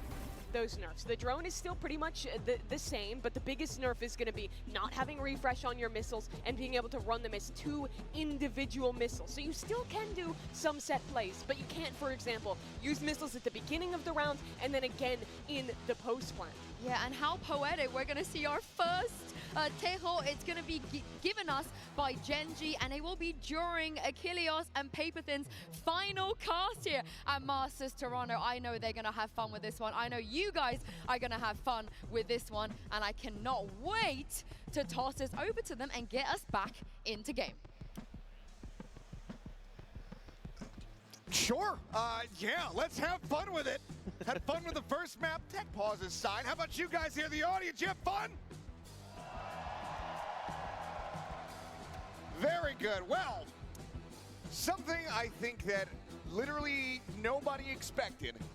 Tejo will be played by Gen G on Split. This is a bit of a head scratcher in a way. I mean, you weren't expecting the Tejo to come through in this tournament, but on this map I can still see it working. I can still see the value. The ult still pretty good. So there's opportunities here for Gen G, but it clearly isn't the same agent that it used to be. And I'm wondering how you're going to set texture up for a lot of these hits on this attacker side. Let's see if there's going to be a method to the madness here. It's going to be a quick hit into this B side. Texture finding first blood. Chronicle flushed over the side. Paranoia went flying, and Texture is there to collect. Spike now going to be planted. Poison orb situated onto the rafters, I do believe. Yep, Texture playing here at the drop. Fnatic getting the fan out and reposition. You have so much util from the deadlock. You know exactly where Fnatic's going to be coming from. Gonna have to be that slow creep through the alley for Kayakis. Couple spot checks, Texture able to avoid the damage. Sees the entry power up, out B, who lands right on top of Ash, just meant to find that kill. Team, however, getting cleaned up in the meantime as it's just Kayak. Getting the reload, needing to hit some nasty shots. The wide swing from Karan will put him down. Gen G, 3 for 3 on pistols so far. I think Gen G's perfect in pistols throughout this event. Almost. They are. They are. I'm just making they're sure. 11-0 on pistols. That is unreal. Absolutely unreal. And it's just one Paranoia. And, you know, a lot of people, you think about deadlock on that defender side, you know, with how impressive the wall can be and the sonic sensors. But you have so much value on the attacker side, especially in the post plant. And this is just Gen G able to really just gum up the works, because you know when the barrier mesh is going to get cleared, you can turn your attention that way. And that is just brilliant stuff from Gen G. And Alpha with the Sheriff. There's the mid. He's getting a tiny tap there on a Munchkin. It's all just to try to keep this position protected. Eventually does get red though. Munchkin able to come away with the kill. Paint Shell gonna send Beeson flying, but he's able to avoid it. Just gets in, gets out. There's the A site now wide open for the taking. Gen G will have the plan. Yeah, that's theft by Munchkin. It's a pretty good setup. It's just read well. And now you can use all that util from the deadlock to make sure they're not in screens. Alpha is going to catch Munchkin though. Trying to re-clear the space in sewers. A little bit of an audio bait. Faking back. Texture watching here. Ash holding on a little bit of a deeper position. Is able to find both Alpha and Kayak. This poster will fall. Yeah, now it looks like Crashy's just gonna try to go and die to the spike here. Genji fanning out a bit, going to see if they could catch him, but seems like he's already slipped the net well enough. And this is a fantastic anti-eco for Genji, keeping 4 guns over. I mean, again, Munchkin there, finding that early pick. The quick pivot over to A. You only lose the Ghost throughout the entirety of the round. So this could be a pretty fearsome bonus that they're going to bring to bear. Fnatic Gonna once again be starting on the back foot, trying to claw their way back to the map. But we saw it on Haven. Defender side, they were absolutely ferocious. Good stuff there from Ash. Texture just continuously watching that ramp, putting the Guardian to good use.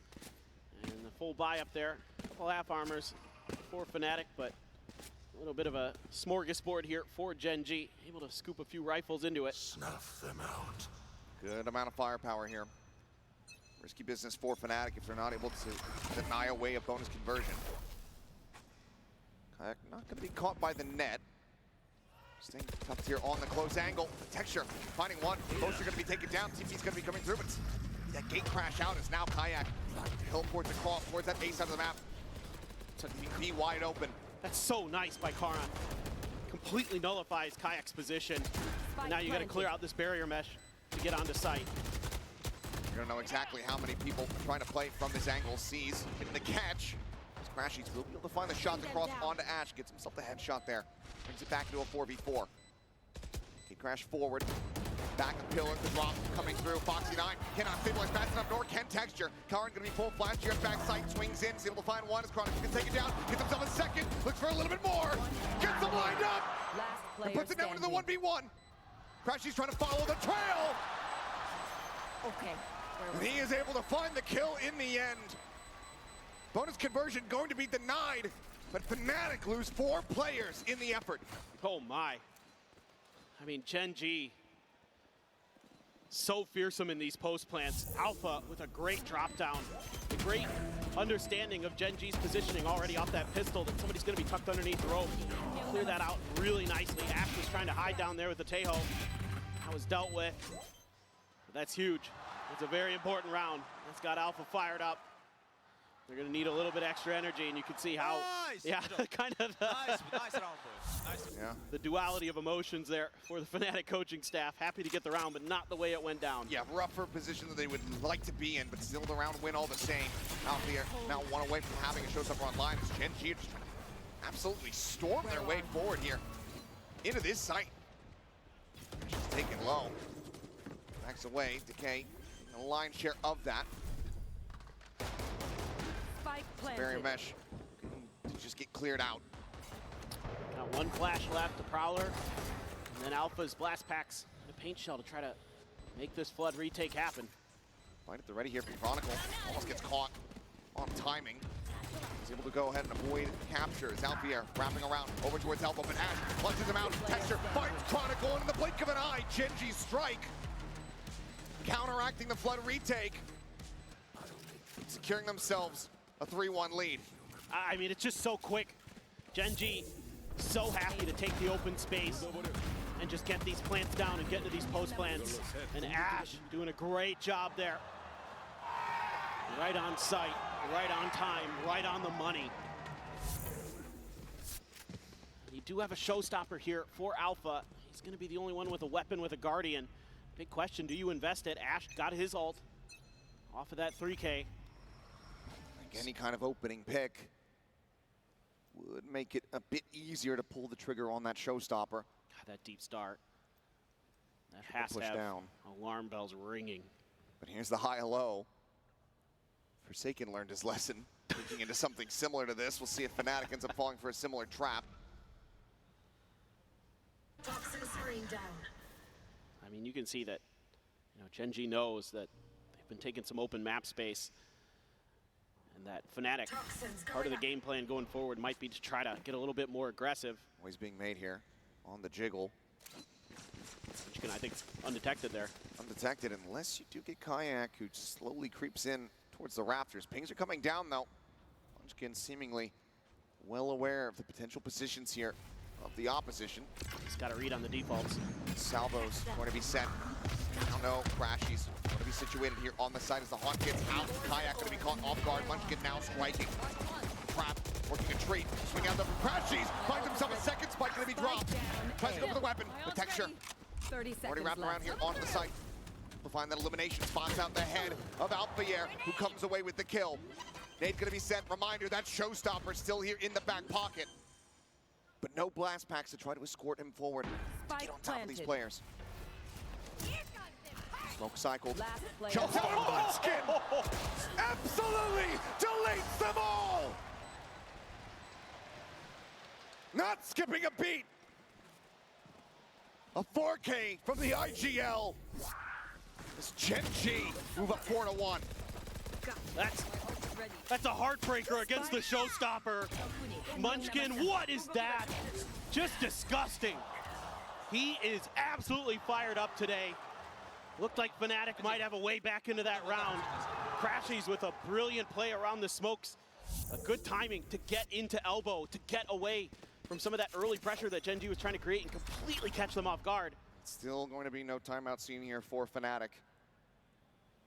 Likely to be called after this round if they're not able to find value on the rifle purchase, but Salvo is going to be sent. Damage taken, Boaster's down to 6. Still manages to fight back as Foxy9 is going to be eliminated there. Let's get the trade. As the Armageddon crashes across, catching on to no one. Player advantages here. Spike now being planted in the pit to go ahead and make this even more unassailable for Fnatic. Reroutes them towards heaven. Kauron is going to be lying in wait. Still have the drone even here for Ash to maybe get a good reveal. It's a save. It's a save. It makes sense. Gen G just forcing their hand. There's nothing more to be done. 5-1. The two dead players. Economy in the dumps. It's going to be a rough one for Fnatic, struggling thus far here on this defending side. Just a beautiful execute from Gen G, finding some good value out of those salvos, keeping Boaster pinned in the back sight. And then just letting Texture do his thing. Just rush forward, catches the player up on rafters, and then Boaster dealt with, and that's round over. You know, you use the Tejo ult in there, sure, just to be careful, just to be really diligent. Got a couple ults, though, for Fnatic coming into this next round. They have enough for a scrappy buy. They have a Guardian and a Judge, along with the 3 rifles, but with that Cosmic Divide, along with the Nightfall from Crashies, could have some opportunities for some decent retake potential. Maybe find a nice early kill with that Judge. Boaster's going to be the one wielding it. Right tucked into the cubby, inside of A main. It's a fast push up a mid, though. A little bit of damage done to Texture. Find it there on the free fire.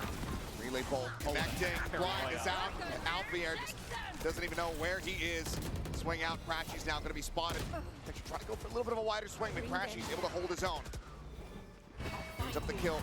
The Hawk click. No, it's the double reveal into the seas, and Crashy's plays off it beautifully. Down B. Just keeping himself alive. As he tries to hold down the sight. Wow. And he's doing it damn near single-handedly. The silent drop. The angle, watch, Kayak and Crashies go crazy to get Fnatic their second round win. That is crazy good stuff from Crashies. He was popping off on Haven. He is continuing on Split. Texture there was vulnerable, went for the swing anyway, paid the price, and that just got Crashies accelerated. Great use of his own util as well to stall the Gen G players behind the pillar and knock them down. A massively impactful round, a much needed one for Fnatic. Still have that Cosmic Divide and a Judge for Boaster on the Astra. Let's see what Gen G wants to do. The initial push from Gen G looks so good, but the response just better from Crashies. Oh, Chronicle Counter spam on the Chronicle, and he just ends up falling right into it. Eventually cleared. Foxy forced out of Garage. That side of the map clearly Crashy's domain. As Munchkin tucked into the corner. Texture here to try to reinforce. Can he get a punish is the question. Kayak able to slowly drift back, and well, it's a Judge at range, so not going to mean too much, and the gate crash will get Kayak out to safety back over here on the site. Tough decision for Gen G now. You know that Judge is there. You know the Aura's not going to be too far behind. You know the other players from Fnatic are going to be leaning in this direction. Do you try to go for ropes, or do you try to make the A site hit? They're still assessing, still trying to make up their minds. Paranoia, stun, over towards elbow. Boaster able to avoid it, spamming, and still somehow comes out on top. Texture just cannot get the spray to connect. Does eventually fall. Looking for the ground, and he doesn't make it! into the ultimate fast enough. Snatches him up, and Foxy on the repeat finds Alfier. It seems like now it's his turn to pull off the heroics for Gen G. What was that? Crashy's at 10-3-0. Got himself a 4K in the previous round. Just needs 3 this time. Pulls back, avoids the grav net. Reposition from Karan. The Haunt gets a reveal onto 1. It seems like ultimately the call has been sounded for him to go on the retreat as Karan goes on the hunt and is rewarded with his prey. 6-2.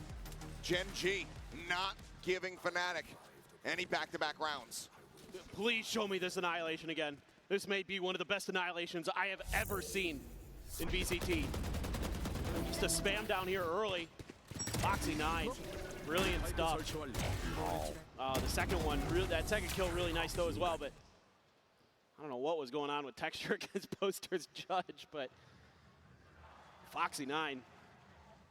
Someone will find it there. The hero there for Gen G. That's gonna be the timeout call now sent here from Fnatic.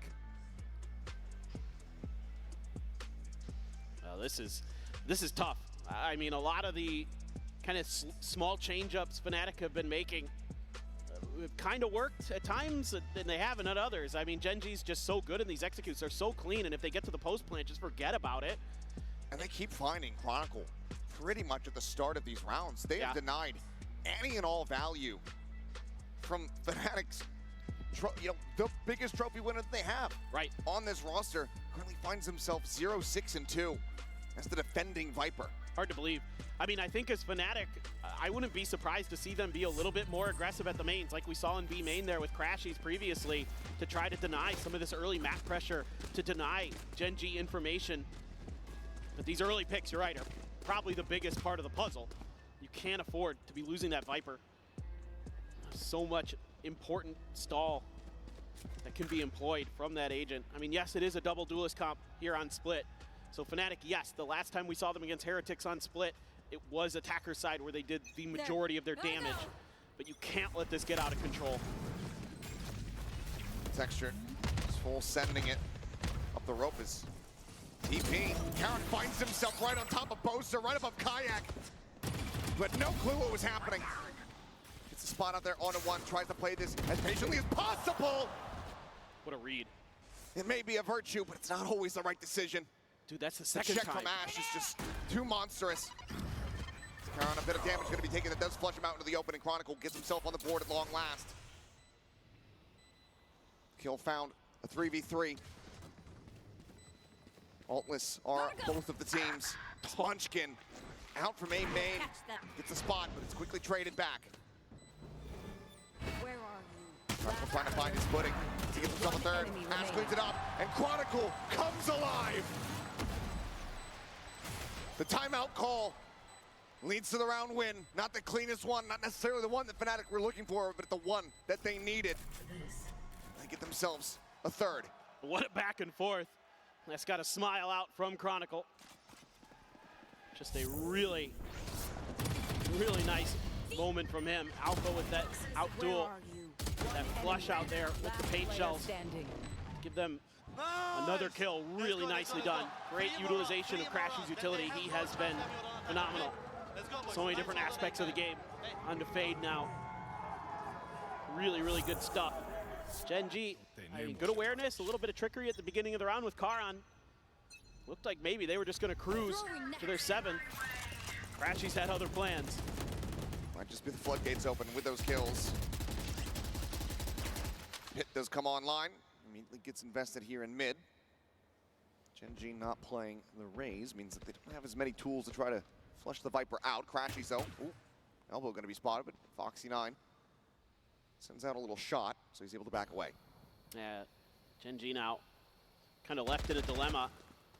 Oh, a little bit of spam there with the stinger from Boaster, but you're not exactly sure, what's going on either side of the map. You're trying to work it out, you're trying to math it out. Now you know that the Fade and the Raze are over here onto B. It's a combo out.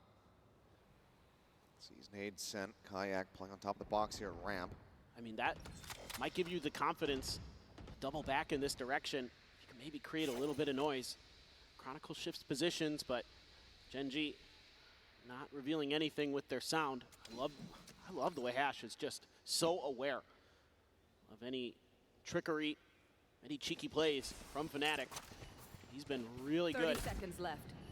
Salvo's at the ready. Texture going to try to open things up here. And Ash, you're talking about it, the awareness. Just follows in off the back of the Neon.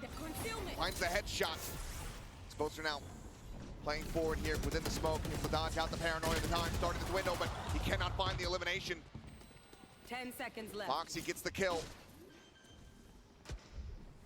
It's Chronicle. Heroics might be leaned on once again. Peek about to come through, and Charon, he wins that fight. Alfier able to trade one back, but into a 2v4 with your economy in a rough position. How much more is there to be done? God, you're so close to your ultimates too, but it's just so difficult. This double stack around the corner. Seems like just a play to try to go for the exits here. They have both angles covered. They have to go ahead and lock one. As Alfier want to see what he can make happen. It's a spot out onto Ash. Foxy 9 tagged up a bit, swings out, wins the fight. Just slide into the corner here. At the ramp to keep himself protected. Gen G securing themselves a lead here at the half as they hit 7. They're looking for 9. Goodness. Just unbelievable awareness from Ash. Karan this time gets up on the Raptors. Good for another before he gets traded out, but that's basically round over. That's frustrating. You know, Alpha felt like he could have done some more damage. You get that first kill and you can really start to accelerate maybe, but round's already well out of hand. We'll have his showstopper though. It's gonna be one away from a Nightfall for Crashies, but the economy in the dumps for Fnatic. A weird assortment of weapons, a lot of shotguns. For a catch here again, Munchkin playing back, anticipating this pressure coming his way outside of A main. Now let's try to jack Chronicle, playing off the back of the vulnerability, does manage to cut Texture in half with that Judge. Both are similarly playing forward. As the Bucky. Gen G, seem like they're just gonna go ahead, back away. Not necessarily happy with the 1-for-1, but willing to part ways and explore opposite sides of the map. It's all just hidden positions. Oh, shield peeked up from Crashies. Rally off the short, gonna prove to be a little bit more difficult as that showstopper does not get sent. Karn just sprays him down. Closer now. Pushing forward, finds Karn. Somehow makes that Bucky connect to great effect. Weapons collected, Phantom Vandal in hand. Munchkin. 30 seconds We're left. gonna have full awareness. Spike planted. Plant here playing alongside Foxy 9. One of his newer trainees on the team. Finally given a real opportunity. Careful here. Supposed to trying to assess. They're running out of time. Noise made. Stun found. Oh boy. Can you see the player screens? No. A little too far away to tell what exactly is going on.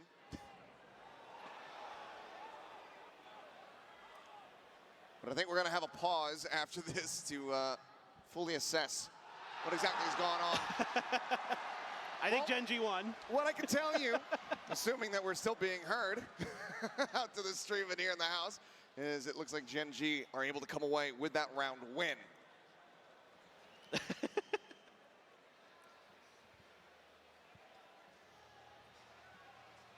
Well, this is a first. I think we, yeah, got hit with a paranoia here. Yeah, I don't know. we're also just not going out to the house anymore. So, sounds being made, but I don't know what's happening. I'm not sure either. Just, I can hear sound again. That players are relaxing. Yeah. Tech pause. We're at the point where we just don't know. We're going to keep yapping just in case this. Yeah, I have no idea, but realistically, we don't know. Yeah, I'm going to try to check in online, see maybe if there's some information there. as it seems like everything else is functioning. I think it's just our in-house view. Well, yeah, I mean, that isn't. We lost everything. That isn't working. So. Okay. So waiting to get everything rebooted and good to go. Seems like game. Okay, being told stream is still live. Yay. We had a power issue here in-house, so we're waiting to go ahead and get that cleaned up. So hopefully you guys can hear us. As I think it might take a quick sec to try to get this one squared away. Yeah, it might take a little bit. Just sometimes things happen, and pretty sure. Yeah, we have a pause in the game, folks. Just so you know, we haven't continued on. You're not missing anything. Oh, so they can see it, and I think that they still have shots of the players and everything like that on screen. So it's pretty much that the stream is fine, but for us here, it's not. It's not. Which Okay. obviously is a bit of an issue. Yeah, So, for sure. yeah, we'll take some time to try to fix this one. So we're going to go to a break, being told about 10 minutes, and hopefully when we come back, we should have everything up and running. So appreciate you guys bearing with us.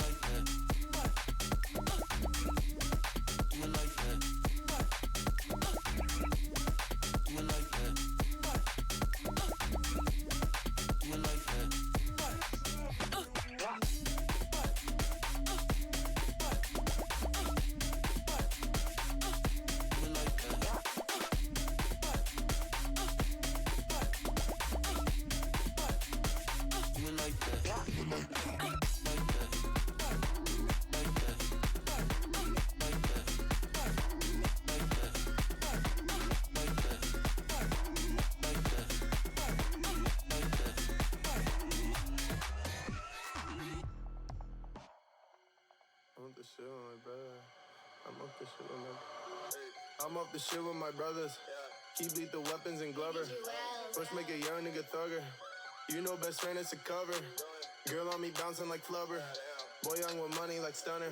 300 a pint pour all summer. Shoot on sight if you fuck with my come up. Your boy got a license to stunt this. Shoot on sight isn't right, but we gunning. Sipping Sprite pour all night at the function. Yeah, we bump 21, ain't no jumping. Feed the X and the X did the dumb shit. Said I rock one-on-one how I've done shit. In your eyes, see you jump if I smoke this. Bump an X when I flex for the youngin'. Your boy got a license to start this. Shoot on sight isn't right when we gun it.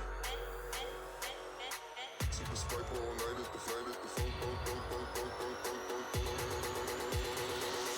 Pull up to the club. Pop that.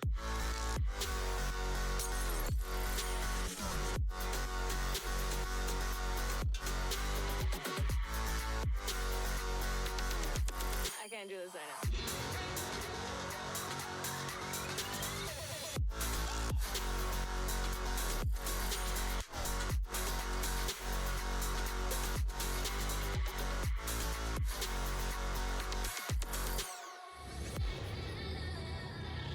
Your boy got a license to start this.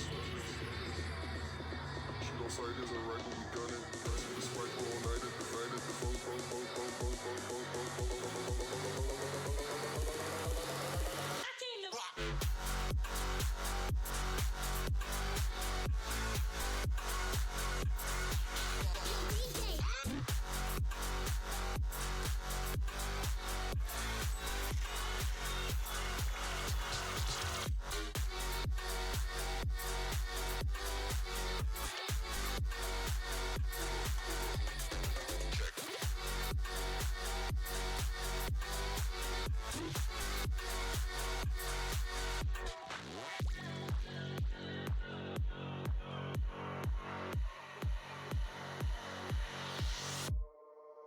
Was hot, too nice as a setup. Dripped out, head to toe, peep the get up. Said the young'un be stunting in any sweater. You think you could do it better, but really could never measure. Got a Glock engraved with your name on it. And some special designs, this is a game for me. Tiptoed on the beat in Balenciagas. Dipped out of your crib in my Gucci floppers. Your boy got a license to start this. Shoot on sight isn't right when we gun it. Super spike all night is the flight is the phone. Pull up to the club. Pop that.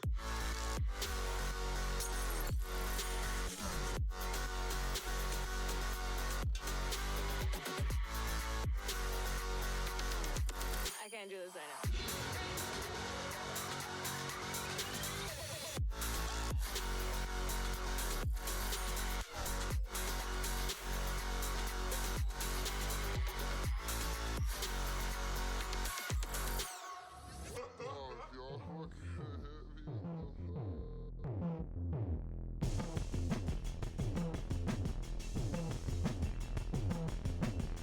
I'm a wish, I'm a threat, I'm a broken and wet. I'm really just another empty head.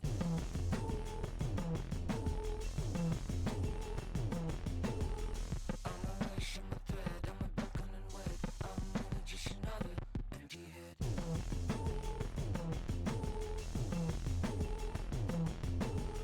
I'm a dance in the dark, I'm a pretty shark. I'm really just another empty heart.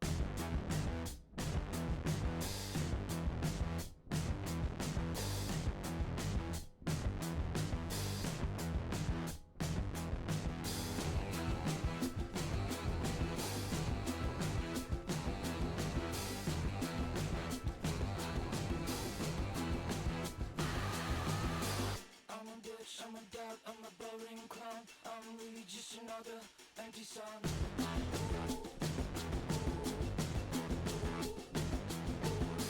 I'm a ditch, I'm a dub, I'm a boring clown. I'm really just another empty sound.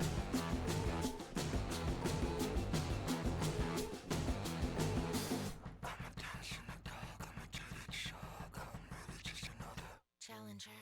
I'm a god, I'm a dog, I'm the head in the fight. I'm the fear in your eyes when you beg and you ride. I'm alone, I have gone, I'm a ghost in the street. I'm a car, I'm a czar, I'm some you can't see.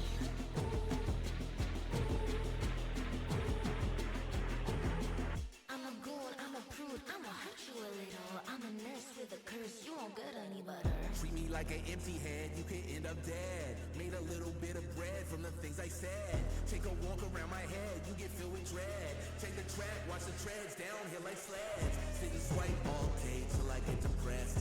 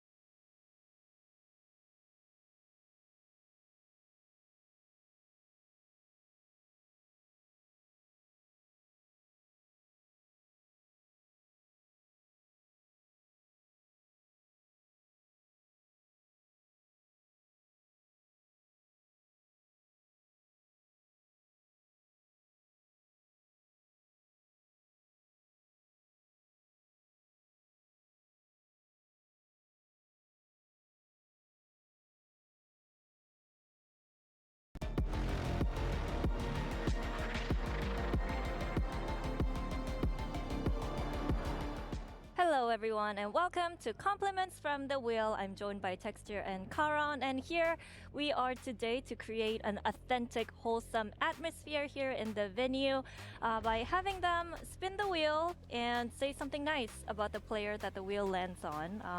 So are you guys? 오늘 뭘 할 거냐면, 알아들으신 거예요? 착한 거 말해주시면 돼요. 칭찬. Okay, be nice. Right. Shall we? Texture.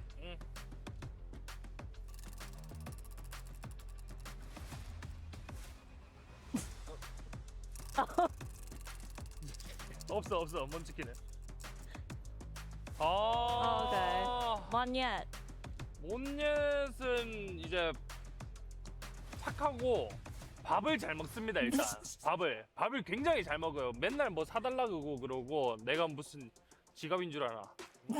Okay. 근데 하여튼 아주 착하고 밥을 잘 먹는 친구입니다. Okay, Monyet, he's a sweet boy and he can eat a lot, has a great appetite, and he always forces Texture to buy him food, but still nice, sweet boy, and he can eat a lot. Okay, thank you for the compliment. Kara? Yeah.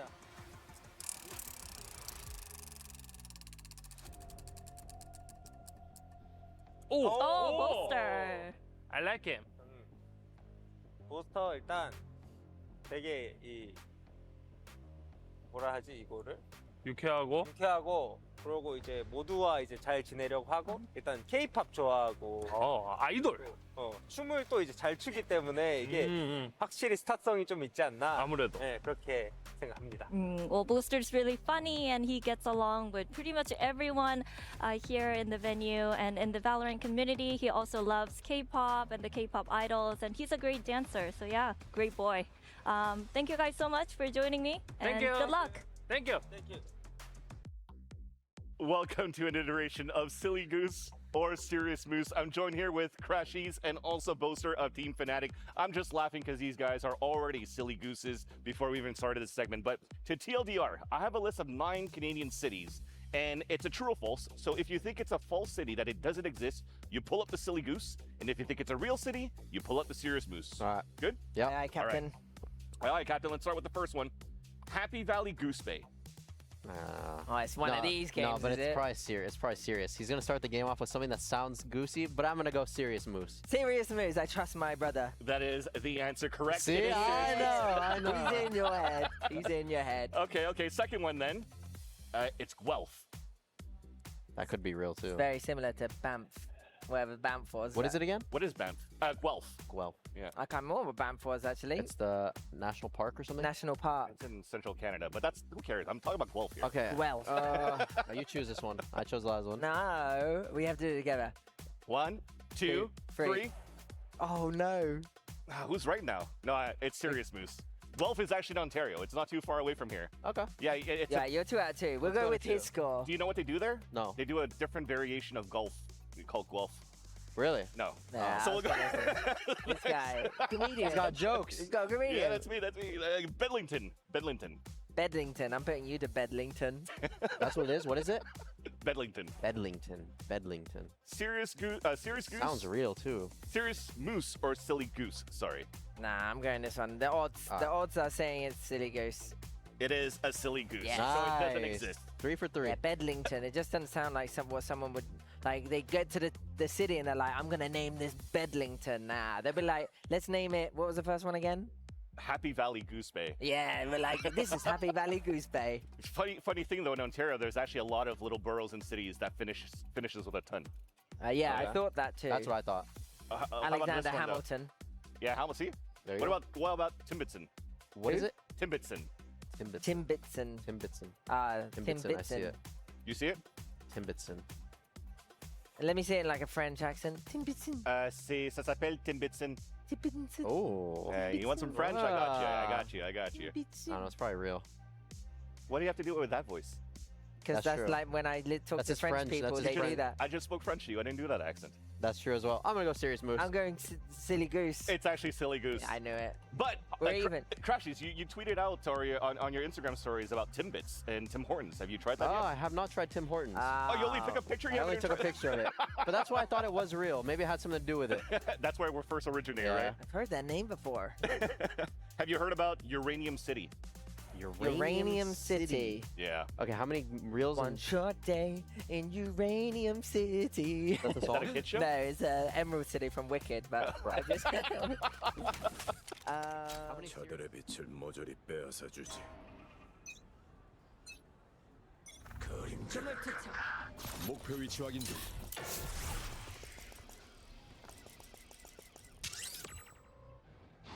센서가 작동했다. 정신 못 차리고. 그림자 소환. 이걸로 끝이다.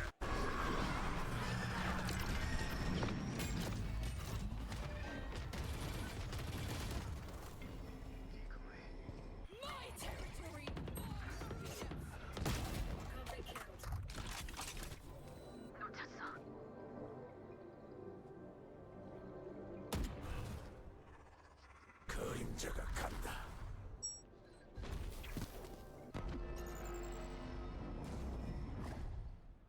적군이 한 명 남았습니다.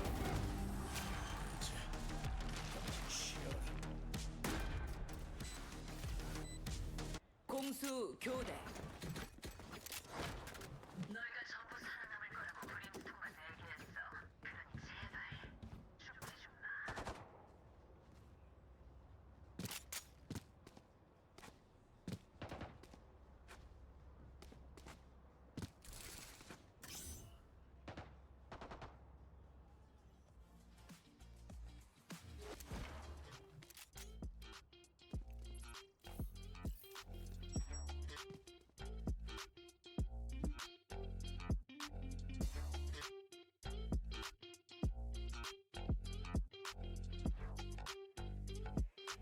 Esports is a $2 billion industry now, but it all started in dingy basements and cramped living rooms. From how the pros train to how the money flows, this G2 and MasterCard series breaks it all down. 12 episodes, packed with insight and lessons for anyone looking to understand the world of competitive gaming. Ready to learn the game behind the game? Stay tuned for what's next. You won't want to miss it.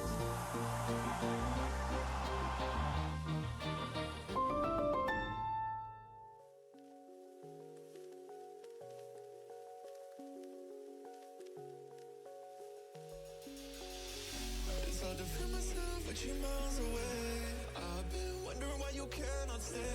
Till my sky's blue when they're always gray. Trying to soothe myself, but I can't find a way. Diva, I need you. Where did you go? I feel you.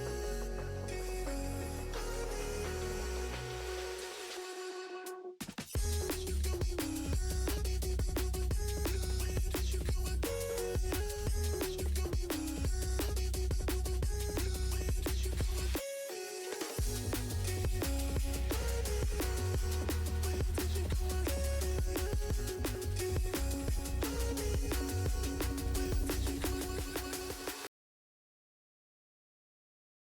Nie, 9-3 to jest taki wynik, gdzie na spokojnie da się wrócić. Dziękuję Maju za follow. A jak Fnatic przegra, to koniec dla nich? Nie. To będzie jeszcze lower bracket i będą jutro grać o godzinie 21 na... na to... Kurde, jak to się nazywało, ten team?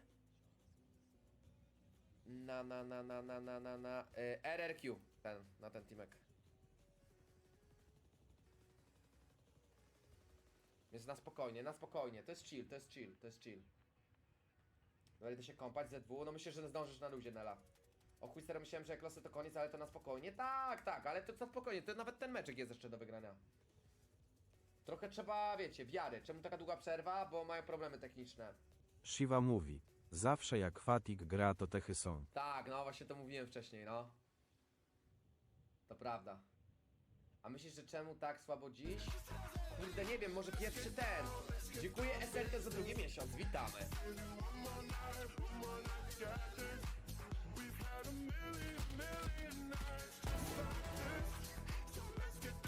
688 subów. Ja cię kręcę, widzowie. Jesteście potężni. Dziękuję bardzo SLT jeszcze raz za drugi miesiąc. Witamy, witamy. Zapraszamy do loży VIP-ów tak naprawdę przy tym meczu, ale ja bym was chciał prosić, kto wierzy teraz, że Fnatic nadal jest w stanie wrócić? Hashtag wiara na czacie. Standardowo, kurwa. Dziękuję Joystick Slow za follow.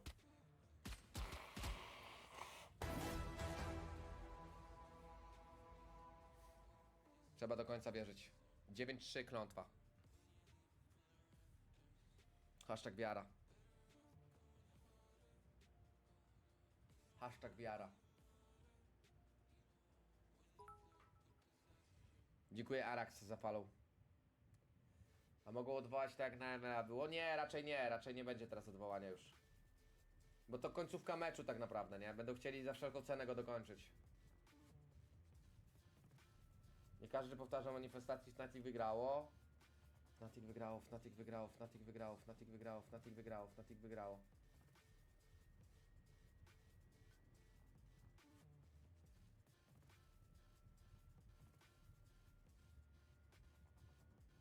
Każdy, kto wszedł od razu do playoffów, to przegrywa. No, ja mówiłem takie, pamiętacie, że mówiłem dzisiaj o tym? Mówiłem dzisiaj o tym, że mam taką czutkę, że każdy team, który przyjeżdża, musi się wdrożyć i tak dalej. No i tak na razie w sumie wszyscy przejebali, którzy pierwsi przyjechali tutaj, nie? Więc to jest ciekawe. Tak, przerwa techniczna. Teraz w chuja lecą, że jest halftime. A tu jest przerwa techniczna napisane w sumie. Za punkty wykupujemy, tak jest. Uwielbiam jak widzę jakąś wiadomość i za chwilę permanent ban. To jest szybka reakcja, Shiby.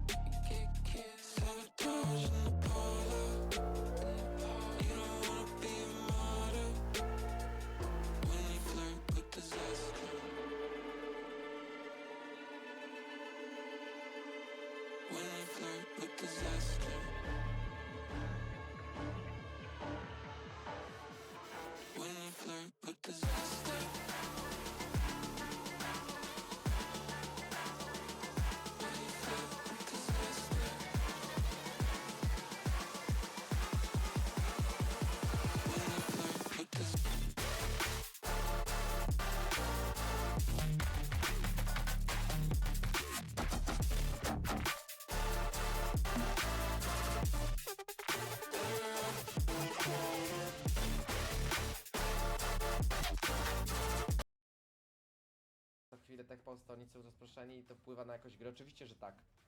Nieraz miałem taką sytuację, oczywiście, że tak. Dobra, 5 punktów i kupuję 1 vs 1, spoko. Dawaj Monopoly.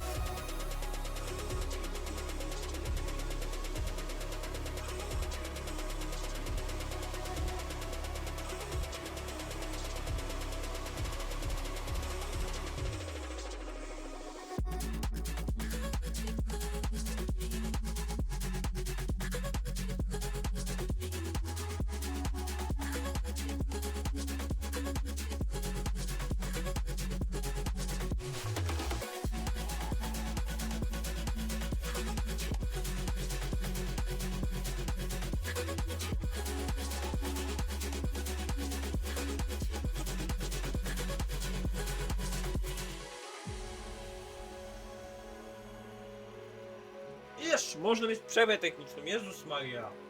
Ogarnijcie dupę. Jezu. Zacznijcie robić, a nie przerwę techniczną.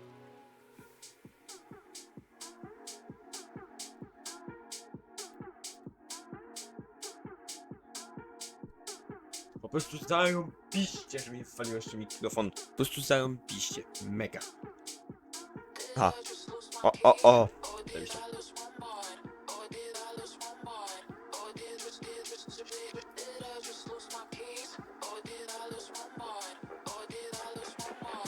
No a ty musisz to wygrać.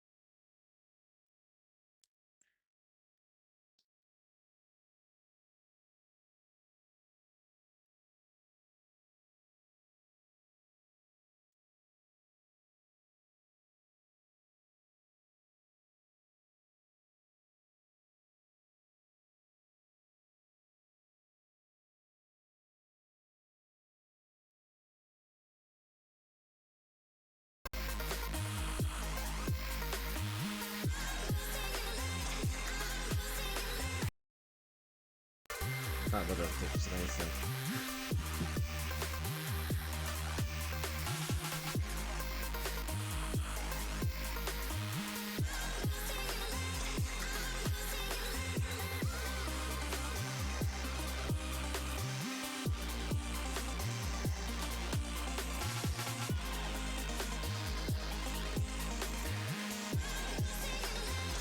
Zarąbiście lecą chuja.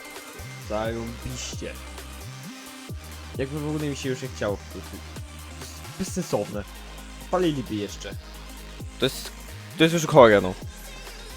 Jakby odpalili, to... Nie. Muszą jeszcze przeciągać, bo tak, bo już się nudzi, kurwa, w życiu. Muzyczkę puszczą i chuj. I leci, i idzie, i poszli na chuj, no.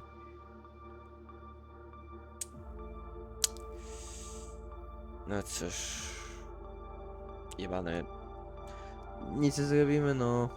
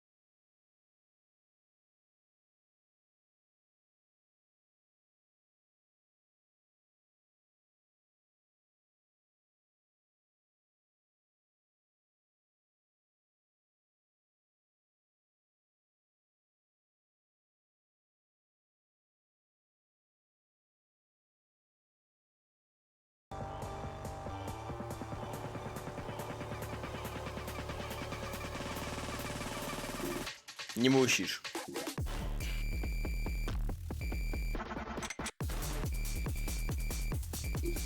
Ale ty nie musisz. Możesz sobie iść. Papa. Możesz sobie iść, papa.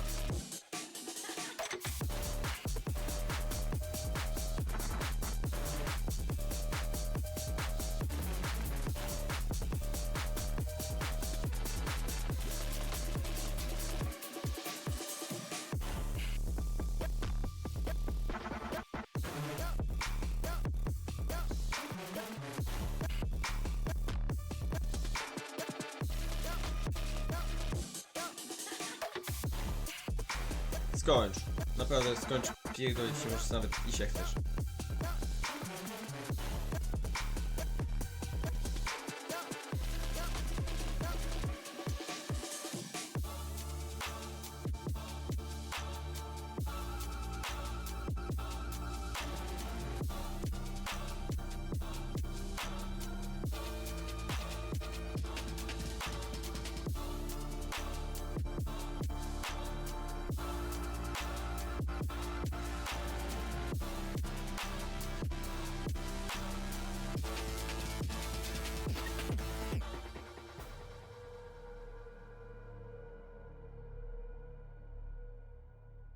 Możesz sobie po prostu wziąć i iść w pizdu.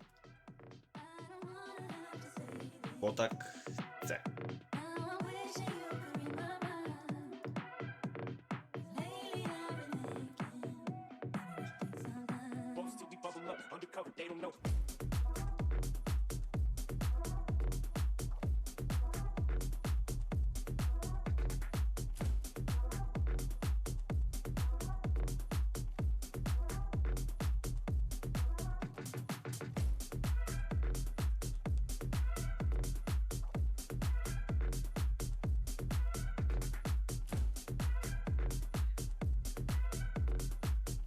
Zaraz kurwa tutaj zasnę. Zaraz ja tu po prostu zasnę.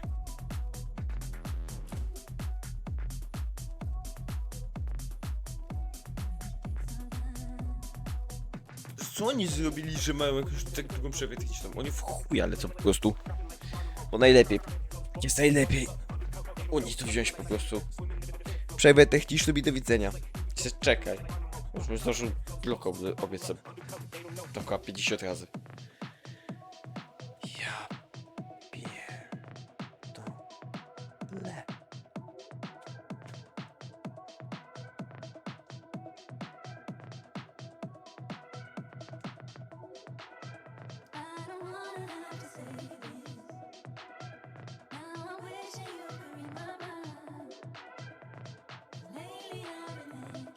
Boże.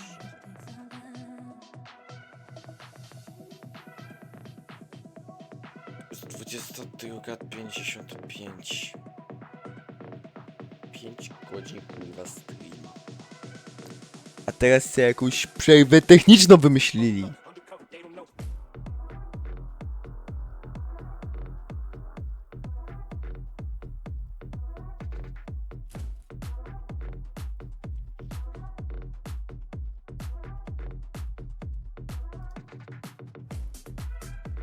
Po prostu wsiąść, pozdrowić ich i do widzenia.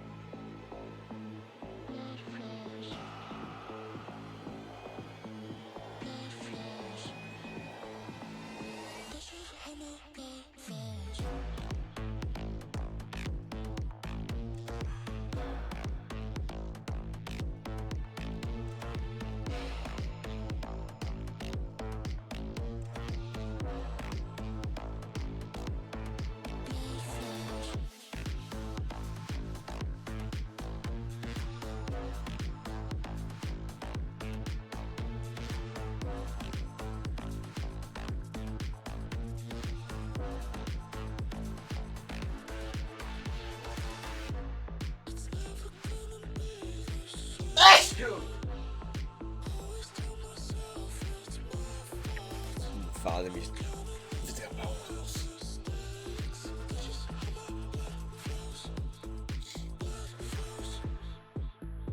Jezu.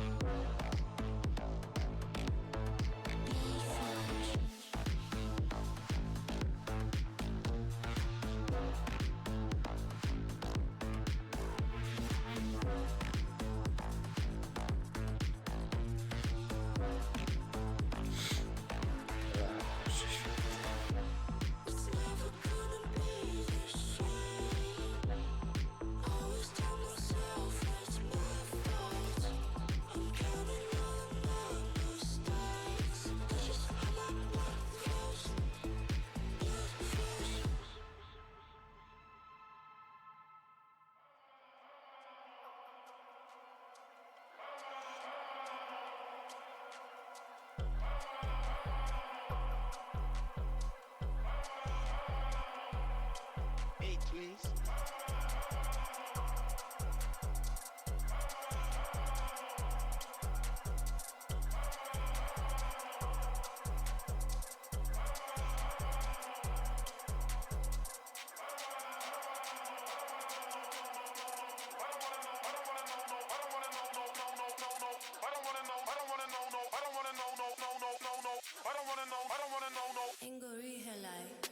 I don't wanna know no OP or was like KWE be the sickest to rap. Rubber man for me and getting it rap. I don't wanna know no OP or was like KWE be the sickest to rap. Rubber man for me and getting it rap. I don't wanna know, I don't wanna know no, I don't wanna know no. I don't wanna know, I don't wanna know no, I don't wanna know no. I don't wanna know, I don't wanna know no, I don't wanna know no. I don't wanna know, I don't wanna know no. At the dreadlock song. I don't wanna know, I don't wanna know no, I don't wanna know no. I don't wanna know, I don't wanna know no, I don't wanna know no. I don't wanna know, I don't wanna know no, I don't wanna know no. Jezus Maria. Jeszcze?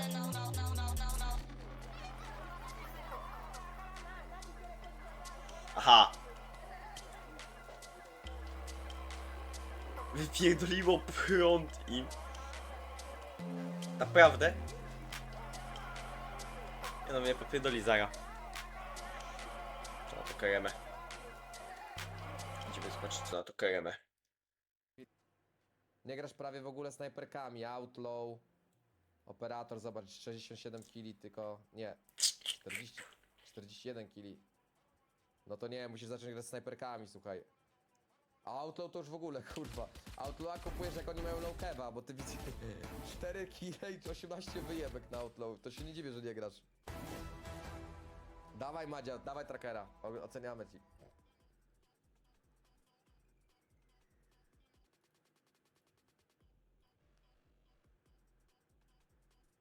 Nie ma info wciąż, kurwa. Jebać na komputerówkę, biorą paintballa i tyrać powinna IRL niech ci helpią te terabuki, te...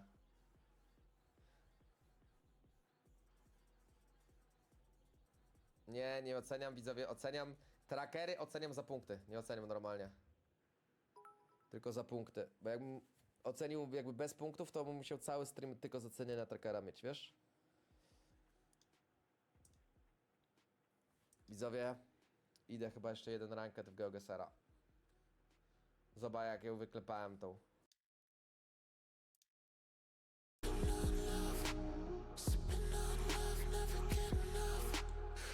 Ja pierdolę, ile można.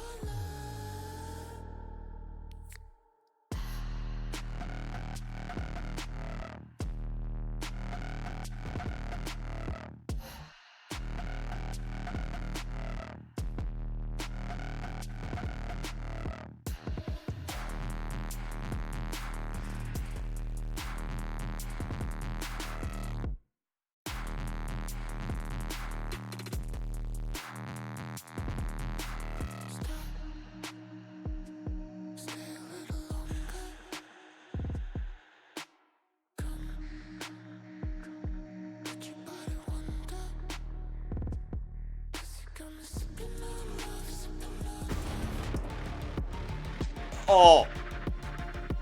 Nie gadaj, że wróciło.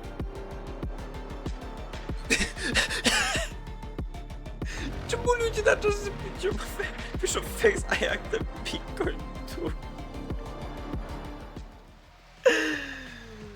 Is this thing on? Can Co you hear me out jest? there? Well, thank God for that. Appreciate you all for being patient. As we are moments away, it would seem, from getting back into this game.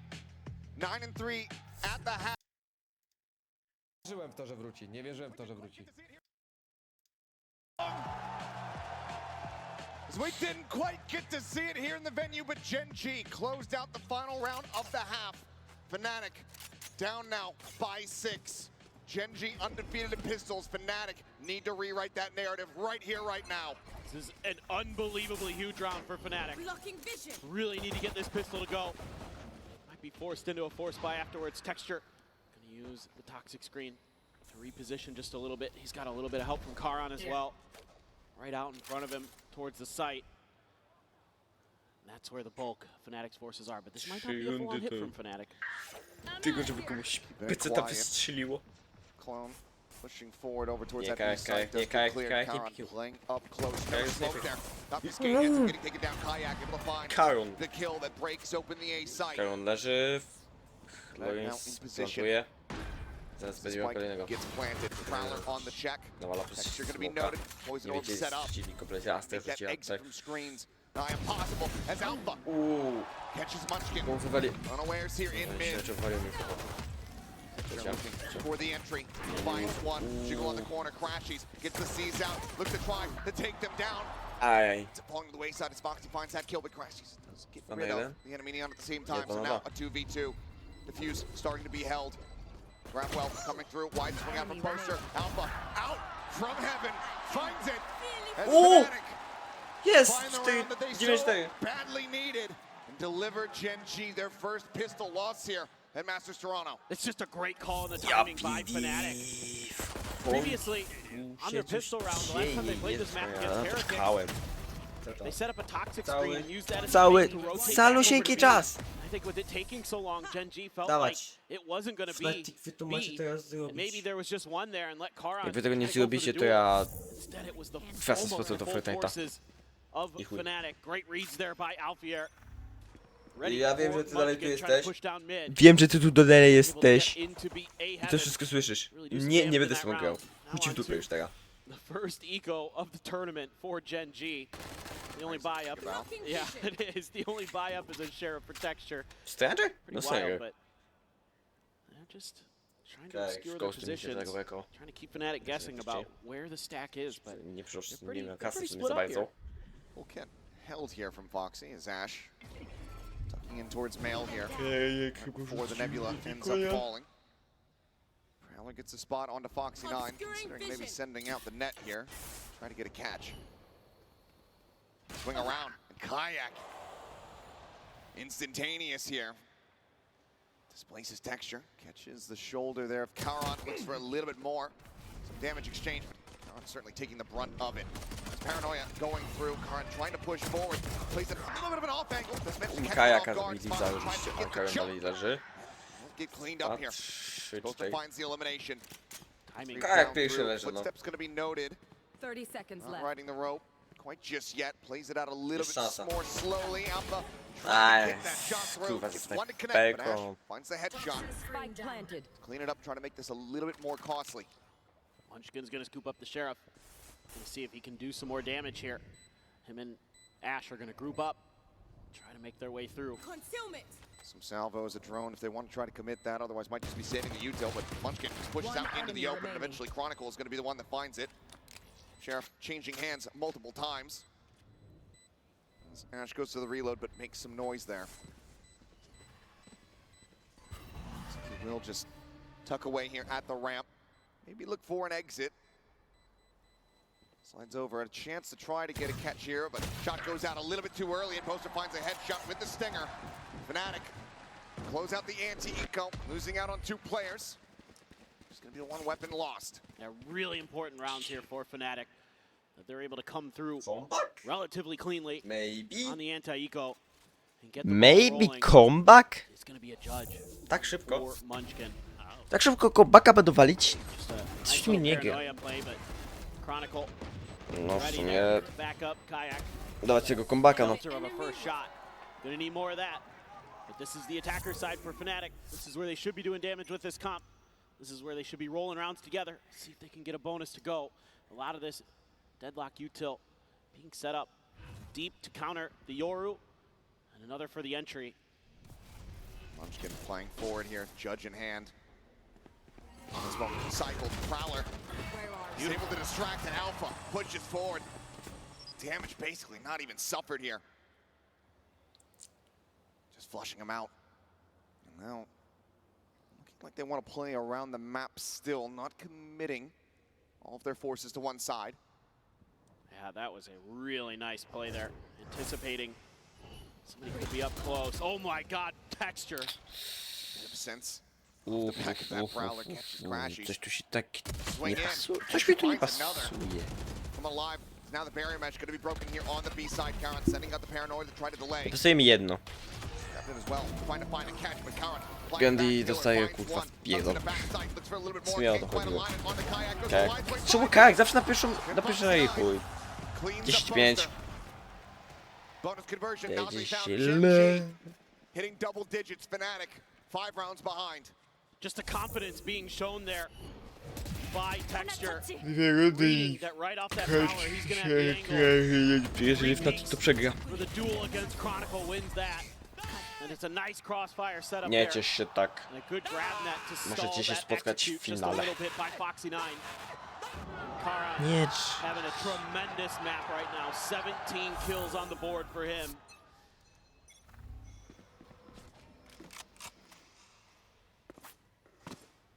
Some peeks out. Sonic sensor going to be placed here at the top of mid on that right side. Fnatic should be aware of it. Would like to try to clear it out. So that's why you see Foxy trying to play a little bit of an off angle, but smokes are going to bloom. Boże. On the slow. Just trying to get the catch there. Już tutaj się poczuli trochę. Unable to find it. Still have that Sonic sensor there. Jest Backed trochę off. słabo. He's gonna replace it. Moves it a little bit further back. So that's opened up the door here for this ropes push. Karan watching for it. Spot there on the Chronicle. So NG, some awareness of what's going on in the map. And that's gonna force out the barrier there. They want to try to force Fnatic into Genji's strong side, where they have their 3-player stack. This late layering of util from Gen G. Doing wonders to try to just come up the works here, slow down the approach from Fnatic and really narrow their options down. Time to jump. Prowler checking, Foxy 30 seconds left. able to clear it. Brings up the boom bot as well. Push not yet coming through. 24 seconds remaining. Things are about to get a little bit dicey. So there's a stun out, but the displacement from Alpha is absolutely gorgeous with the blast pack. Finds the opener there. At the same time, find the lure. Chronicle going to be taken down, but now Munchkin falling to the wayside. His B side opened up. Karen held at bay here at the alley.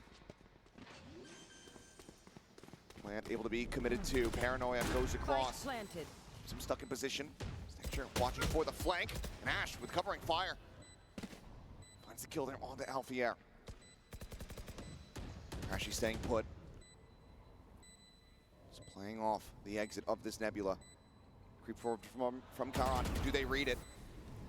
Smoke now, could be gone. Karan instantaneous with a headshot, able to find him there. Nie. The reload, having a blue Nie. He doesn't have Błagam, the nie. bullet, but still able to stay alive. Texture, however, Nie. taken down to 8. Classic in hand, and the right click gets it done. Nie, no co to ma być? Gen G scrape by with a round victory. Nie, no ja nie They're 2 wytrzymam. rounds away from Nie advancing here wytrzymam. in the upper bracket. Tutaj. The back of a Red Bull clutch. No, What a brilliant play nie by Texture wytrzymam. to use that fast lane to isolate the fights, and it catches Kayak completely off guard. Ash winning a couple big battles himself in that round, the 1v1 against Chronicle on the other side of the map, and then finds the opener to even things up for the retake. But man, oh man, Alpha doing what he can there. Had some great kills along the way. A great blast pack to displace Foxy9. But all for naught. Ostatnia runda. Is now Fnatic has to go into Jak another teraz timeout. They have to try to Fnatic find przejąłby some tą way rundę, back to into this będzie match. We przejebane. have 2 rounds of leeway, or else they're going down to the lower bracket. Otherwise, it just seems like Gen G is in cruise control to continue their run here at Masters Toronto. They have been unstoppable. Finally, somebody did damage to them in the pistol round department, but outside of that, they have been almost as good as you could be. Tylko i wyłącznie na to, żeby... A last reprieve for Fnatic. They've come back from such deficits in the past. Gen G at the moment been looking like a bit of a different beast at this tournament. So they look to make up for lost time and bring this to a swift conclusion on split for the 2-0. 6 rounds in a row for Fnatic to tie things up. 8 to avoid an overtime. They're investing in this round. Do dogrywki, do przeciągi Much as they dijcie. can. Stingers, Guardians, showstopper for Alpha. Do dogrywki. Judge here for Munchkin in mid. See if Fnatic can have a good read on this again. See if this is going to get the Prowler to come through. Seems like they're making sure to check ropes. Oh, Munchkin doesn't hear anything.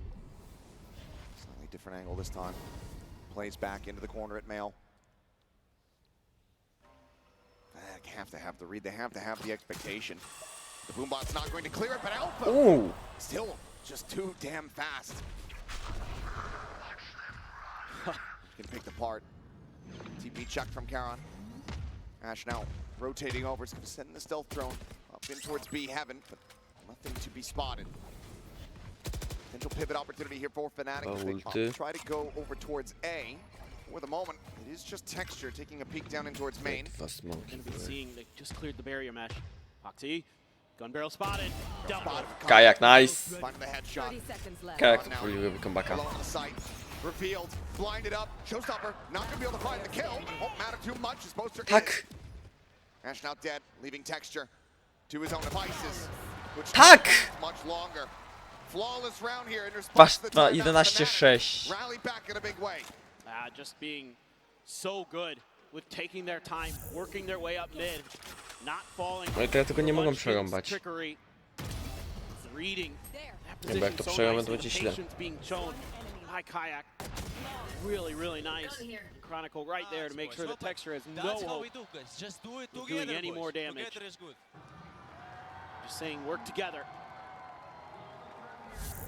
You know, Genji's gonna try to play some isolated positions on this defender side, and if you can work that apart, you're gonna have a really good shot here to make a comeback. 5 rounds will be the difference now for Fnatic. It's just a Boombot check. You never know when somebody's gotten a little bit ahead of the script for Genji. Be very careful. Genji in the meantime onto a bit of an eco. Hero rifle for Texture. To teraz się nie walcie od tego Viperki, panowie. Still, damage could be done. Tam jest Tejo i Omen. Fnatic trending towards choosing the weaker side of the map here at the moment. We're not going to spot anything here in Heaven. Wiedzą, że tu jest Wabik. Ma 3. 3 na sobie ma. Situated here on the rafters. Pójdzie, to jest zabezpieczone. Rzeczywiście to jest Wusturon. Omen nie kam. Oni na czas ich biorą, no. Bo oni zaraz musieli zacząć grać agresywnie. Kayak does clear, so the deadlock Poszło agresywnie. Tutaj Karon poszedł. Nie, no, wbił się na 5. Ja zaraz dostanie lepszą nawet. Nie! Kek. Nice! Kajak, dawaj! Tak! Fnatic continue to run it back. Munchkin maybe just assuming that Boaster had gone towards the stairs. But he guessed incorrectly. Went for the gunplay. Saw it work out for him on Haven. This time around, though, can't get it drawn in time. Great cover there by Chronicle to make sure that Texture's ultimate can't do any damage. And now you've got just about every other ult. Alpha used his, and now you've got a bunch for Fnatic. So a lot of options on the table for this round. Foxy does have the Annihilation again. 4 ulty w teamie. 1 do enemy, jeżeli chodzi o Genji. Genji, przepraszam. Myliło się. Fire robi się odpala to. Munchkin this time going to play a lot more of a disconnected position around mid. Prowler to try to check, refire. Just getting a bit of damage there on the Boaster, and it makes him certainly think twice about trying to lurk forward into that vent. That's a huge win, though. This mid part of the map has been giving Genji fits. And it's been something that Fnatic has done a great job taking advantage of. There hasn't been too much resistance. Genji's been allowing them to kind of push up in towards B Heaven. Here we go, Dimensional Drift time. Kayak gonna walk about, trying to see what he can spot. Some info there into Heaven as Munchkin Holds things down in mid. Na midzie dwóch. Time the fight goes his way. Boaster Albier both going to be eliminated. Ash over the top here at Heaven. Struck on as Kayak breaks open the site. Nice. Kajak, dasz radę. Back into a 3v3. Trzech rotuje na mida, trzech rotuje na, oni plantują. Looking for the jump. O ja pierdzielę, siema! Able to find it. Co jest, jeszcze wywaliło. Siema Pablo. Able to find two, the push forward, but Munchkin is straight. Siema. It's Foxy 9. Nie, nie. Texter pre-fires the swing out of elbow. And suddenly is in with a chance to try to clutch this out. Crashies playing it backside. Texter trying to narrow it down. Spots him out. Wide swings, damage exchange here on both sides. 10 bullets, now 7 remaining in the mag. Here's the haunt. Down to 6, the leg. Noted. He's looking to try to flush him out. 1 bullet now, just a classic. Worked the last time. Yeah. This time as well. Kidding me right now? Texture on for the defuse.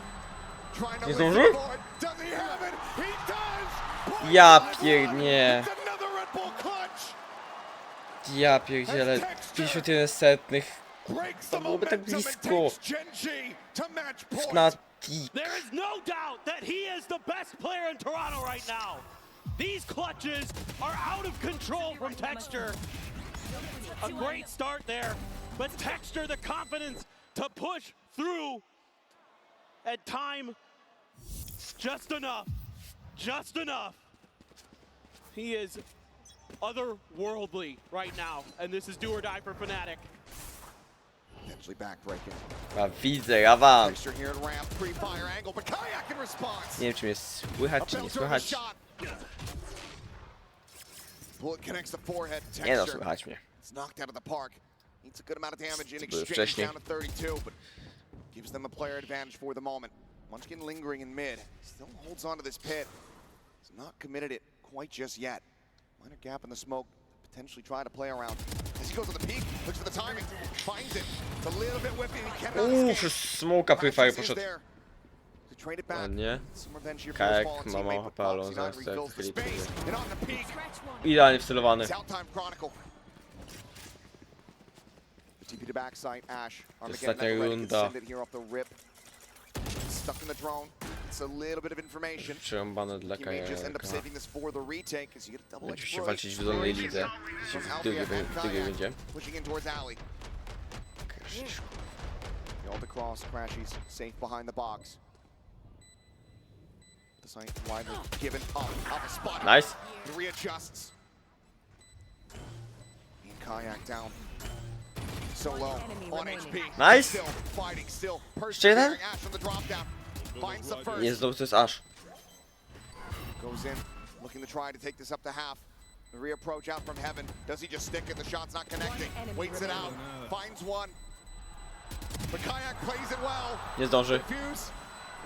This is not gonna Nie zdążył! 0.1 seconds off. Yes!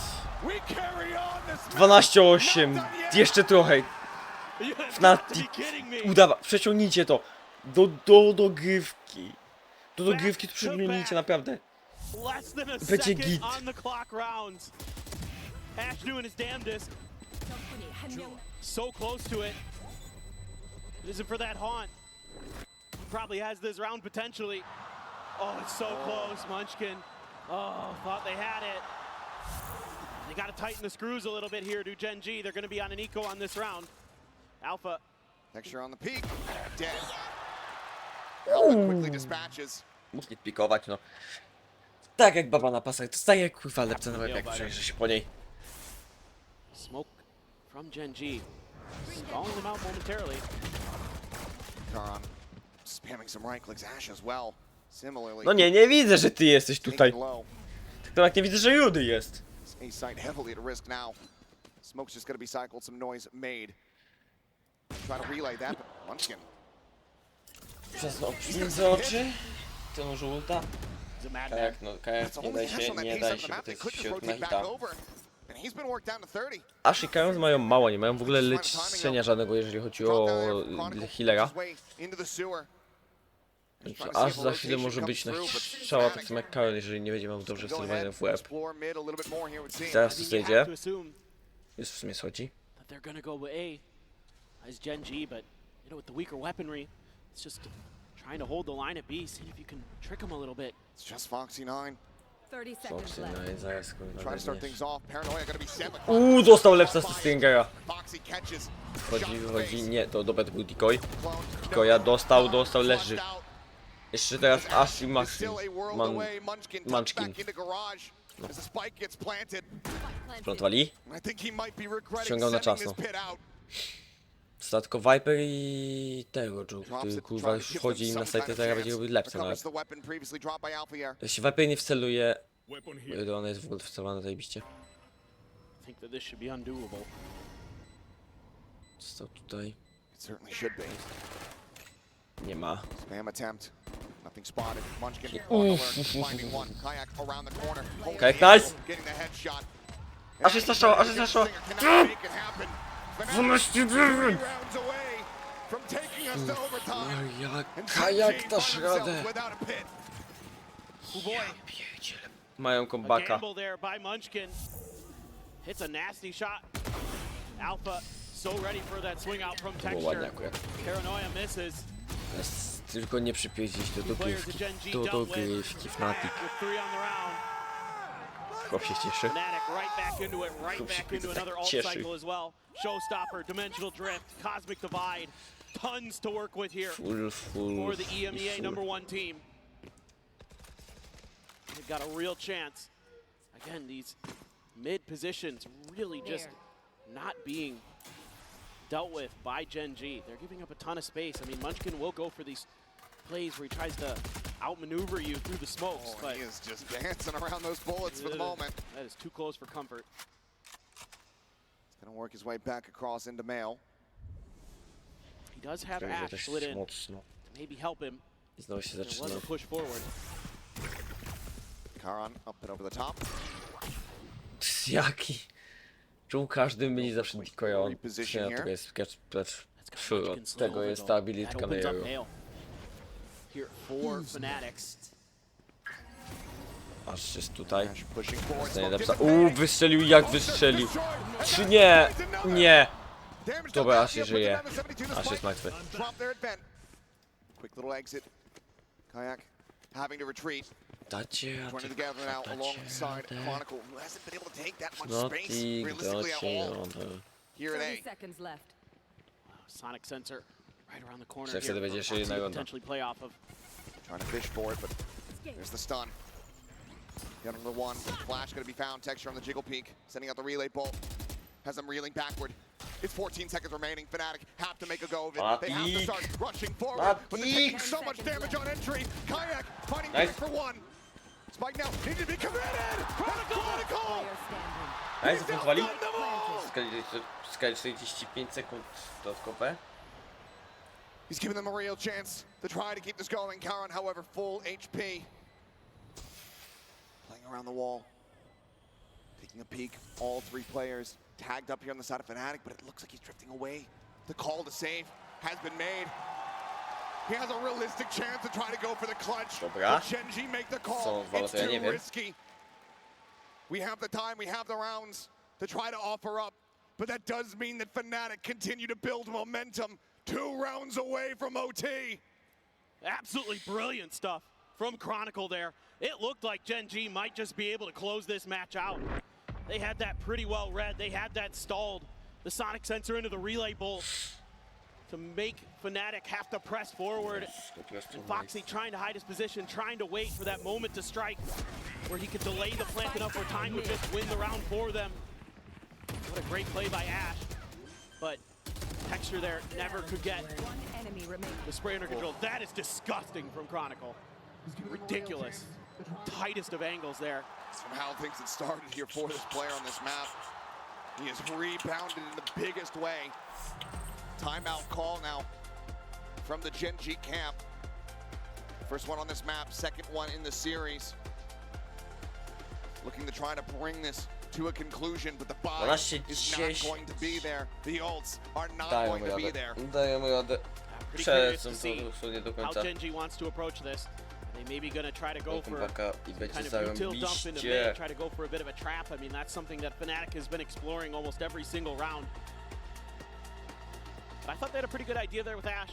The way he played that, waited out the Prowler, caught Boaster off guard, and then doubled down for another. Pretty well thought out there. Just things kind of crumbling. Some of the 1v1s again for Gen G, something they've been so sharp with in the first half of this event, but here in playoffs, some moments of weakness that have been capitalized upon instantly by Fnatic. Still have a Cosmic Divide, you're one away from another overdrive for Texture, a couple away from Ash's ult. Się rozstawiają. Gen G, yeah, look at this. Setting up 3 in mid. They're looking to try to trap this, but Fnatic, playing away from it. Completely different ideas. Szkoda, że nie two stingers. na poprzedniej rundzie. Jeżeli chodzi o poprzednią grę oczywiście. Playing back a bit here, not wanting to overcommit into garage. Fizyki to w ogóle było? He lost that battle last time. Czekaj, nie zobaczę przegląd. Safer this go around. PX z... Crouching here in the peak. Nie.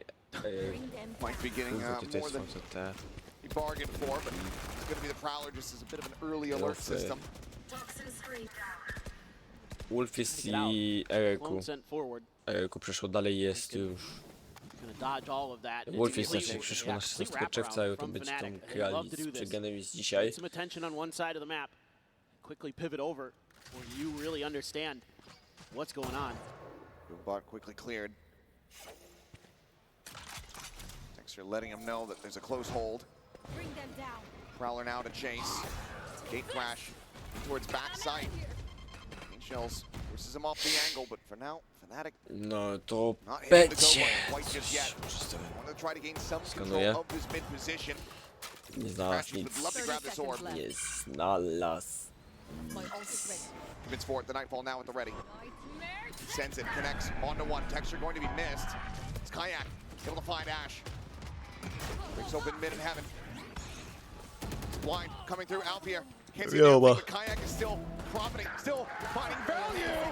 And that's the cleanup coming through. 12-1. 12-11. Dogrywka. Będzie dogrywka. Jak nic. Ja się dzieje. From taking us into overtime. Love this little pivot right before they make this execute to try to go back up mid and get through Mail. Kayak jak tutaj dostawał. Just absolutely stunning stuff. He is so clean when he's on point. Triple, on 3K zrobił. All headshots all the time. And now even dueling operators. Texture has one, Alfier has and they're one. about to clash right off the rip. Here comes the peak. There's the kill. Jest po neonce. Teraz będzie bardzo fiziką. Będzie myślał, że on wychyli. Catches him off guard and the jiggle peek like that. It's just too fast. Unbelievable. For Munchkin to register what they're staring at, to relay it the Texture, to get the reactions. Karen getting some damage, needing even more. Down to 16, frantically. Teraz on ma 16 HP. Się zapewne wychala, on robi wyścig fragów, no. Jest sensowne, żeby robić taki wyścig fragów na takim turnieju, bo no tak naprawdę wtedy już się wie, że się przegrał, bo się nawala cały czas, leci po fragi, myślę, że jest kurde z tym radiantem, to wale fragów, ile wlezie. Przecież myślałem, że ktoś próbuje zrobić nożowanie plecowe na plecach. Zaplantować, no. Fnatic makes their move. It's going to come down to Gen G being really smart with their decisions. Khan so low health over here at A. Bo to mogą być... nie mogą tutaj są. No, czy z tego zaplantowaniem planta. Zaplantowaniem, to tu jest. Nie, hehehe. 1. 2. Satchel.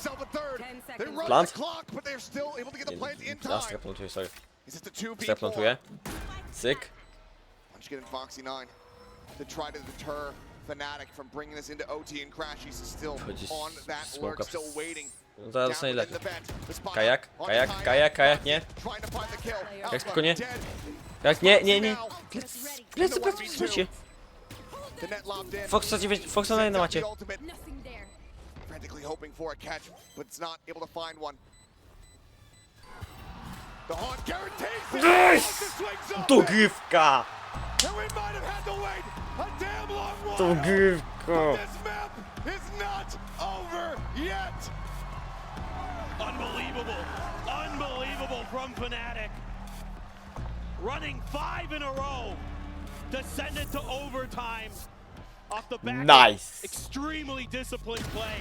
Methodical Teraz stuff ja there. chwilę przejdę. And again, trying to jiggle Pete Będą for nawalani texture. Alpha dalej. having none of W it. sensie, And then the no discipline at teraz the end of musimy the round tylko again to give dwie rundy w Foxy dogrywce no wygrać, żeby chance for the clutch. wygrać pierwszą rundę i potem jeszcze jedną musimy wygrać. Michael Jackson impersonation there from Ja się po tej grze, jeżeli Fnatic wygra, wyciszam, to już sobie śpię tutaj.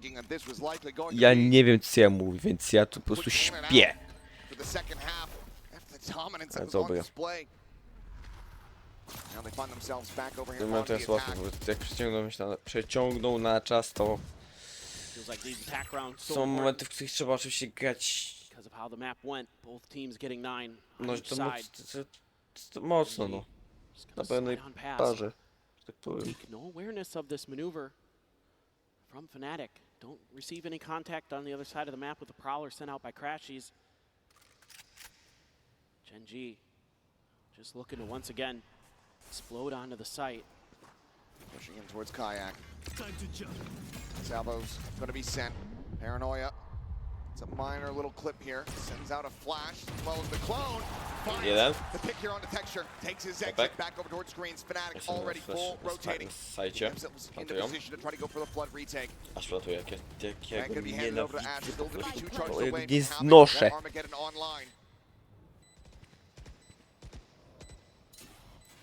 Little bit of util to work with. Jako nie feeling a little bit more comfortable. There's not going to be a flank. Wants to go for another check though. Nice. Sees nade. Going to be sent full flash here. Satchel. Jeden. Dwa, trzy. Jak rozdał! Albier, what a re-entry! As Munchkin has everything to do and no way to do it. 13-12. W dogrywce. Chłopa pojebało. Look to take this to sunset. And this is the value here for Fnatic. They don't have to use any util in the early part of the round. And they're able to just throw everything in the kitchen sink onto the site. And Gen G, players are flashed up. Players, no idea what's going on around them. Just a great entry there from Alpha.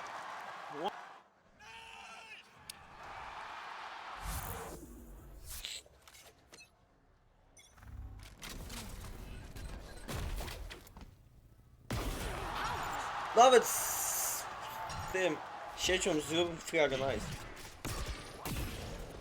Sieci wyszli fraga. Nice.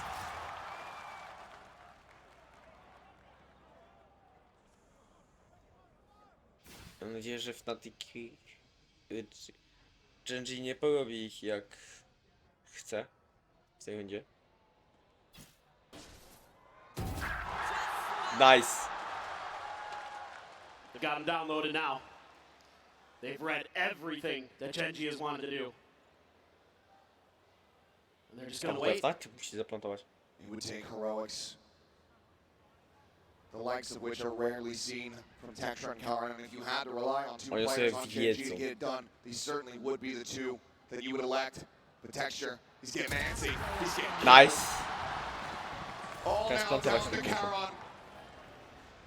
Last year's Rookie of the Year, alone on the B site, with nothing more to do. How do you isolate? How do you divide? How do you conquer this Fnatic squad? We are fully stacked to może zrobić to Ace'a, żeby to całkowicie wygrać. On tego nie zrobi. Już w niego jest celowana jedna osoba. It's unthinkable.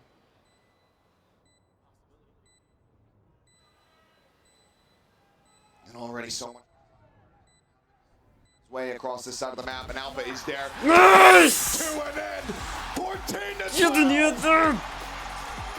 It could end in no other way. This series is not over. We are going to a map 3. We're going to sunset. Thought this could be a preview of the grand finals, and oh my, is it delivering! It was worth the wait. In my opinion, I hope you all agree. We're gonna go to a much needed quick break. And when we come back, we'll be seeing who sticks around in the upper bracket.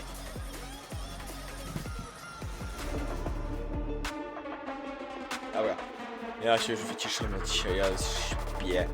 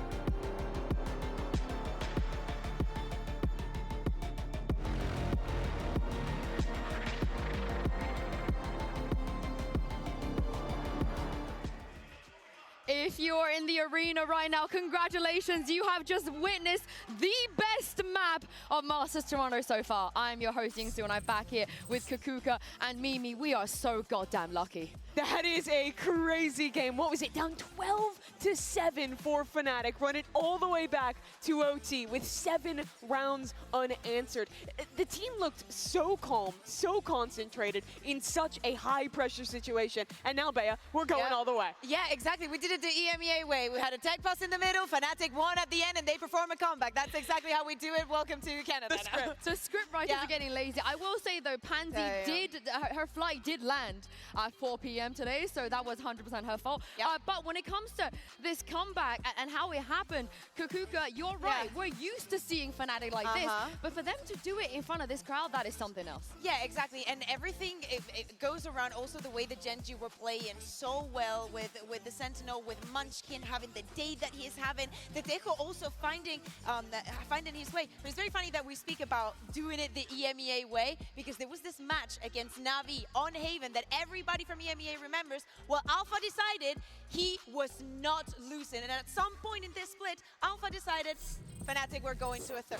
Yeah, he got seemingly every entry in these last couple rounds, and he had a brutal first half. Both times he had the Raze Rocket there, he either got instantly killed or whiffed out on it, but he absolutely locked in after that break. And Gen G, they are playing this composition where their only initiator is the Teo. Remember, no refreshables, no info tools other than that drone. So I think Gen G felt like they had to face a lot of angles, they had to play off angles to try and get any information. And Alpha was so ready in each of those positions. 300 ACS on this map, and the best player in terms of opening kills. Yeah, exactly. A 7-2. If we compare it to map 1, where we were speaking about his ISO and how important it was for him to have a good start, a strong start to this best of 3, it was not there. For that second one, to me, it's also very important the fact that even though he was getting an opener, maybe 2 kills right at the beginning of the round, some of them were not translated into Fnatic wins, and he did not put his arms down, and he kept going.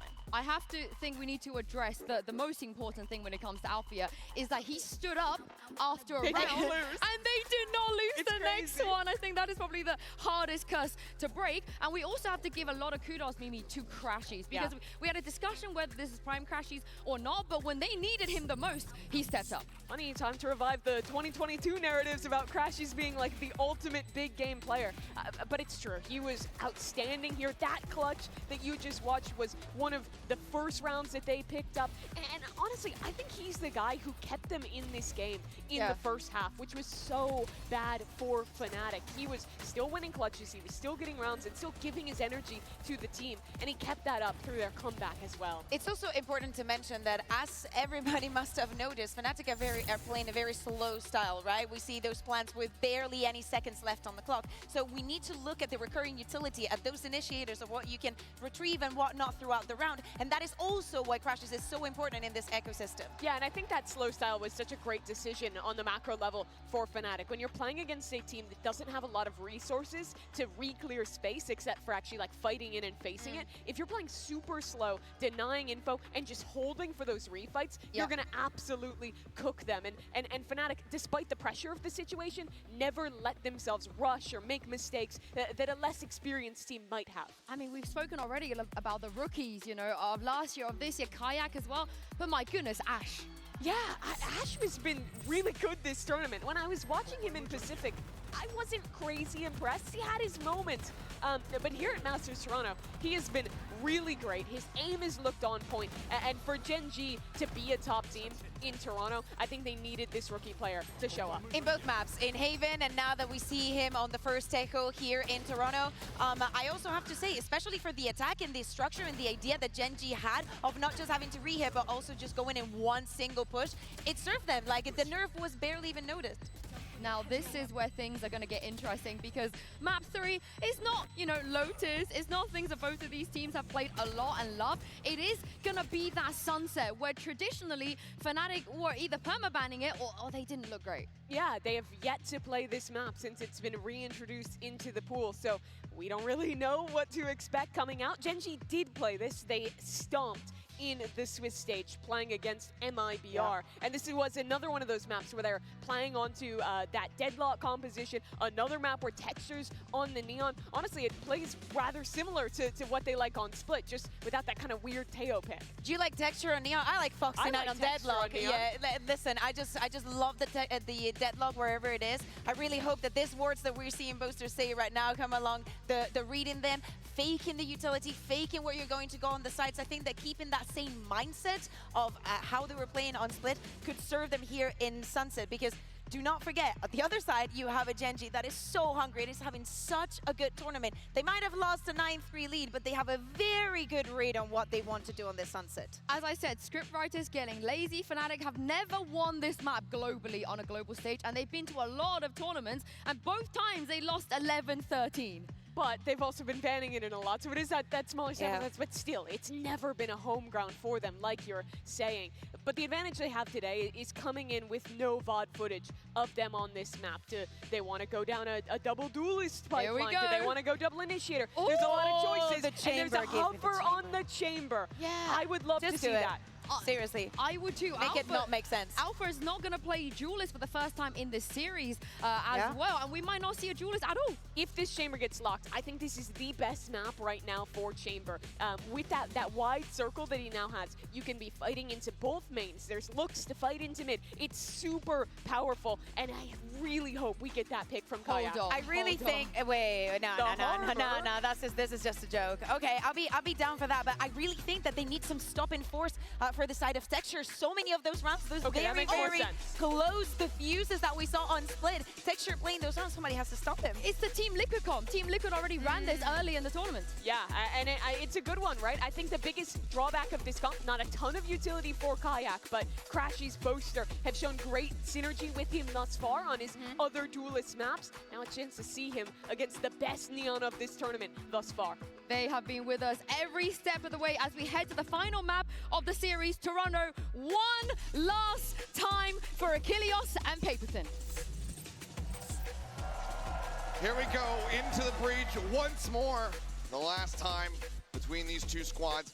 Didn't come easy for Gen G back over at Masters Shanghai, and it certainly won't be the case going into this one. Full set.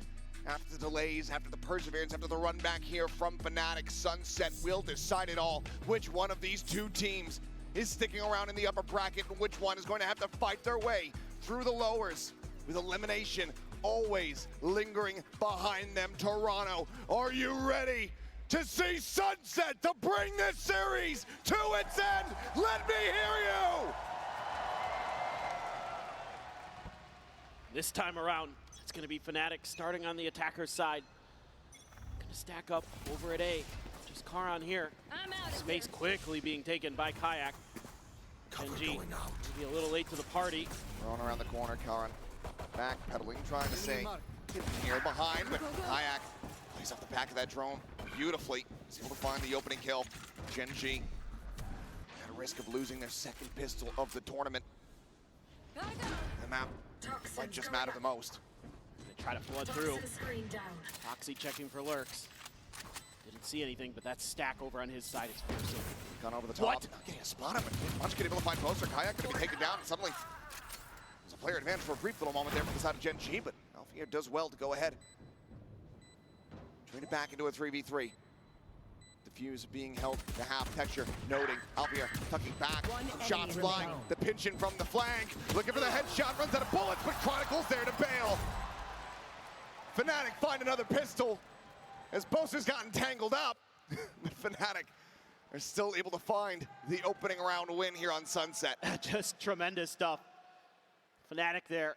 The desk was touching on it. You don't have a ton of util to set up your Neon, but they use that drone perfectly to isolate Karan, completely wipe him out. And then they're just making sure that Foxy's angle is dealt with, and then they can break open all these angles to come from literally every possible side of that A site. Now you've got the Marshal there for Chronicle, a couple rifles for Kayak and Crashies. So you're kind of okay. Over a couple of guns. Munchkin just gonna try to use that toxic screen, keep himself hidden. Had a rough go of it on Split, on the defender side. A lot of the trickery that he tries to employ was nullified by the smart and methodical nature that Fnatic brings. Slowly drifting across, gets to the opposite side here of the wall. Alpha getting a pick there onto Karan at top mid. Yeah, long range headshot. Swing out, Texture, he's able to find one. Chronicle going to be taken down. It's just the Marshal available, but the drone over the top. Able to get the spot check here on a Munchkin, who sets up the snake bite, which is able to hold them at bay. Relay bolt into the corner. Has a shock dart. Will land right at his feet. Fishes him out. Cannot keep him protected. Come to the back. Quick clear, the push forward. In from Market. His Paranoia goes across, and Foxy 9 lingering within the smoke. It's blinded up. He's out. He's able to find one eventually. Will get taken down. Drop down though from Ash. Suddenly makes this a lot more costly. Textured Boba. Ash playing the corner. Finds the kill. Brings it now into the 1v1, the clock. Running low once again as there's the tap, the swing in. Looking for it. A bit of damage going to be found, but cannot get the elimination. Spike planted. Just a slide available. No relay bolt. Kayak, no real idea of where Texture is going to be approaching from. Drops down. The turn back. The recheck of backside. Texture swinging wider and wider. Judges it wrong, but has the headshot. As Gen G pull off the thrifty to tie it up at 1-1. What else can you say? He has been truly dominant this event. Texter shows up again when he's needed most. Finds the opener against the Marshall. But Hash is the hero. Oh, the no, real one here in the round. No, the way he played on site here. Used that classic to great effect. And that's got some frustration out of Kayak. Feels like he should have had it. Understandably so. Oh, God, yeah. Rescuing the round. Still would have been a rough feeling given the number of weapons dropped, but losing it hurts even more. Just a slow approach here. Booster gonna claim some space in the mid. Door's gonna close. Oh, a lot of space. He's just fully walking up, but things are coming down, so kind of anticipating this, but Texture able to find Kayak mid-slide. On. Booster able to find him. Does clean up that one, but Texture holds down the alley. Right here. Zalfier gets taken down off screen. Crashies now. Gonna try his luck, sends out a shot. Shock dart just a little bit too deep. Relay bolt will get the connection. And Texture will be feasting. Spike down A. Could be Mr. 4K showing up once again. This poster has something to say about it. It's gonna be Foxy off the flank who's able to find the kill. Gen G now gaining the lead 2-1. And other than giving up that space in mid and not really accounting for that aggressive quick lurk by Boaster. Snappy shot there early from Texture. Great relay bolt. Sure that there was no real chance for Crashies. Let's go! And then Munchkin rallying the troops. Coming right back into this map strong, especially on the defender side to get that eco win. Devastating on this map. And we're starting to roll close to a couple big ults. Foxy 9 and Texture very nearly to theirs. Same with Kayak. We're now into the first rifle round here between the squads. 3 half armors on the side of Fnatic. No Outlaw to be brought forward here from Gen G though. Now look at this deep screen though that Fnatic's got set up. Try to allow them room to maneuver in mid. They're just gonna try to take a little bit of space, see what kind of reactions they're getting out of clearing that door. Using that cyber cage to cover this push. Spike gonna be handed over. Shots flying. Kayak in a position where he can't get caught. You gotta be careful. Alive, but Charon on a deeper line, starting to backpedal away, but it's still gonna be lion's share of Fnatic still hovering here within tiles. Now sights being turned over towards A main. Yeah, Gen G here feeling like the patience that was shown on split could be coming through again. A lot of their utility was set up at the B site, and they haven't moved. They've kept 3 there. They've kept their strong side on that half. 30 seconds left. Texture will be clearing mid. At the top of the cage, Munchkin playing forward just alongside the walls. A risky maneuver here. The push comes in, finds one, turns back. It's a good amount of damage, but cannot collect the kill, but Texture certainly can. Looks for a little bit more. Has the stun, the slide, the spot, the overdrive popped. 10 seconds left. He tears them all to pieces. Crashies late linger here onto the site. He's able to find one, but the time is already gone. The spike a world away. It's all about some damage if he can find it, which he shall. The Hunter's Fury online. The weapon carried over, but Gen G starting to get further away here in the round count. Now those senses coming alive for Munchkin.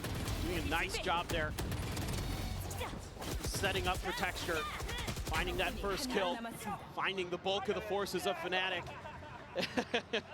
Looking for the fourth. And still some good energy there for Gen G.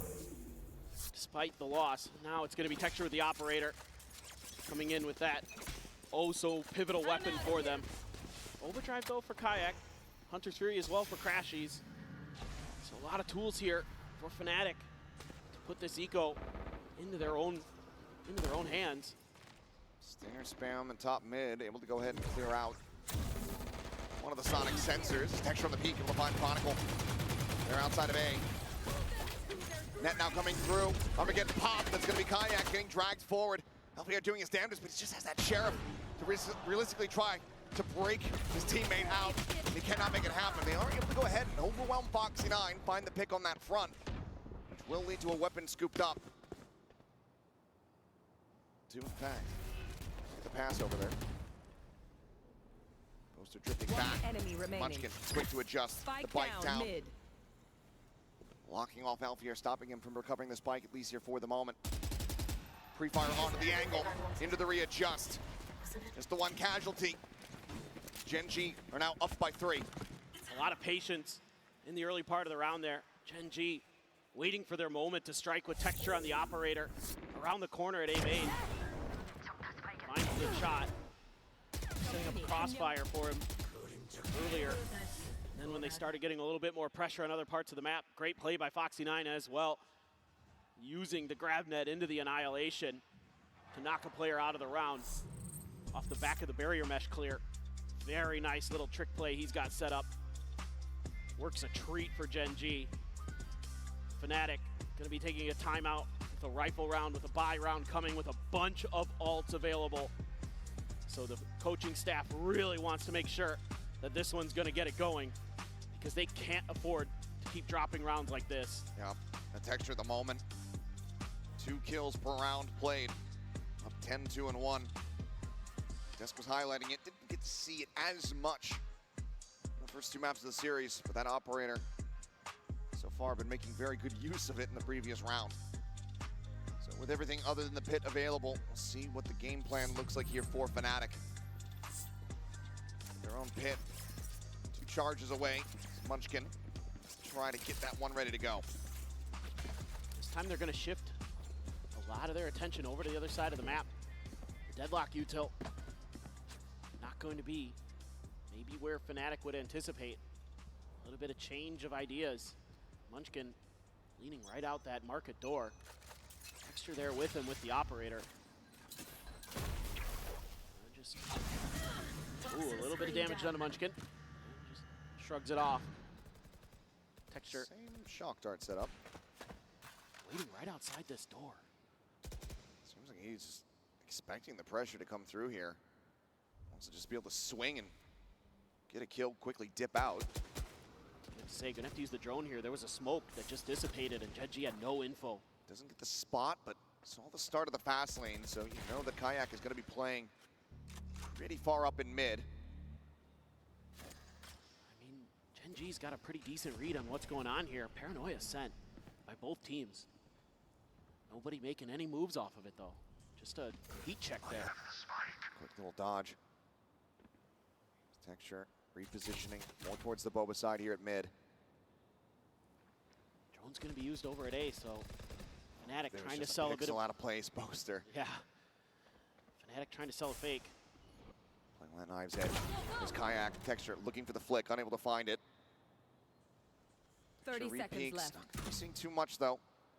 Alfier's angle not great for vision in towards market.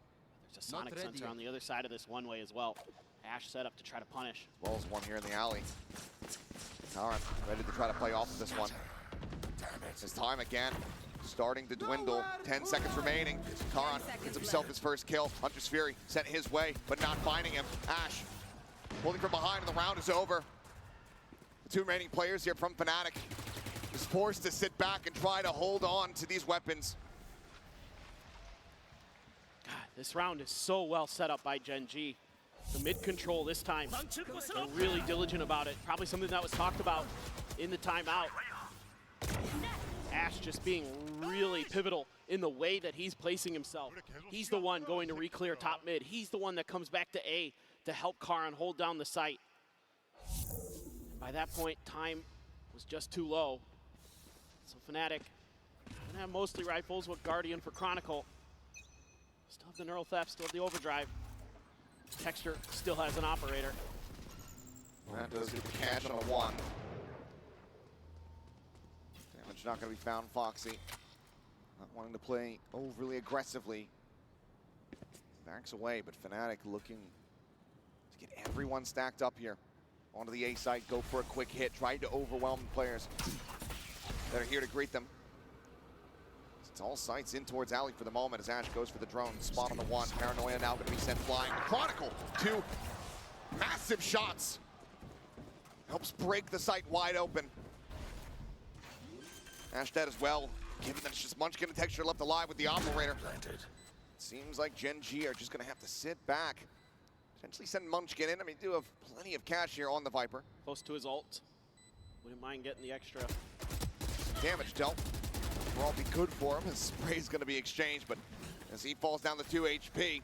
Will just back away, so Fnatic should be able to just about get this one done in flawless fashion. Yeah, this time around, a little bit more prepared for some of these positions that Gen G is in. And they just do a whale of a job. Chronicle does a whale of a job over at elbow, clearing that out with a Guardian by himself. I want to see those shots back from his POV. Oh, has to be incredible. They know they've given up some space, so Fnatic just staying clustered, not treading in towards Texture's line of sight. Fnatic will find their second round win. Still in this, still with an opportunity to close out this series. Just gotta love it. I mean, you just get these early kills, and you're just able to scale up off of that. A great reveal as well from Crashies. Makes quick work of Ash. That's just really nice stuff there from Fnatic.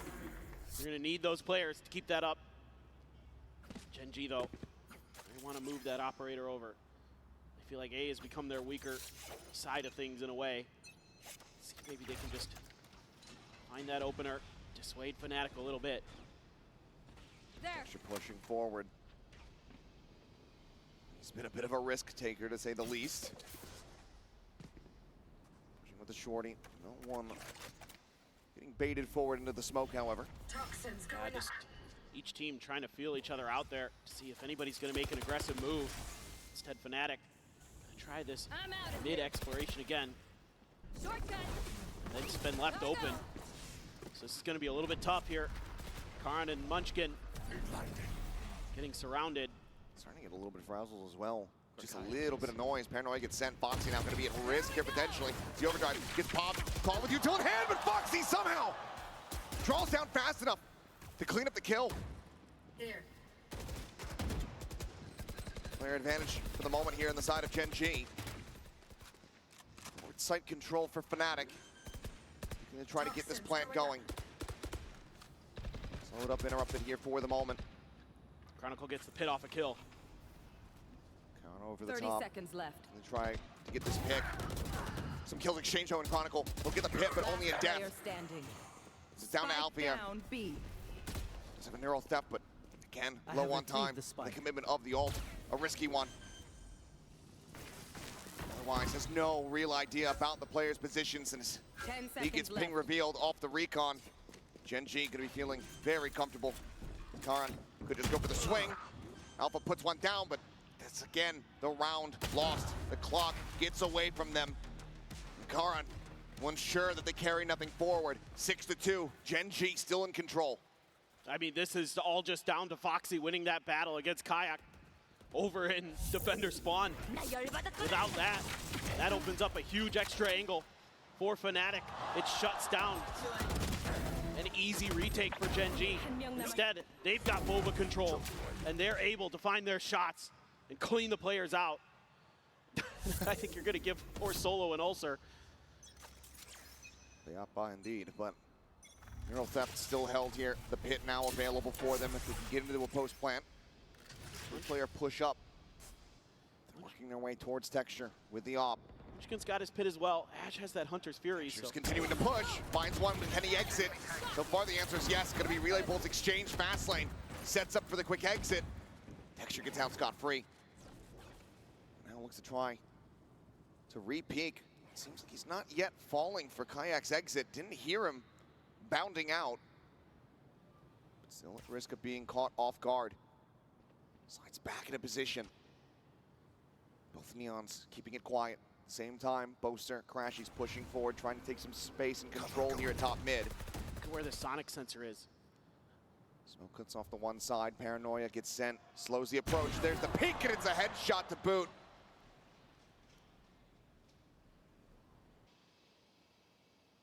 Crashies now planted here at top mid, but to what avail?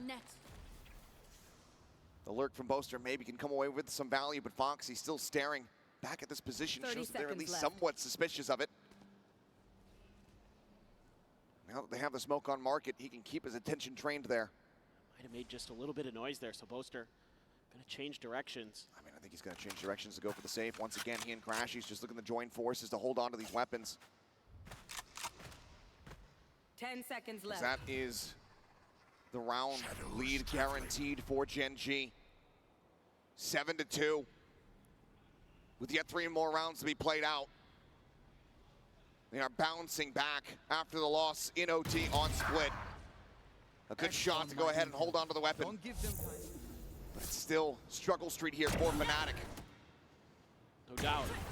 I mean, Texture just so patient, just understanding that there was a real chance that Kayak actually hadn't left, and he reads it so well. And the rest of the way, Foxy doing a great job with some of these deep lurks that Fnatic is able to create, and he's shutting them down, and that's been pivotal for Gen G in these rounds. It's been a big rebound for him. Very much has been the biggest loser of the series when it comes down to the first deaths. They'll change that, but Texture out a little bit too wide in Chronicle. And just find the headshot right there, clean through the box. Yeah, they might scale off of this. You would expect that this is the weak side. There's a neural theft. Paranoia going to be sent out from Karan. Holds him at bay here for the moment. Slide in. Right as the Paranoia hits. Ash now stuck in a bad spot. Shorty going to be drawn out, but won't really even get to fire it. This Poster once again picking up the up this time. Certainly favoring himself with it, given the numbers advantage. Munchkin dead. That should leave Foxy9 simply to save. They're going to be on the prowl. Looks like he's going to try to make this a little bit more costly. Weapon back out, but Chronicle still too fast. Fnatic find themselves a third. Chance to recover this. They look for a 7-5 half. Yeah, just a little bit of a positioning mistake this time from Texture is punished by Chronicle. Got the spot out. Got the wall bang through the box. Just saw the foot right on the back there. And they're just swarming on site. All it takes is that one first kill. And that's been Fnatic's go signal to just accelerate. Plenty of money left. Foxy9 got his ult there off that kill in the death. So now you've got everything except for Textures to work with here for Gen G. So a lot to consider. He's playing back once again. Not going to get spotted. Let's see entry strategy here. Is it just going to be the slide across? Texture pulling back, giving himself a bit of a wider angle in case it is going to be the Neon sliding into picture. Yeah, with all that util over on the other side. There's the Hunter's Fury from Ash. For a target, finding one. Chronicle likely to fall, and he does. Pit will have to wait for the last round of the half as he ends up hitting the floor. Fnatic still interested in this side of the map, or at least being very slow to start rotating. Poster will shift over towards tiles as Alfier goes for a check in towards market. Nothing here. Dodge the Sonic sensor. Give them an inkling, yeah. Just is able to strafe through that, and that's going to put him on a deep line in towards Boba. They've been dipping into that well. It's going to be read by Gen G. Recon ends up getting cleared. The jiggle peek. Did he go wide enough to spot out the operator? Hard to say, but still able to avoid the shots all the same. As Munchkin seemingly is reading this so very well. Unreal. Knows the space that he's given up, but Boaster able to fight back in kind. Finds the hit. Kayak there to try to counteract, but do they expect that Foxy9 is similarly going to be playing out of B main? Seems like the answer is yes as they go for back site plant. There's the jiggle out. Be cautious though. Armageddon is available. As the arrival, Crashy's nearly having them lined up, is able to find the first Foxy9. Dead. Paranoia sent, clear on the recon. Karan knowing that he needs to try to win this fight, and he is able to do so. They both avoided. Kayak answering back with one of his own. The Paranoia goes through. Ping reveal on the Poster. The Kayak collecting the kills. Texture will fall. 2v2. Ash contained back within the smoke. Should be dead. Still, somehow is able to come away with that kill. And now it's down to Poster. Concentrates over. To try to clutch this out. Look for the re-ping here. And Poster just going to be playing the timing. Ash, this time not nearly as close as the previous. Gets himself a 3K, but cannot clutch the round. Fnatic win 2 in a row and are 1 away from 5-7 scoreline. Just a hell of a lot better than you might have anticipated, given how this map had started. Yeah, just an absolutely bizarre round. Starts with the Hunter's Fury. Gets a kill. A lot of space taken by Alpha. It's accounted for. Then Foxy9 can't win a battle against Crashies. Has to get the TP over from Karan, who's able to bail him out. And then it's a couple 1v1s spread out, and Boaster wins some big ones. against Munchkin in particular. Break things open. Aggressive push. I have to suspect that was Alpha saying one more. Make that 7-5. Then we're still in a good spot. Boaster going for a TP. Backside. Is it red? Some eyes facing in towards that direction, but Mixture ends up giving up. And he's Scott just sliding at him with an operator. Excuse me. What is that? As he hits the follow-up. The repeat, does he got a third in him? Yes, he does! What? What is that? That is one of the most ridiculous rounds that I have ever seen. And I have to see it back. He's 16-4. 4x for a K2D. Unreal stuff from Texture. Let me see this. Oh, yeah, my all God. right. The quick scope after quick scope. Unbelievable scenes. Gen G out in the lead, 8-4. Shifting now over to the attacking side. We'll see you guys on the other side of halftime.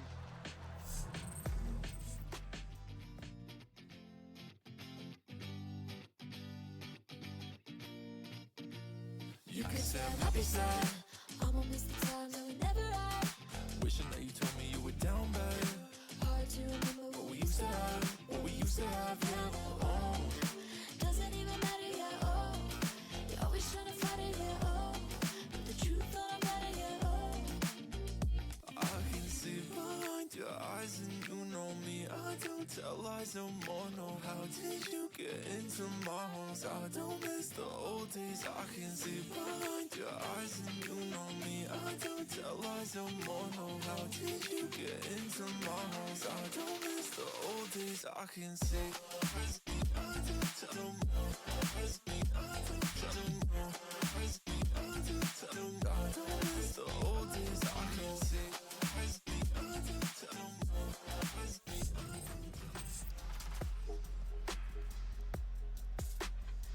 We're about to go into the final half here. Decide who is sticking around in the upper bracket, Gen G or Fnatic. The latter find themselves behind by 4 after one of the most ridiculous rounds that we've witnessed all tournament long. Gen G very much solidifying the lead. We'll take a look here at the Coinbase Econ report. Yeah, I mean, Texture there, over 100. I think that's the highest one that I can remember here at this event. That operator does so much damage, but it's just the early start that he has. Those multiple 3Ks that really get the ball rolling in the economy for him. I mean, Texture right now has more kills than the top 2 players on Fnatic combined. He is in rare form this event. Got more than the bottom 3 combined as well. It's just been absolutely insane. I mean, for that matter, it might as well compare it to his own team. He's got as many kills as Ash and Foxy combined do. It's just an absolute treat to watch a player of his caliber. Easily the best operator we have at this event. It is not a contest. He is shutting teams out on his own. And now, going over to their attacker's side. Still some work to do. Pretty similar comps. Other than the Sentinels, that's the only change up, but that gives a lot of extra room for Gen G in the post plants potentially. If they can get there. Well, we might have a potentially quick round here. It's looking like we might have some fighting in mid. Knives out, run it down. Triple stack set up here. Ready to be fought. On the opposite side by Gen G. There's Texture on the jiggle peek. Spots out plenty. And it seems like they favor their chances, so they want to try to push forward off of this. Spam looking for some damage, none to be found. Yeah, I wanted to maybe... Whoa! It's okay, well, there you go. Damage is certainly found now. Crash is finding one. A little bit of a split fire coming through from Foxy9, but only able to find a smattering of damage. Can't come away with any kills. Gen G trying to catch Fnatic off guard there by doubling down on that mid pressure, but Fnatic didn't move a muscle. They held their angles, and they were ready for Foxy's off angle attempting to be created. They shut it down mightily. Now you look over to Chronicle here. Takes a bunch of damage through that box. Try and answer some back, sticks around. It's a little bit more, and Munchkin's gonna look to go ahead and fill that space. Quick peek in, around the back of sight. Caron though, lion's share of the responsibility potentially on his shoulders. Just a classic here too. And has to back away. Sheriff on the opposite side. Slides over. Jiggles out. Paranoia to buy some time. Holds up at bay for the moment, and Munchkin eventually is able to find his target. Chronicle taken down. Allows for Gen G. Really narrow their focus. Two angles of approach with Karen here around the corner. Crossfire attempt set up here from Munchkin, but eventually he's going to be hounded down. Alvier finding the elimination. It all falls to Ash, who cannot get it done. Another pistol loss here for Gen G. 3-3 across the two teams in the series. Fnatic once again taking that first step on the road to recovery here on Sunset. Yeah, just a miscalculation off the rip for Gen G. Thinking that, you know, once that curtain drops, they can maybe overwhelm Fnatic. Fnatic were the ones waiting with open arms. Come right in. We're ready. We're waiting. They do a great job in the end. Come on, boys. Let's fucking now. This is what we want to do, boys. Get the A little bit late on the blip there. But it's all good. Sheriff, two ghosts for the side of Gen G. Fnatic. Decently hefty little investment here for him. Trying to get a catch as Khan could be playing forward into the smoke. Just waiting for the exit. He's snappy enough to go ahead and keep himself alive. Damage taken. Still able to fight. Swing in. Kayak be forced to reposition.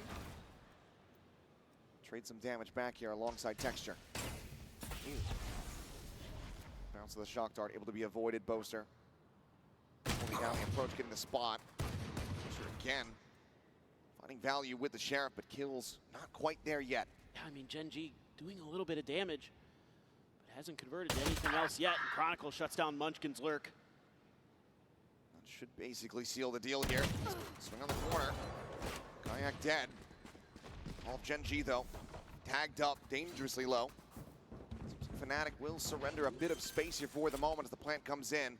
Chronicle considering going for the aggro push. Foxy9 just on the opposite side of the corner. Snake fight gonna be set. Can't recover in time. Foxy able to find another as Texture finds Poster. And surely it can't be happening again. And it has! Both pistols dropped on Sunset, but both ecos won. I just don't know how they do it. It's just been a mainstay of Gen G. That they are just so fearsome on these ecos. So much chip damage done early. A scoop up for the Bulldog there for Ash. Translates to another kill. Texture good for 2 with the Sheriff. And that has sent Fnatic reeling after what looked like what might be a good start for this half. Another comeback maybe brewing. Alpha with the hero rifle. And a Sheriff there as well. Saying, excuse me, I'm gonna use you as my meat shields. You stand in front. I've got the firepower. And I will shoot through your corpses as they look at the kill on the Texture, and he falls down to 3 HP. Forces the Paranoia out, and somehow Munchkin's dead, so is Ash! And suddenly, Fnatic continue to look to turn the tides. Re-swing in, bit of damage taken. Karon able to put the hero rifle on the floor. Boaster nearby to maybe try to go for the recovery on that. Set up They the are smoke. in still such a good position. Yeah, Gen G though, not gonna contest that rifle. They're just gonna pivot over towards B. The linger here from the weak Chronicle. Just a classic, Barrier deployed. but a nice position. Plays it patiently. If they don't lend credence to him lurking there, he could still very well be Gen G's undoing. Should be in your mind as Gen G. You haven't paid any attention to that part of the map. Are they gonna be aware enough? Slow approach. 30 seconds left. Texture, spike in hand here with 3 health. I'm out of here. Makes his way onto the site. Seems like they are going to be expecting that. So spike gets planted, but now further weapons recovered. This is gonna be a stack. Rifles retrieved here as well for Fnatic. Got a lot of firepower in this retake. Drone doesn't see anything. It's a massive opportunity for Fnatic to get themselves right back into the driver's seat. The push coming through. Up and over the top is Foxy9. Finds the first, immediately backpedals. Net not gonna go deep enough for the hit. Boaster should have been spotted out there. Slide in, Foxy9. Drags across for the kill. Texture is instantaneous.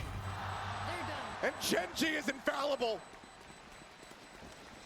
Close but no cigar. A great run of it for Fnatic, but Gen G now find themselves up 10-5. I mean, you've got Alfier firing again early for Fnatic. So many of those rounds on split would translate into wins. But it's, again, the trickery and the discipline, the fallback from Foxy9.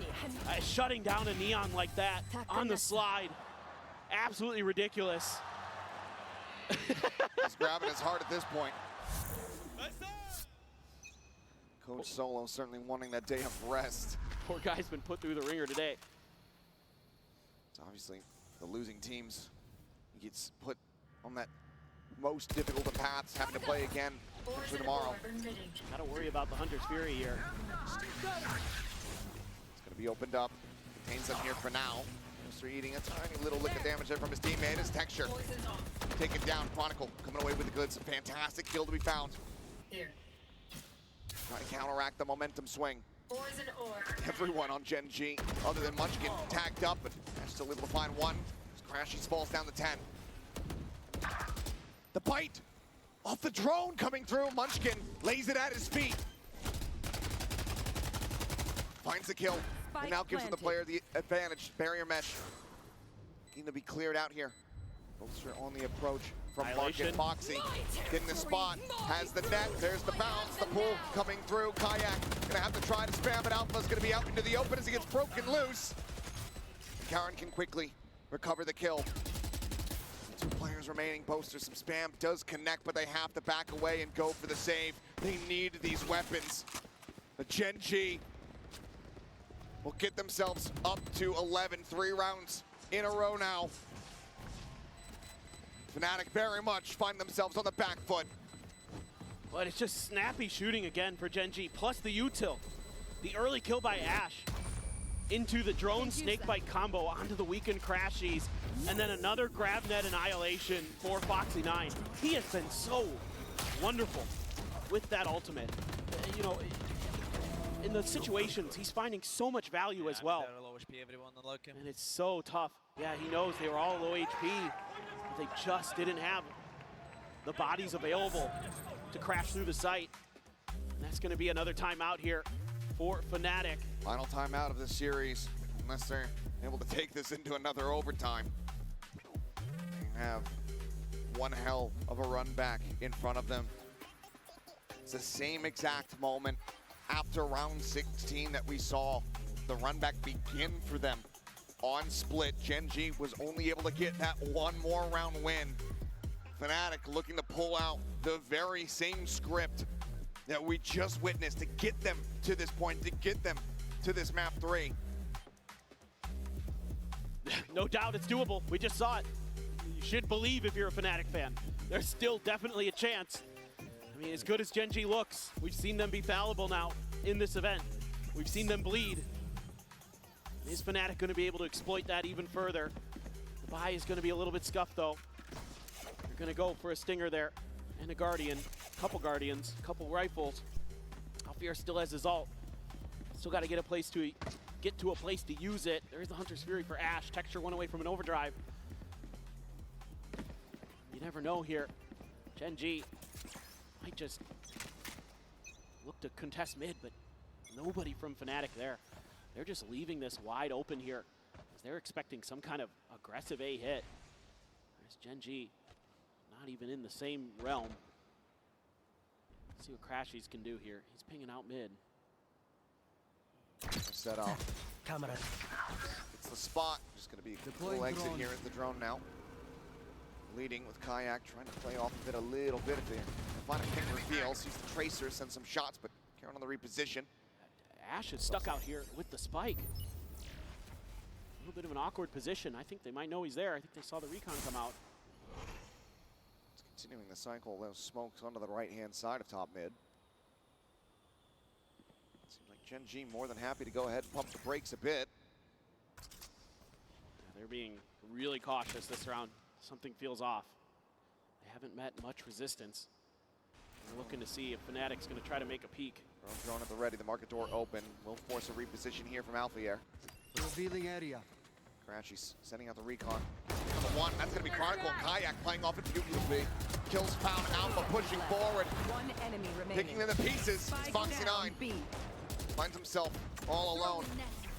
Net gonna be sent. Spike's on the floor. 3 swings in towards Boba. Has him lined up but cannot collect the kills. Fnatic.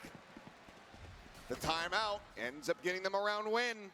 Are we on that same path, that same script from Split? Time will tell, but that's the first step.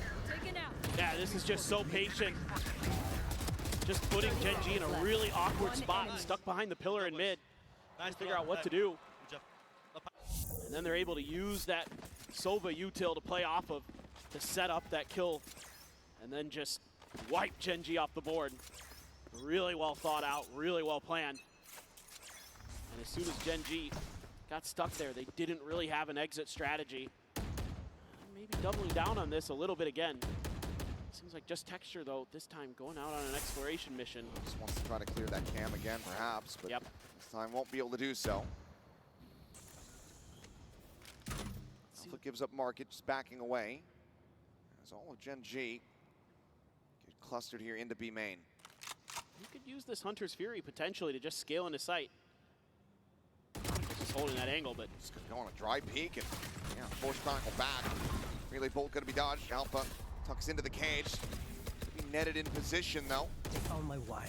And a bit at risk, but still able to fight back for one. Does well to find the kill before getting traded out. Chronicle 3 swinging in for an angle, looking to try to find a pick, but right as he drops down, Foxy scales forward through the fast lane. Was able to find that headshot. Shock dart here towards Ash. A bit of damage gonna be suffered, but the counter's been from Texture. It flushes out the enemy Sova. A 2v4. The player's economy in a decent position, so it seems like the call is going to be to try to make a play of this one, but Poster is just being sprayed through the smoke as they hear him TP up. Grab net, finds the catch, Kayak trying to get the hit. Finds the first, but it's just too many angles and only 2 HP. Even going for the save, impossible, as Gen G get themselves now up to match point. Fnatic needs 6 in a row, much like we saw them on Split. If they want to have any chance of staying in the upper bracket.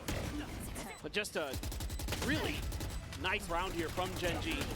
Great calls from Munchkin. Send Texture out on that solo mission. Try to figure out what's going on in market.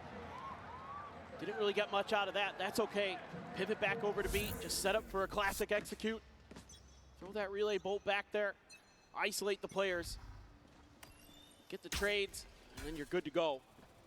Just lock down those sites so nicely. Hit on main.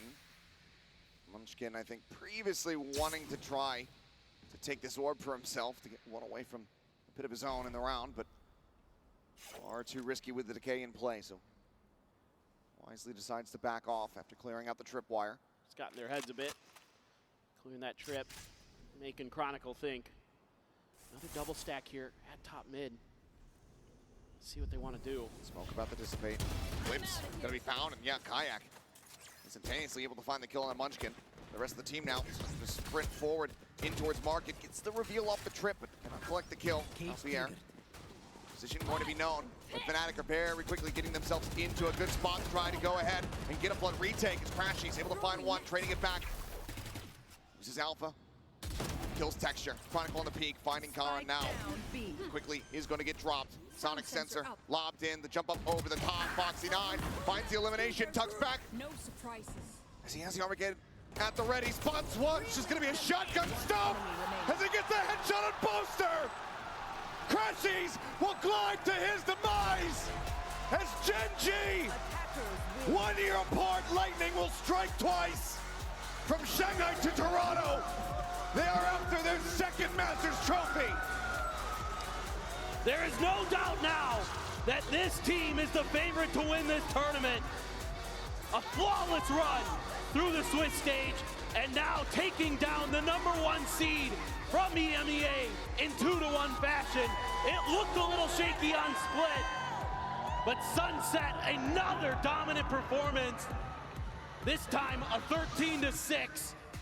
And me oh my, this team is in another stratosphere.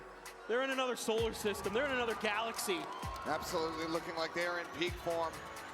Still some teams out there that potentially challenge them. Wolves, one that we definitely have to zoom in and keep our minds on because they in their own right have been looking incredible. But Gen G stay in the upper bracket. Fnatic still going to be with an opportunity to try to fight their way out of the lowers. Oh, and no #1 seeds got through. Very true, but what a tournament's been. Toronto, you guys have been fantastic. We're going to now send it down to GP for the Verizon post-match interview. Ladies and gentlemen, give it up for Gen G! Munchkin, come here, buddy. Come here, I want to talk to you real fast. Come over here. Of course, I'm joined by Jen Lee. Let's walk over here to this convenient pink line that we have created here. Munchkin, holy crap. What a series that was.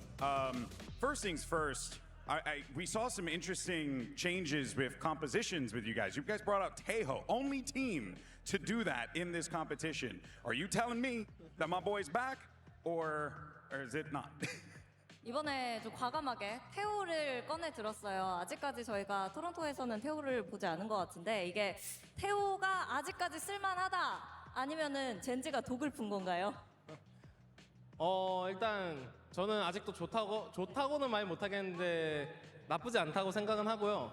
스플릿 뭐 태오 처음 꺼내고 지긴 했지만 다음 경기 때도 언제든 꺼낼 거니까 다른 팀들 조심하시기 바랍니다. What do you say? What do you say? I wouldn't typically say Tejo is still OP, but I would still say he's viable. Ooh. And yeah, I mean, our Tejo on Split, we lost that map, but we're ready to whip him out whenever on other maps as well. So watch out for our Tejo. Oh, okay, all right. Like hearing that. Now, from that, talk about that map 2 loss. What did the team talk about in between maps 2 and 3?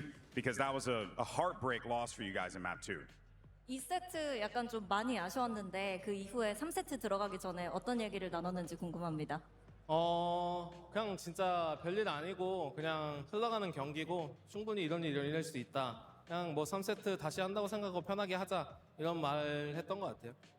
Not much, but it's just, you know, things happen and we take it in the chin and, you know, go with the flow and we can, you know, win the game by winning Sunset. So yeah, let's go do it. No, fair. I mean, you guys did that, just that. Now, what does make this Gen G team so different from everyone else? Because now, I mean, you heard Achilleos and Paperthin, although, you know, they love you guys.